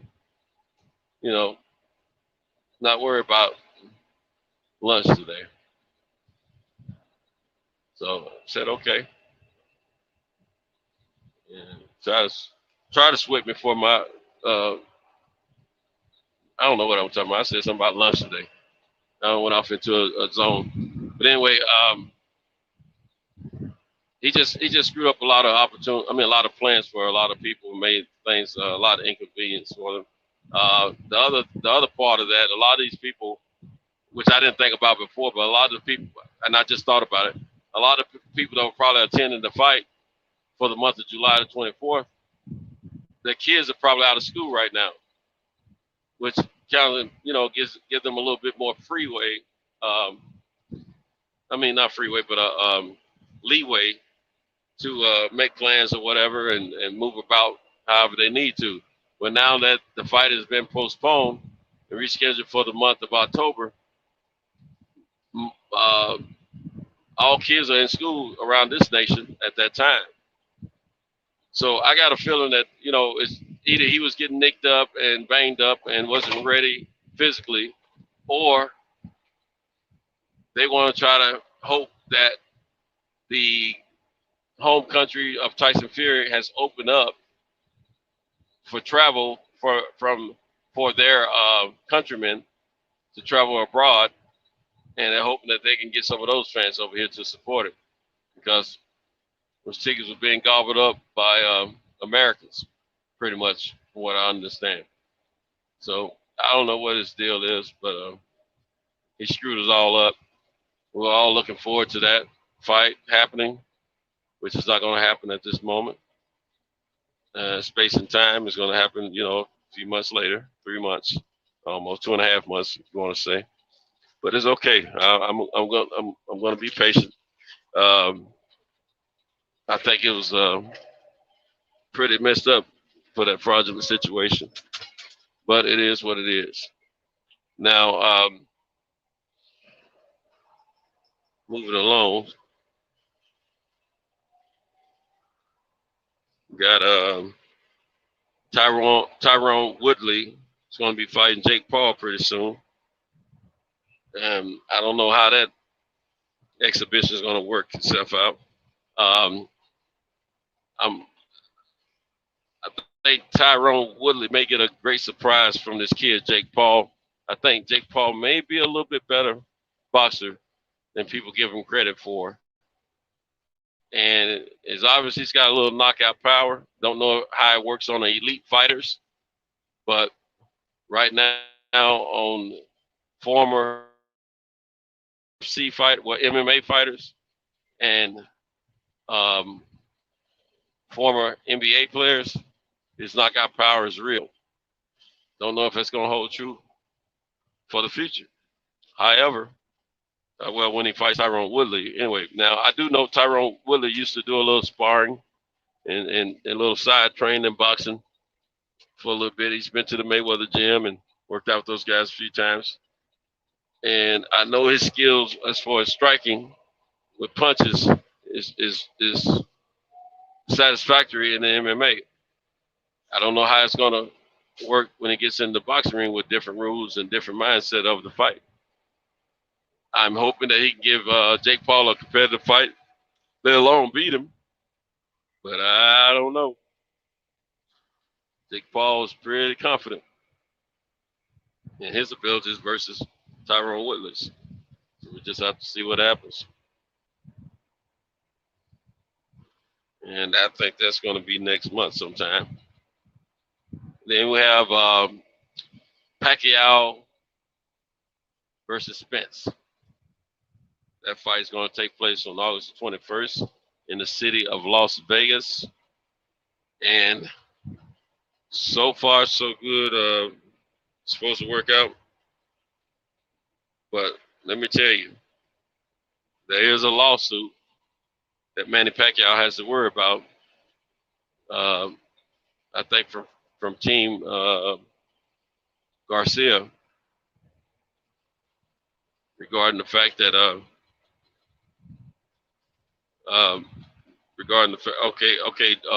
D-Man Jr. said, yeah, Fury was getting the FU Pops put on his behind. He was. That's the word. That is the word, D-Man Jr. But yeah, we got Pacquiao and Spence coming up next month. It's going to be a hell of a fight. I got it as a 50-50 but I'll say 3/4 of the boxing fans in this country are pulling for. They see that Earl is gonna beat Pacquiao, and they very well may be right and correct. But I never, I never give up on. I never look past Pacquiao because he does have punching power naturally. He is he is. He is a hard punching guy. He has quick feet. He has that Muay Thai style of fighting. He's got that in and out motion. He punches in bunches from different angles. He can make a fight difficult. He had a good showing against Keith Thurman. Keith Thurman is no Earl Spence, just the same as Earl Spence is no Keith Thurman. Earl Spence is capable of knocking a few blocks off himself. So we're just gonna have to see. And Earl has that signature body blow pain that can take you out. So we just have to see what's happening. We're not sure and don't know, and we're just gonna stay tuned to see what's in store for us. It's gonna be a great fight. What I love about it, everything that was going on this summer with boxing, we had a fight a week, pretty much, from somebody that we can depend on. And I can't wait to see all these fights develop. It's going to be great.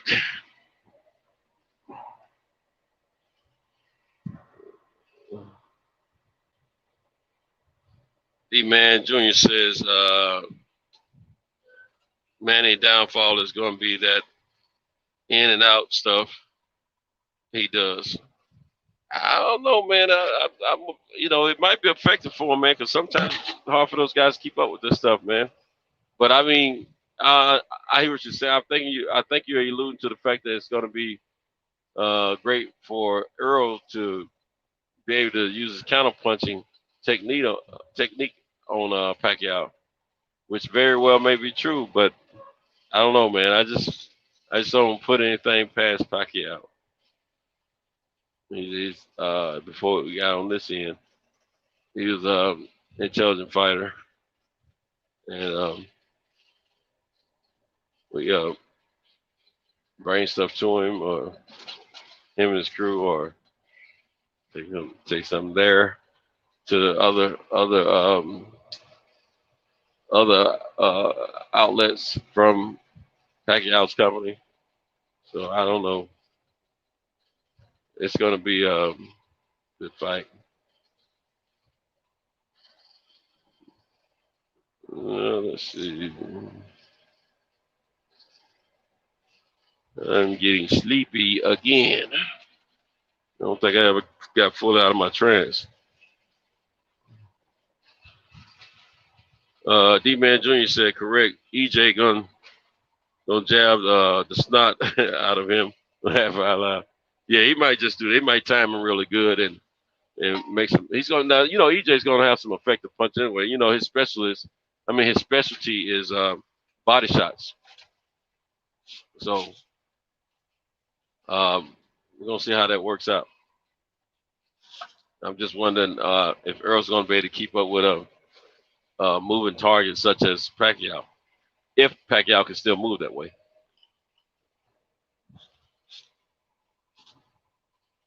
We don't know. We're going to see.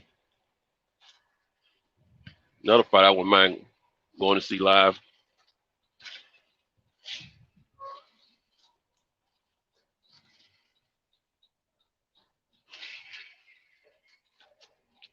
Stacking out some Pringles right now, trying to revive myself.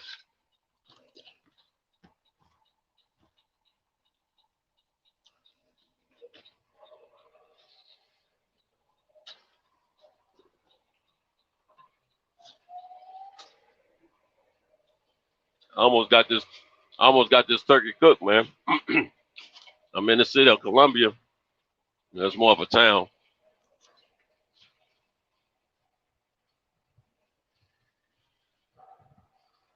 And I only have 2 stops left. Not too far from the first one. So it's going to be cool. But yeah, it's going to be some exciting boxing.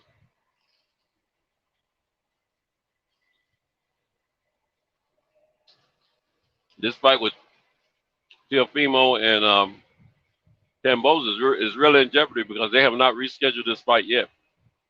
There's no date.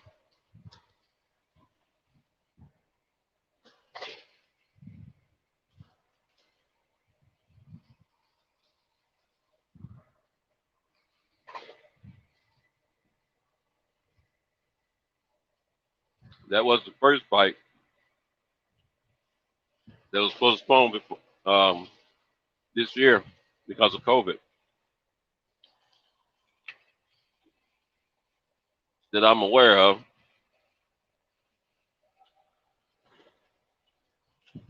You know, COVID is the new top rank ducking method. If you're top rank, right? If you are a top ranked fighter and you don't want to fight on a certain date, or you want to get out of the fight altogether, fake your health.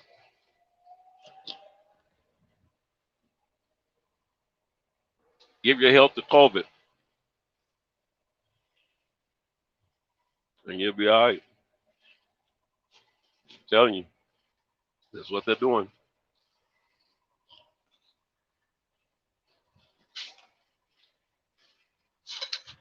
That's what they're doing.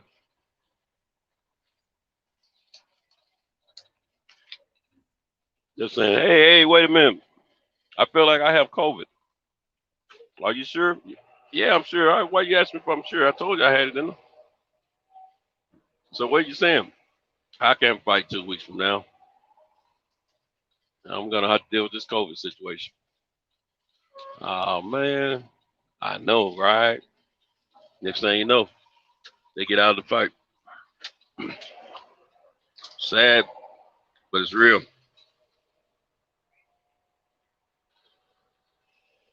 It's 7:32 Central Time.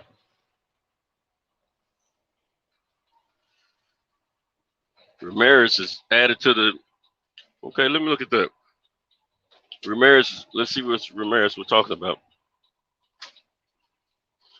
Yarosel Ramirez added to the U.S. boxing team for Olympics with world qualified allocation slot. Okay, I'm not sure who this is. Featherweight is added to the Tokyo Olympic team. Let me do this delivery, and I'm gonna get back in here and check that out. So we're gonna check on that.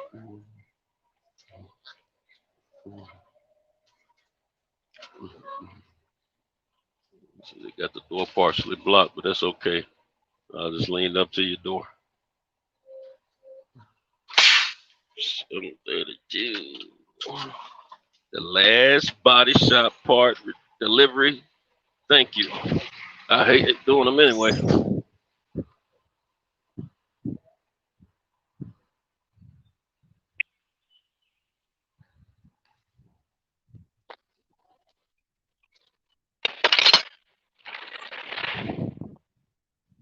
Okay.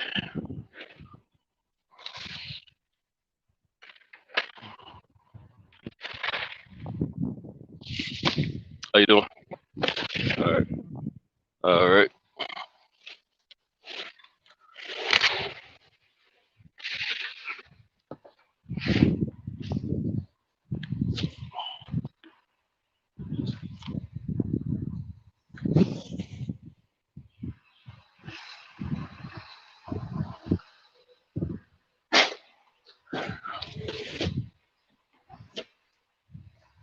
They probably ain't got here yet.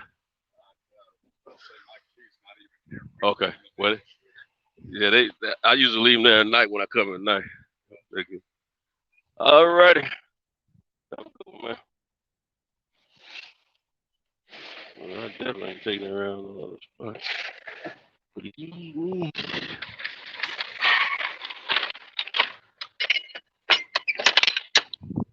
5, 6, 7.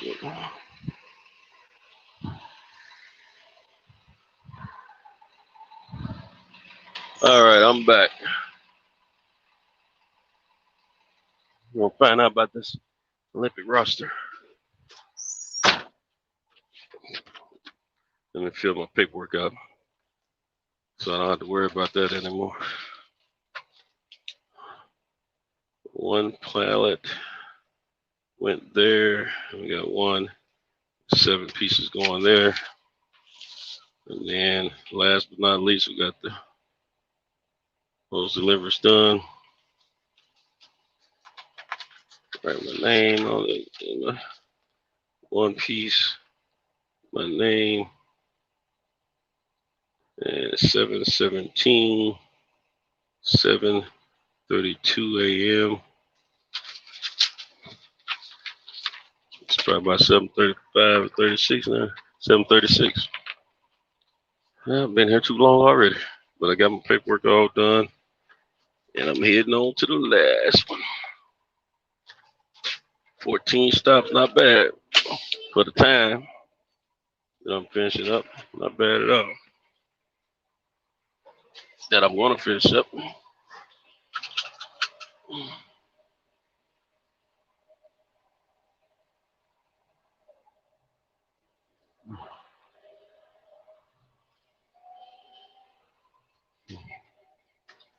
All right. Let's see. D-Man Jr. said, correct. DJ go. Oh, okay. I want to go too, but my wife's birthday is the 31st. Yeah, I feel you, bro. Yeah, my birthday is next month too. That's one of the reasons I wouldn't mind going. Give myself a little birthday gift, but then my wife probably say something because I'm gonna want to go back in October to Vegas. She's not into boxing. Yeah, my wife she'll watch it every now and then, depending on who's fighting at home, but she ain't about I don't think I ain't never asked if she wanted to travel to go watch a fight. Excuse me. Ain't got into that, and I don't want to spoil my time, to be honest with you. So I probably won't ever ask about traveling, unless we just happen to be going to a city to hang out and they have boxing. I probably, let's go watch the fight at that point. Let's see. Okay, there's 10 members of the U.S. team to qualify as far as the boxing team. Wait a minute. Yara saw Ramirez is a female. That's on the female team. What about the guys? She had already traveled to Japan in anticipation of gaining a late slot, in news of her addition by USA Boxing set off a celebration with her teammates. Okay, see who her teammates are. There's no list. They just showing something. Trick me.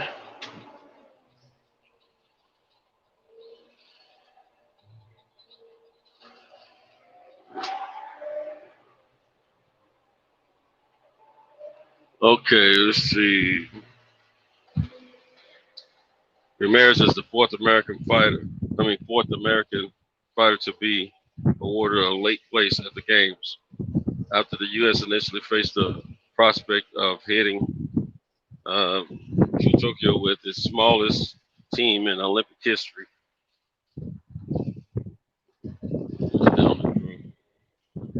Okay, I don't know about the guys. I'm not trying to put the women down or anything, fellas, but it's good to know about the U.S. Women's Olympic boxing team. But I have my mouth all ready for the guys to find out who's on the roster for the U.S. Olympic men's team. We've heard a few names, but I want to see a roster. That's what I want to hear. So it looks like I'm gonna have to Google it. Yeah, so we it's say that's pugilist. What's up, my man? I'm looking at a fight right now from '89 with James Toney and John Munson on Box Nation. I'll see if I can pull up on Terry. Hey, I'll be on that Box Nation pugilist. I'll be on all of them UK, Sky Sports, Box Nation, BT. I'll be on all of them, bro. But yeah, let me see if I can see what I can find on this. It says James Toney, huh?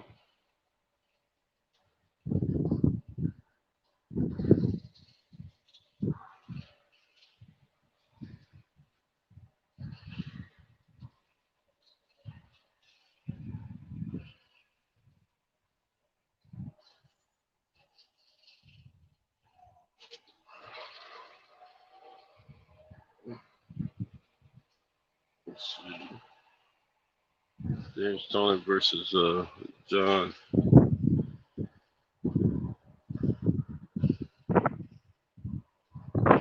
John Munson.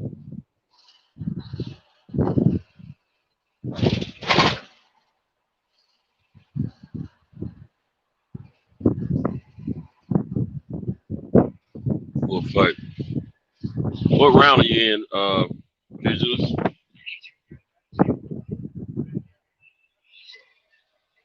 Well, that's the old James Toney, the slim James Toney there.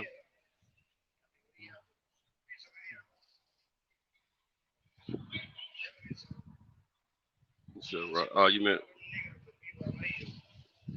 Oh, yeah, it is Ron. I see. I got it. Okay, the last name came up for me.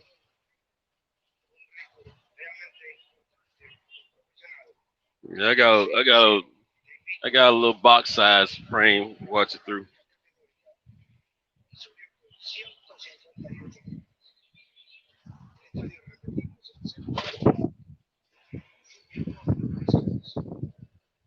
I'm about to do this next delivery. Then I get back on it.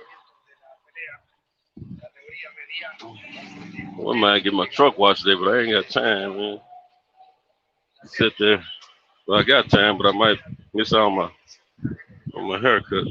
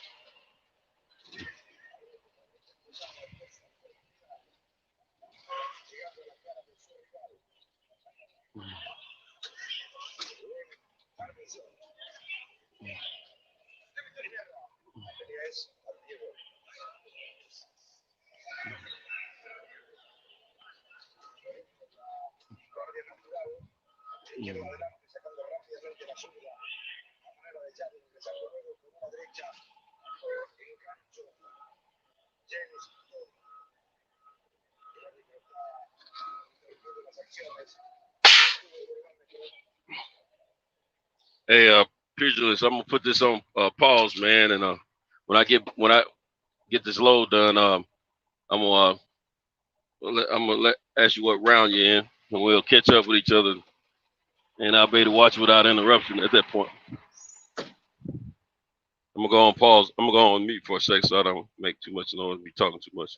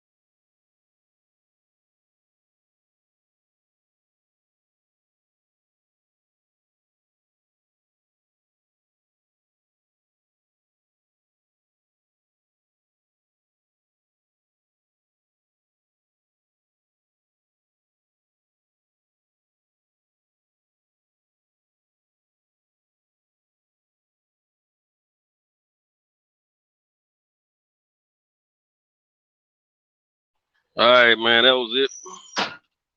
Let's see. Get back to the chat room. Oh, oh, you just finished watching. Okay. Said, yeah, he's small. Yes, he was. Yeah, that was. I know James wish he can get down to half the size he is now, cause that boy, he swelled up like a mug. I'm gonna go ahead and put it on my dash anyway.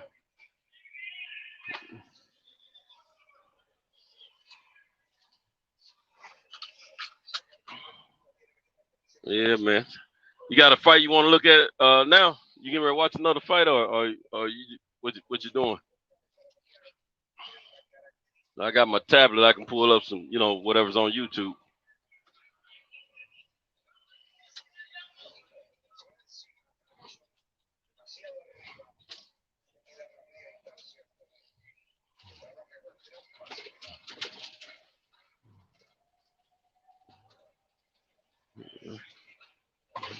James Toney, boy, he was something else, man. He still feel like he can whoop everybody. When he get to talking, he'll tell you real quick. I still whoop their asses, man. They couldn't touch me, man. No, they couldn't touch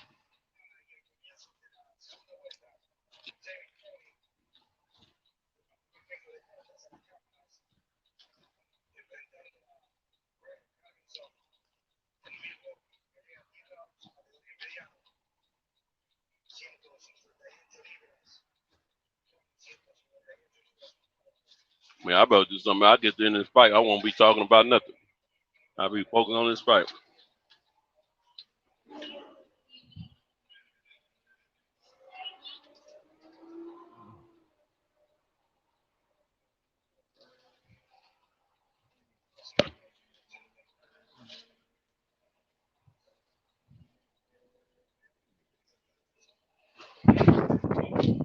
Get my leg.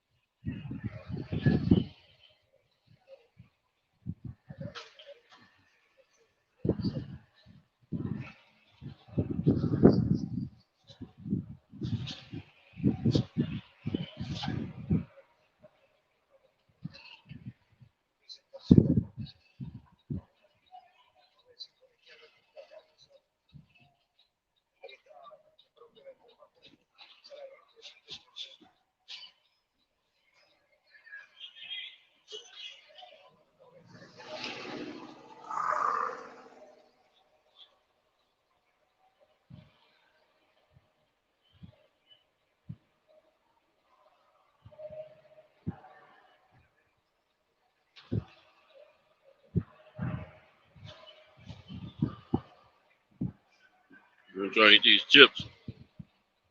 Stay awake.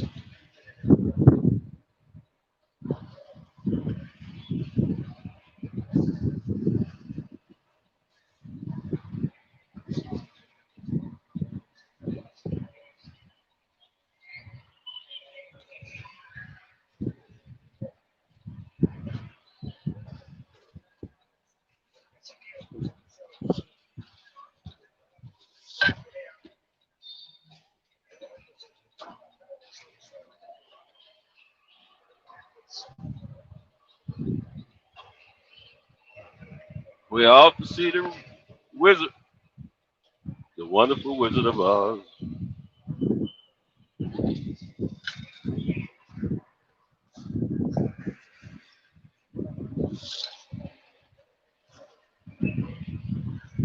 Might take my granddaughter to breakfast this morning. Might get to the house.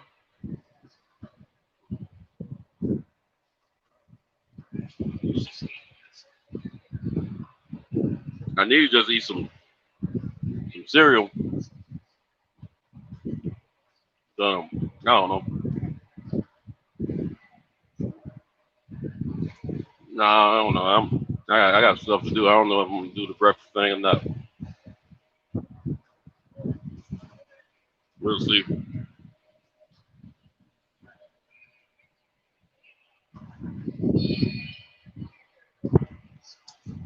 Well, man, I don't got into this fight while I'm driving, man, and I don't want to turn it off now.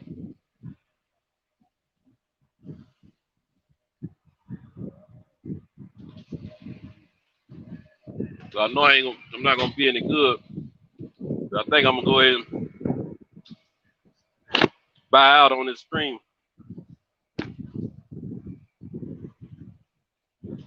Unless y'all want to bring up, man, Tony making this boy look so bad, make it look so easy.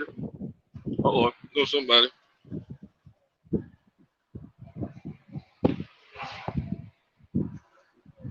They got Arturo Gotti versus Fred Hutchinson.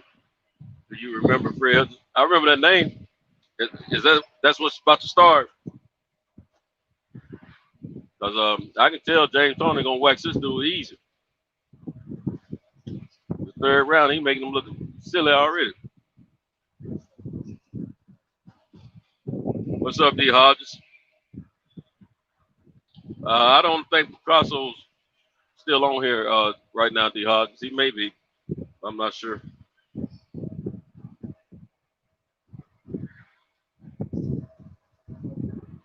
Oh no, James looking good, boy. That dude don't know what to do. All thing he can do is what he's trying to do is wrap up. Because he's taking a shellacking. You know, the Michigan fighters, they all had a similar style, man. The Mayweathers, James Tony. All them guys had a similar style.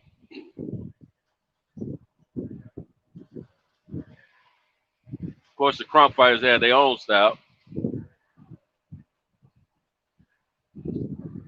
But the rest of them, until they had some similar training going on in various gyms in Grand Rapids and whatever city that James Tony is from. Is he Grand Rapids also? Do you remember that pictures where James Tony is from? What city in Michigan?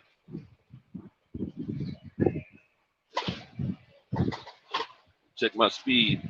I ain't going fast enough. I thought I want to make sure I'm not speeding though.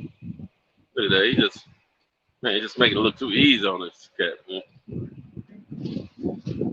He having too much fun in that, man.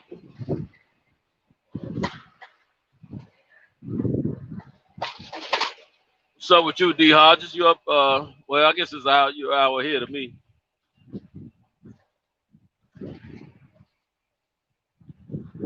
$7:55 down here in my part of the country, $8:55 in your part of the country. You have a good night of some rest, my man.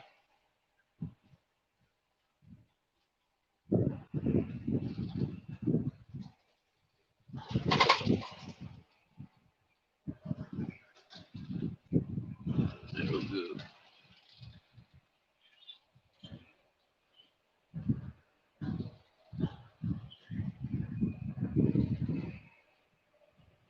James Tony look like he's in the ring, bouncing around, hitting this dude with the song in the back of his mind playing.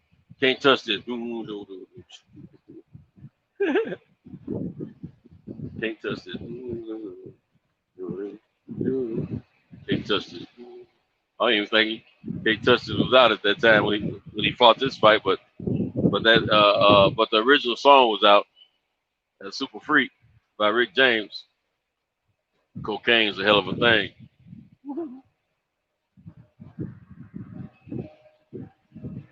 Look at that, man. Easy. See, he make it look so easy. I want to hit the dude myself.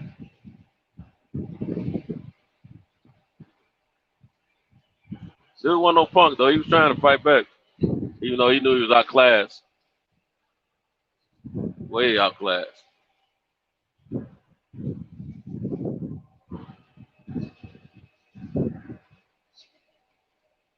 That son gonna know how to wrap up though. I tell you that. He's a long, wiry guy too.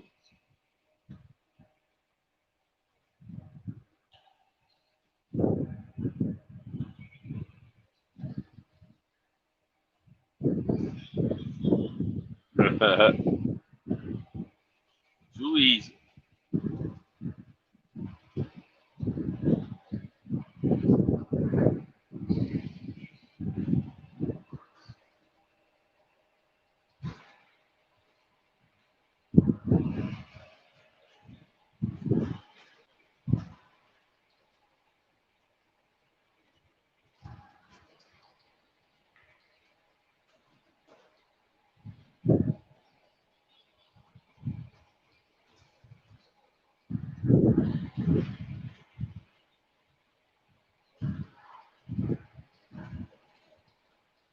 You know that lady that used to manage James Toney, she used to be part of Crunk's the Crunk gym place. I mean, team. I forget what she used to do for them. She used to handle something for them. Saw a documentary recently, a little small documentary that talked about it.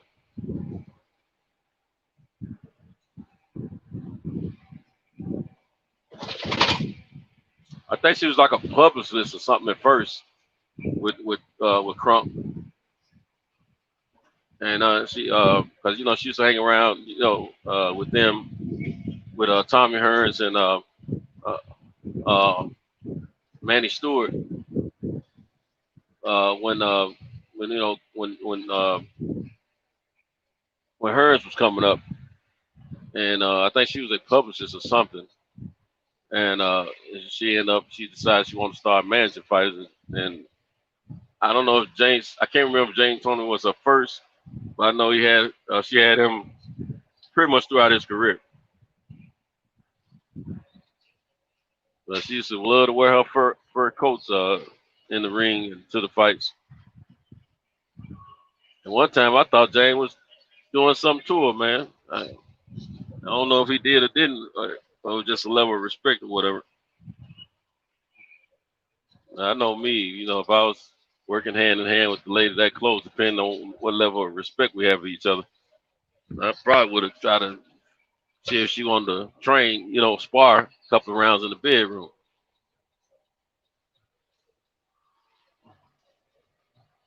Like, hey, you want to learn to spar? What you mean, Sento? I mean, effective sparring. How about that in the master? The master. What do you mean the master? The master bedroom. What I'm talking about.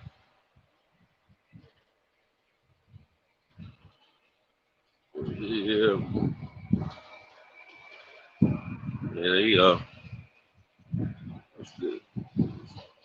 Yeah, I don't got into this fight, man. I can't get out of it, man. But I'm on the highway.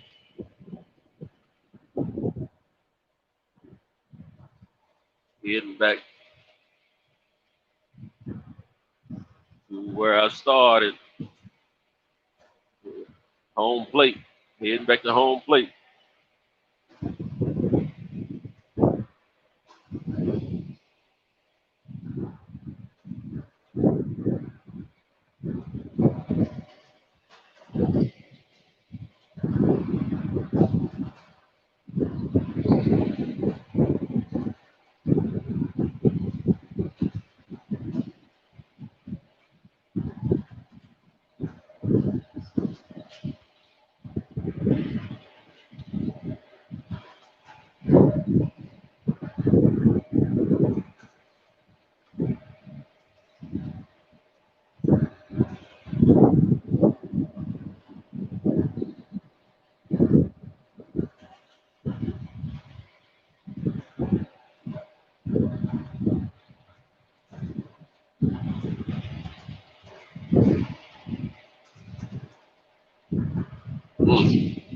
nice punch.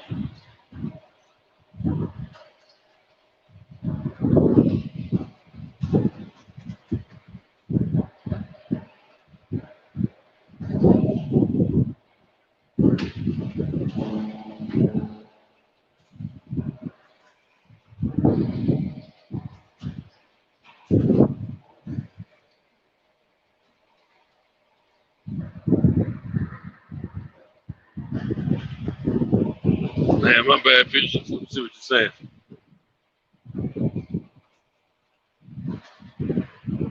Yes, on now.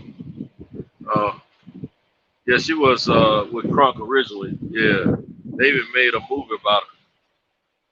Yeah, I think. Yeah, I think I forgot to watch it, but I think I remember they did do a movie that was basically about her. I don't think they used her name or anything, but I think it was basically her likeness. She was like the only woman in a power position in boxing during her tenure. But I don't remember any other women that had that was negotiating deals, managing key fighters in the boxing industry during the time she had James Toney when she first cranked up with him.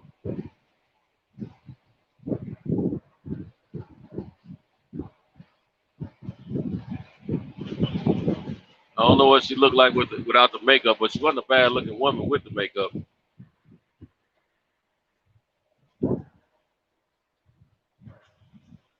About to start getting ready for work, since I'll holler at you later. Have a good one, my brother. I appreciate your company, man. I don't think I take it for granted, my brother. You be safe.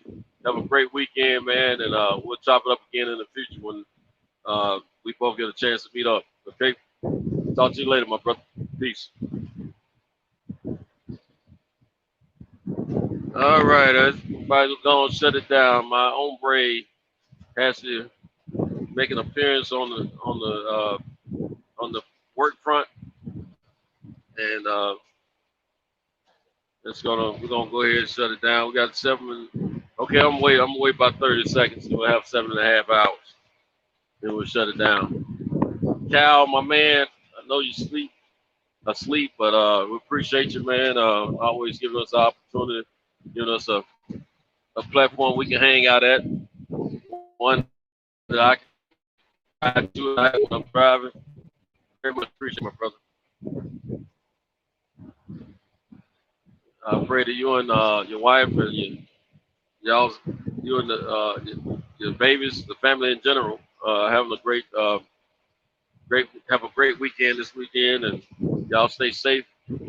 And as your little cousin, Lil E would say, breathe air. Now breathe air and live life, or something like that. Maybe I got it backwards. All right, talk to you later, my man. Peace. Then we got the chat.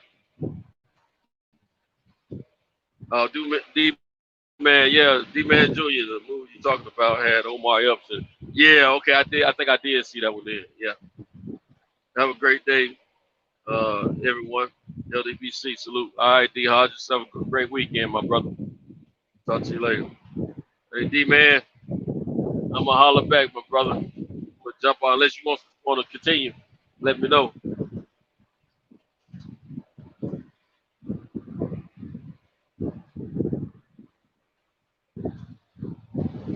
Okay. All right, brother. You too, fam. We'll chop it up in the future, man. I appreciate your company, my man. Always a good one, man. Talk to you later, brother. Stay safe, and we'll do this again next week. All right. Manana.